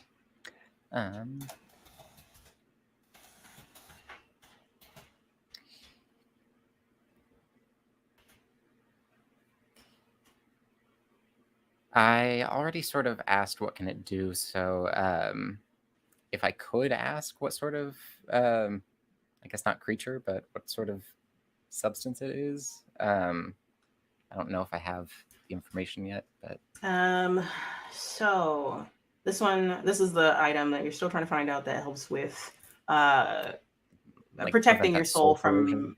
from soul corrosion. Yes. So it's either something that is of either something of an infernal nature. It could be. It doesn't have to be, but one of them, like if there's an item. Items can from the infernal realms can do that. It is that, or it's something that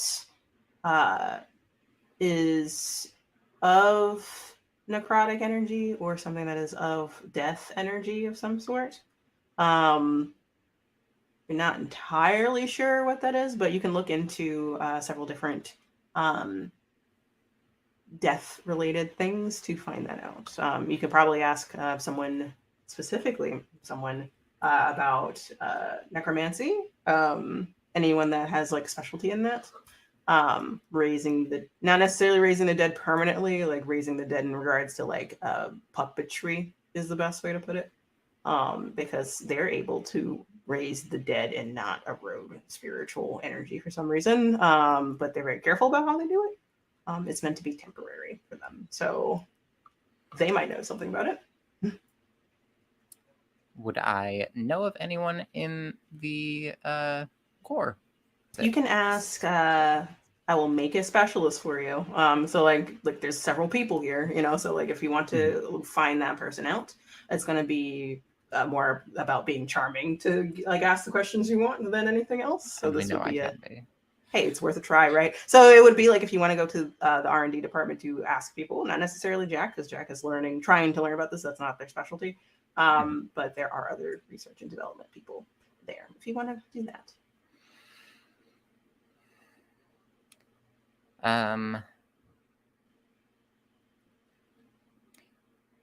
Would Willow know anything about that sort of thing? Obviously, she's sort of the opposite direction, less raising, more raising, but yes. Yes, you can. So are you relaying all that information about this item? I think that I've already included too many people in this sort of secret. So yes, I'll stick to telling Willow about this. And all right. So you tell Willow about it's an item that has helped with soul erosion, and it might be something of infernal nature or something that is just of death energy of some sort.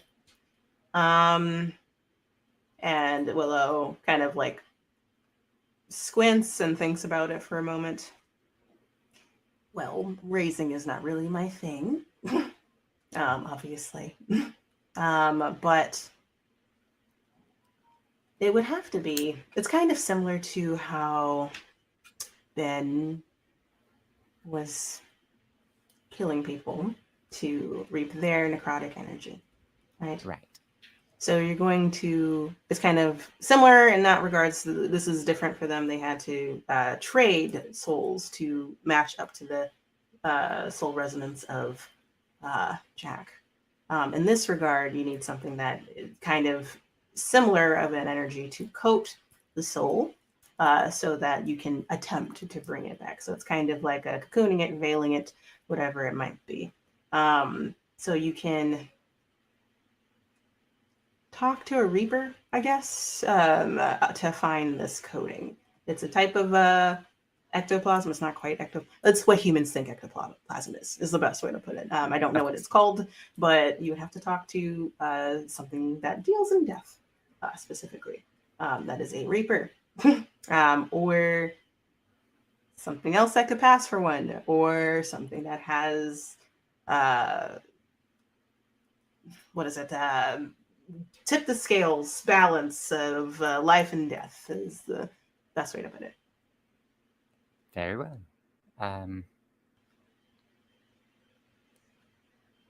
And so you can even just talk to one. You don't have to take it from them. They might be able to tell you how to get it. But if you can talk to one, totally do that. I just don't know what it is called, so I apologize. No, of course, not a worry.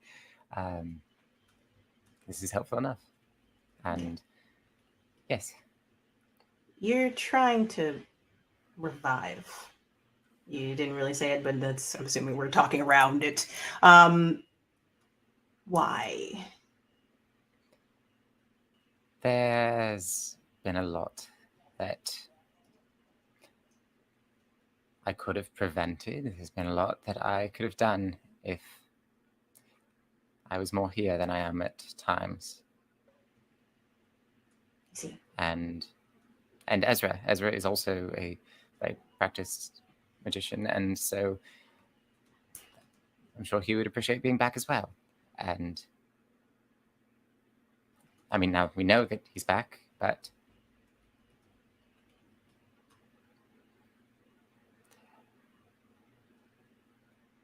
I'm going to be frank, I miss my body. I miss having a body. I understand.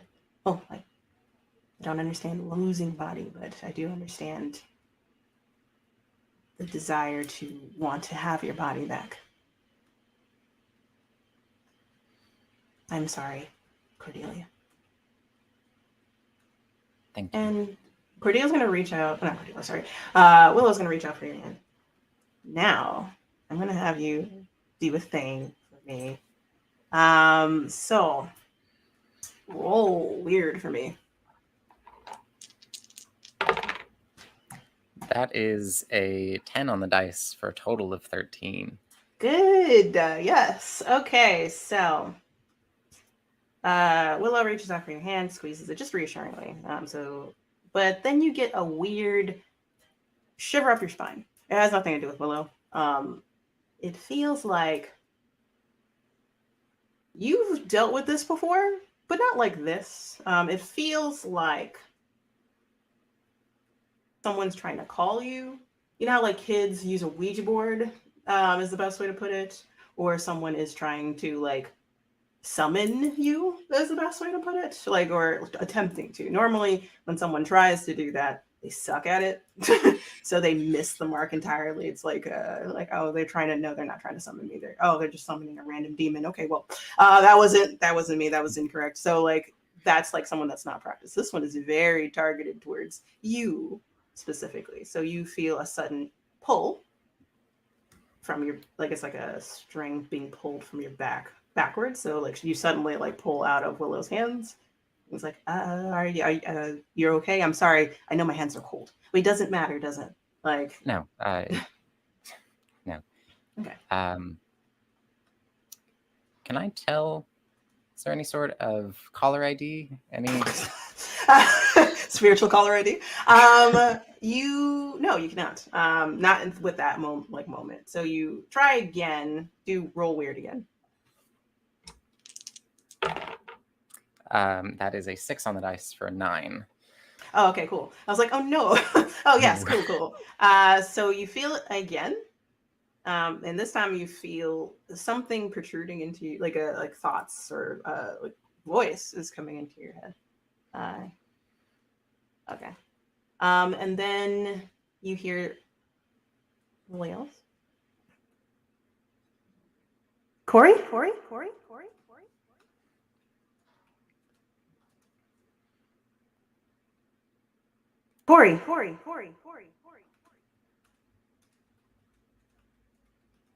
I know you hear me.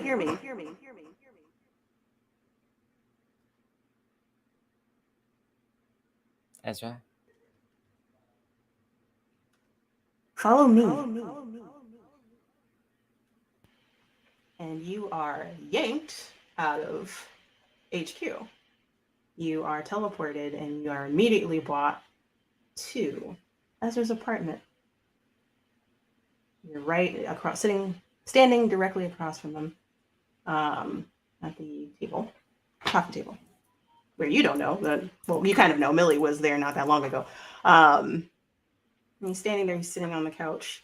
There is nothing there once you come to that would help him bring you here. So usually there's a Ouija board. There's some form of tools to call a spirit to someone that is not there. His hand is like, sorry. Hi.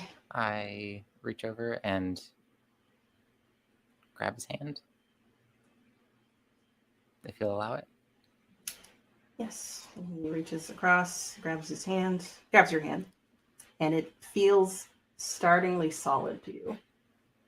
It doesn't pass through or anything. We need to talk. And then we're going to transition over to Millie. We love to see it. So, Millie, what are you doing right now? If you thought of anything. I think they're gonna peruse the research lab that they're in, just so they can get a glimpse at those recovery notes. So Jack goes back to what they're doing, thinking everyone left because that's what everyone seemed like they were doing, but completely didn't check. So goes back to sit down, brings their chair over to the journal, and is pulling out books for research purposes for classification and everything like that. Is gone to the world, immediately gone to the world. It does not realize you're there. You're gonna walk up to sorry. Where are you, R&D department? What did you roll? Sorry. That's where y'all still are. All right, so you were gonna walk, so it's kind of on the right-hand wall. As you walk further in, there's like their desk filled with stuff having to do with random books and stuff that look like they're about revival and other things probably having to do with what they are actually doing at the core in terms of research. And then there's a whiteboard. It's all just like random, sporadic thoughts, but makes sense to them, makes sense to how their chaos runs. Roll investigate a mystery. Cool. Let's see. Big money, no whammies. Huh. 1 second. Oop. Yeah, let's go. Wait, yes, let's go. That's a 9. So, you have one question that you can ask. Okay.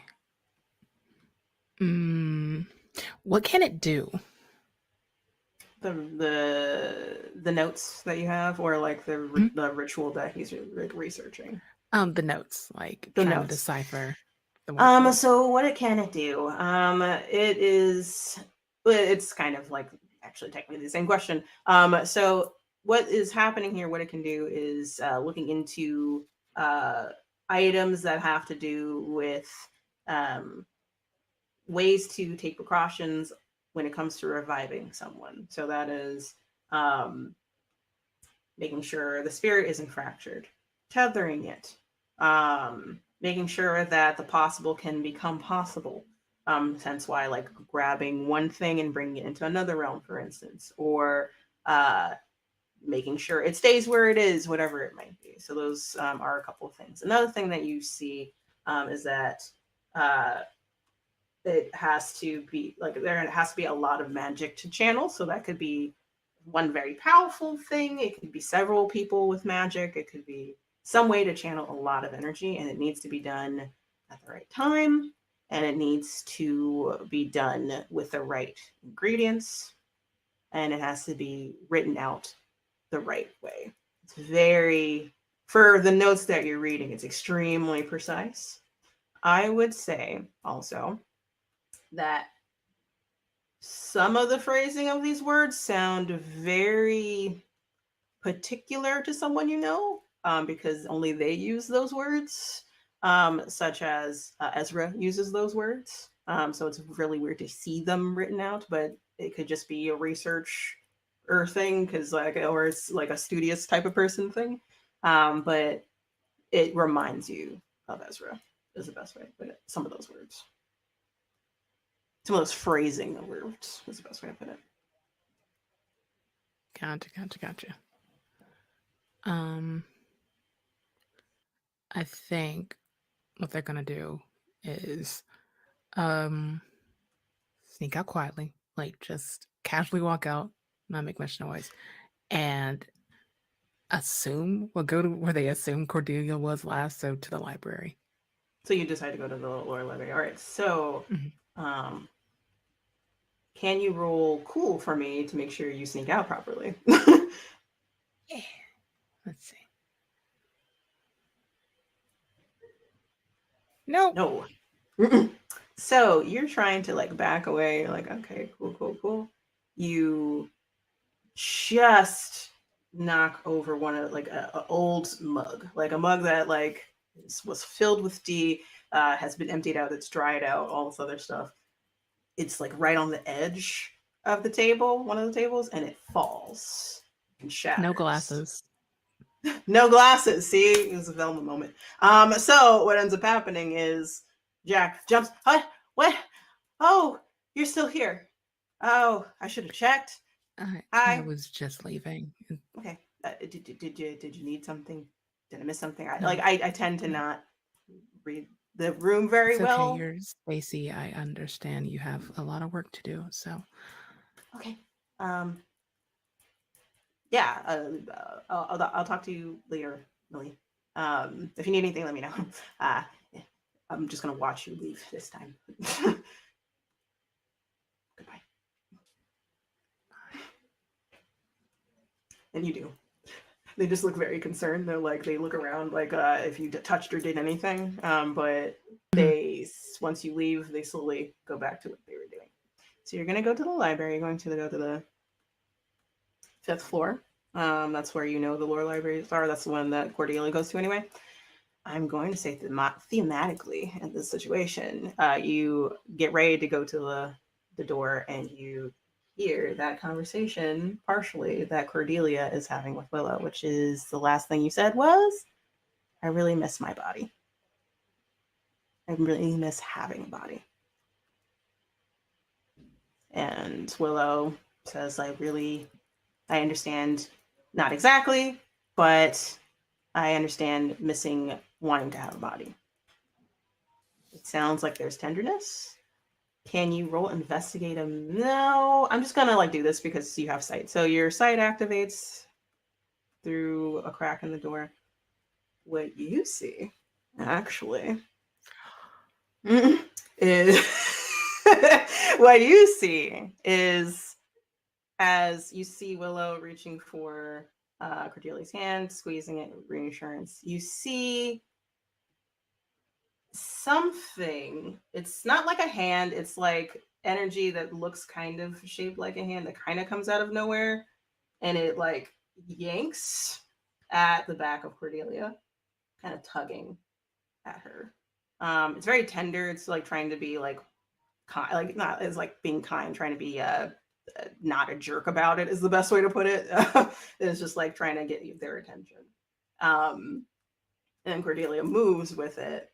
And then just as Cordelia vanishes on the second yank, you hear Cordelia say, Ezra. As Cordelia vanishes. I think this is a wonderful time to use one of my new moves. Oh, yeah! Yes!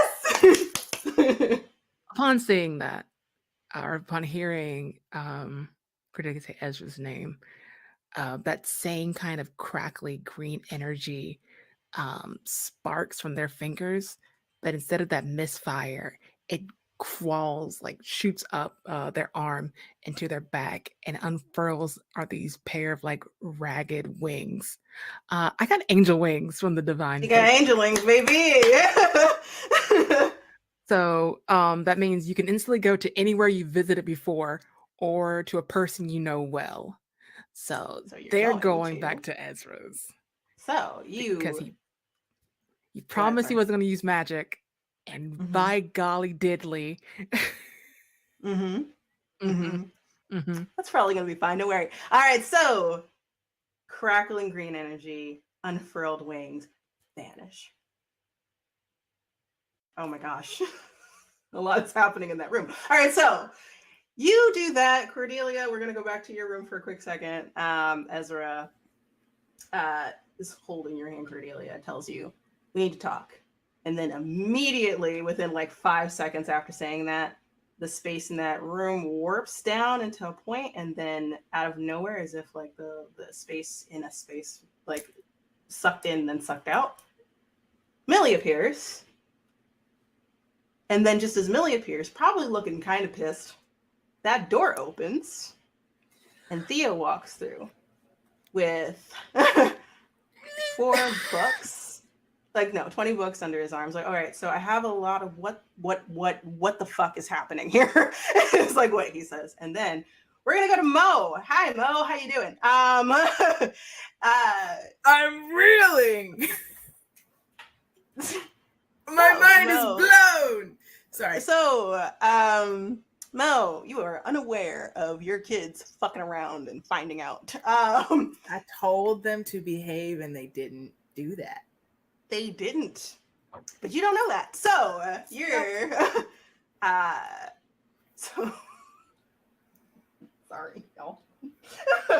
Anyway, so we go to the medic wing. Mo, you are being seen by just a random person. A couple people took your blood. They're looking at your eyes, checking for responsiveness. They've done the usual, like not too invasive things to you to make sure you're okay.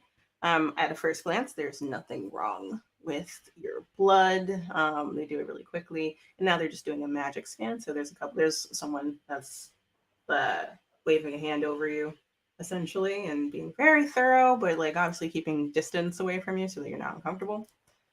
While that's happening, across from you, because you're sitting on a bed, like while they're doing this, across from you, another bed is Jack Olson sitting at the other end of another bed. He has.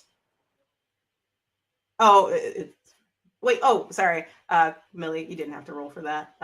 You do. You can just do that. It's only when you're bringing people with you. You're good. So yeah. So when you're bringing a group of people, you're fine. Back to the moment. So Jack is looking. Jack Olson is sitting across from you. He has bangles around you, like you know, like it looks like you know that they're restraints.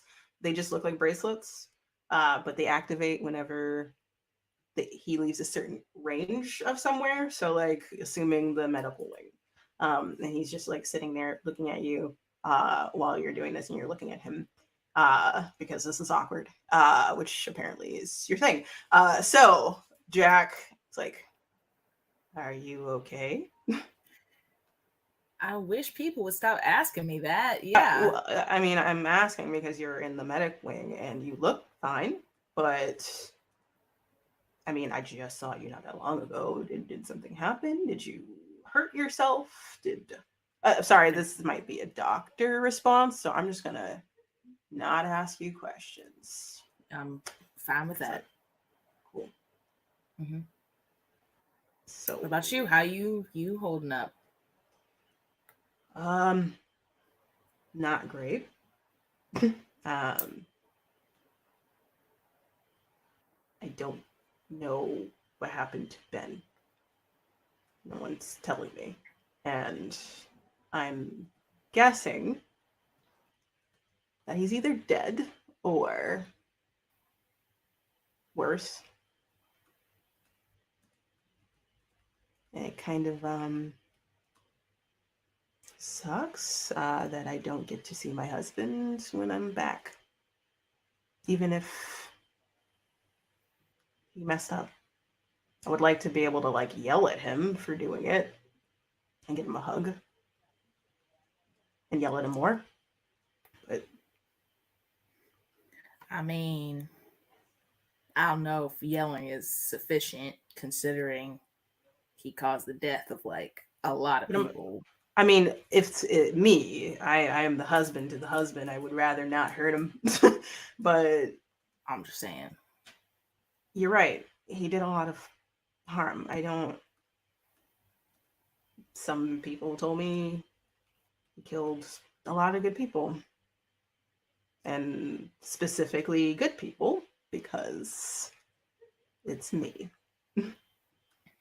And where I was, so I'm assuming I was in a good place. That's good. Yeah. It's good past tense. Well, it's good. Yeah. I guess you're back here now. Yeah. What are you gonna do? If everything goes well, I guess fulfill my objective, and then might die again anyway. So that sucks. You have such wonderful table manners. It's Look, bedside I'm manner. Not known necessarily for my charisma, but I do know that what's dead should stay dead. So this is a little weird for me. What? Dead person walking? Uh-huh. I mean, Yeah. you work at a supernatural headquarters hidden by magic, where But we got there rules about is this kind of thing, you know? where there's except for magic nurses tending to you when it's like literally like passing over your face as this is happening. And there are fae and a whole research and development department dedicated to finding out what a classification of an entity is. Yep. Uh-huh. Yeah. You get used to it. Or you won't. I don't know. Right. I don't know what to do from here. And if I who is this guy anyway? Chris. Who's Christopher? That's classified. I'm not sure I'm the one to I was explain. brought back to life. Wait. I was brought back to life to bring back Christopher by an unknown being who I have no idea what it is. And you cannot tell me who the person is I'm supposed to revive. Are they a good person? A bad person? They're a person. I don't know if we gotta put monikers on it like that. Why do they have head trauma? Can you tell me that? Nope. No, I definitely cannot tell you that at all. Mm-mm. Can you tell me what they did here? Look. Just something. Why this guy? Why do I need to help this person? Why was I brought back to heal a random guy? Hey, I don't got the answers for you. Okay? I need them. I know, and I'm sorry. Because I don't know if we're going to be finding them. We'll do our best. What I can tell you is that what's the information in Christopher's head might help save a lot of people. So you would be doing a good thing.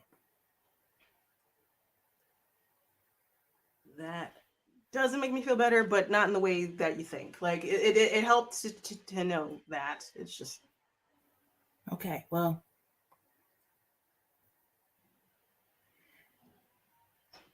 I don't have any easy answers for you. I'm sorry. I just work here. Thank you. Well,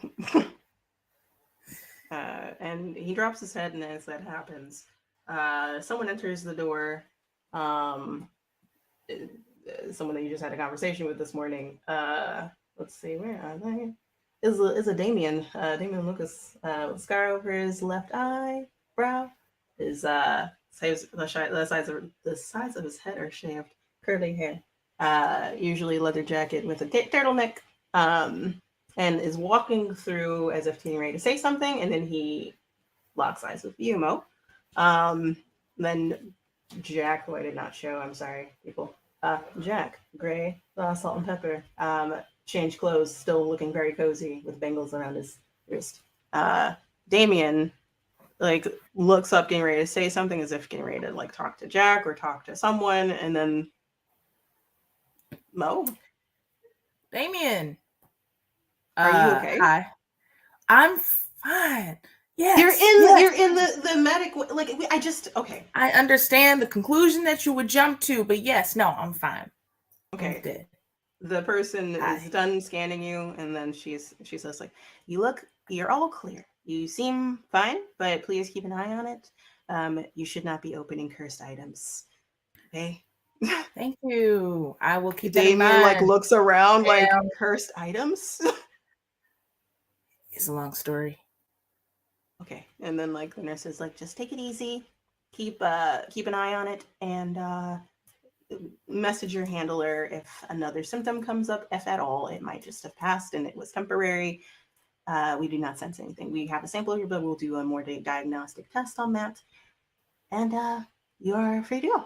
And thank you. And she gives you a like a notepad with like a notepad with all the stuff of like what they. Like you're gonna say a lollipop. They also give you a lollipop. Hell yeah, let's go. So it's whatever color you want, like, or whatever flavor you're like. Yellow. Because also color of a lollipop might not necessarily have a flavor. So whatever flavor lollipop you want. It is a lemon lollipop. So a mid 40s to late 40s mom soldier with a lemon lollipop as they hop from the thing, and you see Jack wave at you as you walk up to Damien. It's like you in the 2 hours I last talked to you, you opened a cursed item and you had to go to the medic wing and your lollipop. How are you doing? I'm good. I'm good. Well, no, just normal stuff. Had a mission, did the mission, completed the mission, which is pretty impressive for our track record. Yeah, you went from bench to not being benched, and like and finding a cursed item and opening a cursed item and going to the medic wing and finishing your mission. You're really stuck on the cursed item thing. I am a little bit because I'm still new to this.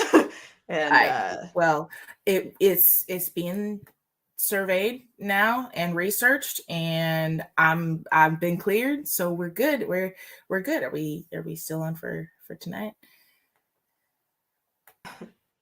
Yes. Did you want me to did you want me to pick a place or I mean, if you want to, shoot. I don't know what you're feeling, if you want to do like a bar situation or like an actual like sit down place. We could do that if you wanted to. There's a bar. There is a bar next to the hotel that is also a restaurant. If you want to sit down there, yeah, that'll work. I'm just a little confused. Are you asking me out on a date? Is that what this is? Oh, no. Unless, I mean, no. No, I don't. Unless you were leaning in that direction yourself. But if not, it's totally fine. I know it's fine. I'm just not. I'm that big a deal. Okay, I'm not going to jump to a conclusion here, so follow me. I thought you were married. Because she just kind of like fiddles with her ring. So I assumed that you were taken, because that makes sense to me why you would not be available. No, but I'm available. I was married a while back. Okay. So sentimental. Mm-hmm. I see. I'm sorry, I forgot. I it's so it's so fine. Habitual now, just putting it on every day. Right. Well, like, so you see that his face passes through several emotions of thinking that you were like, oh, like this is a friend meetup, and then the way you were talking was like, oh, this is a date. Wait, why are you asking me on a date? So there are several, like, right, yeah. So there is a restaurant next to my hotel, not that far away. If you would like, we can meet up there later. Say 7-ish, 6:30. Yeah, 6:30 works. Absolutely, that'd be cool. Okay. Awesome. And we'll talk then. I will see you there. Oh. Cool. I will see you there, and I will wear something nice if you want. Are you going to? Maybe we don't have to do that. No. This is fine. This is great. This is all well and good. Don't worry about it. I will not. I mean, I just traveled for a few hours. I had nothing but coffee. So yeah, I would like to. Yes. I'll talk to you later. Okay. Cool. Yeah, and then he like leaves abruptly. If possible, his face is super, super red. So yeah, okay, so that why do I keep doing that? Jack is looking at you from where he's sitting. He's like, what was that? Listen, I've been out of the game for a while now. Mind your business. I've been out of the game for a while now. You can't say that. That's fair. That's fair. It's none of my business. He like lifts his hands. You're right. It's not. So as you do that, your eyes gravitate towards your phone rings. It feels like your phone rings in your pocket. It's a text message, not a Bluetooth tap situation. It is a text message. Siri, read my. No, I'm kidding. I will Based off check of the my phone book text. comment, you do not know how to do that. You bet your ass. I have no idea. No, I turn Siri off. So How do you work this you thing? go to your phone, you pull it up. There is a message from Dion Jackson. Huh? That reads. Okay, I forgot to say this. I knew I was forgetting something. So I'm gonna go mute at a certain point. It's on purpose. All right, cool. All right. It reads, Chapter 28.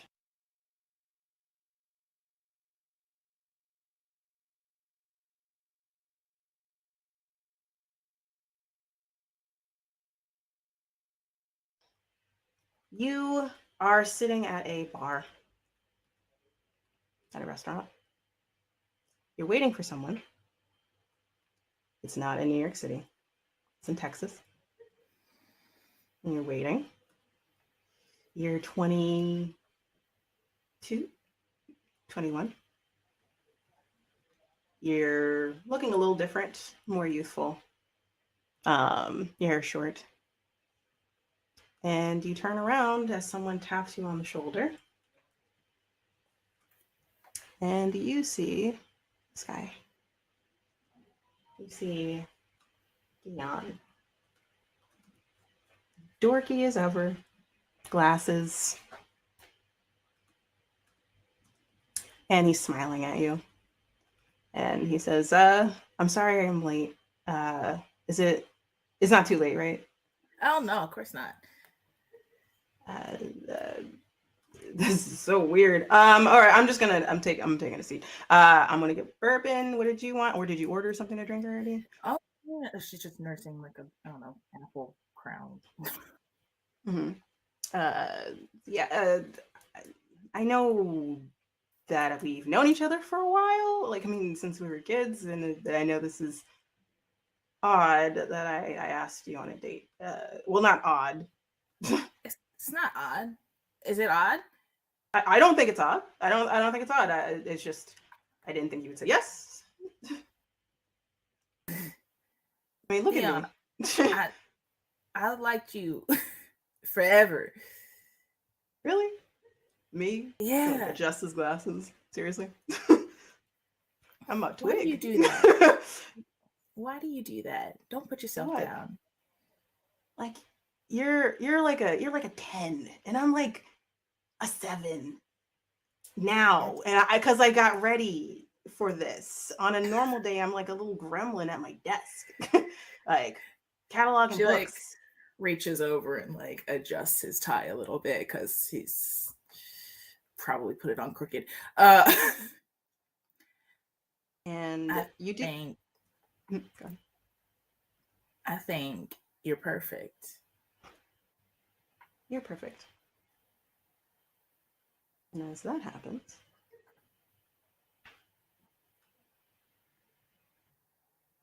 out of his mouth, you hear, "What would you do to see him again?" And then we're going to end right there, people. Thank you so much for being here for episode 3, Beauty That Rots. I am your keeper, Sade or Ambrose Shide, and we're going to start from reverse order. Jazz. Who are you? What up? I'm Jazz, also known as Cinder Scoria on Twitter. That's where you can find me. It's usually where I hang out. You can also find me at Girls Run These Worlds on this channel. You can find me at Queen's Court Games. You can also find me on X-Row Crow's channel on Off the Vine, and you can find me on Zeal Zaddy's channel, although we're on hiatus right now. Off the Vine is also on hiatus. You can just find me here and Twitter. Yeah, that's it. And you write. Oh, and I write books. I write books and stuff. You can buy the anthology that I'm coming out. You can add it on Goodreads. It's called Being Ace. Yeah.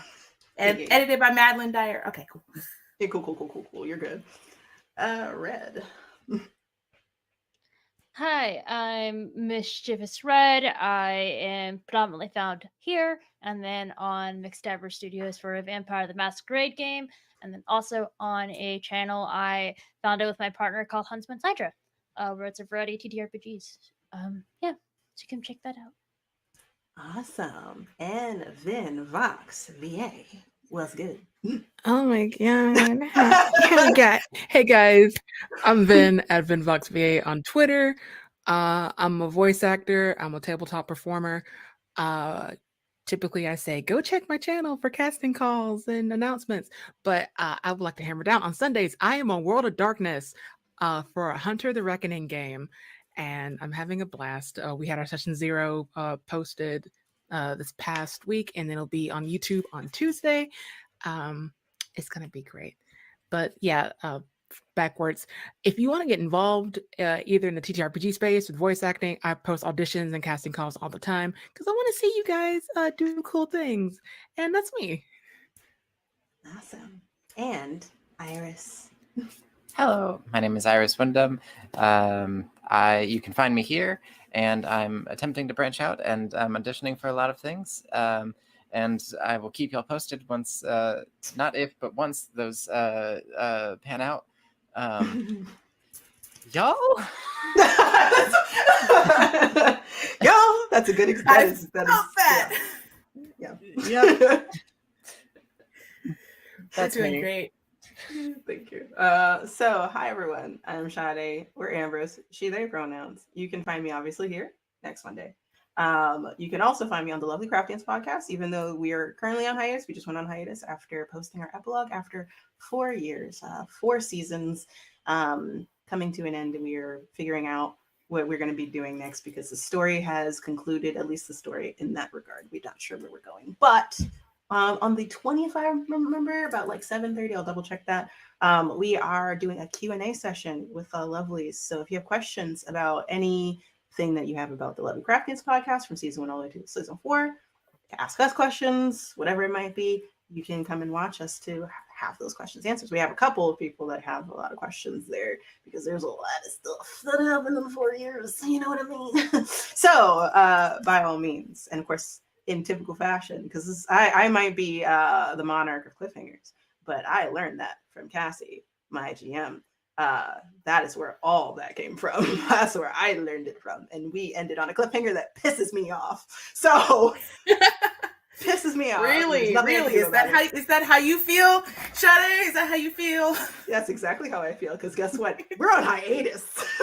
Oh, that's fair. That's a good and point. It ended. So I have no idea what's going to happen next. But after that, you can, we just wrapped up Fables. Our season finale was last Friday. It ended on an emotional note because, oh my God.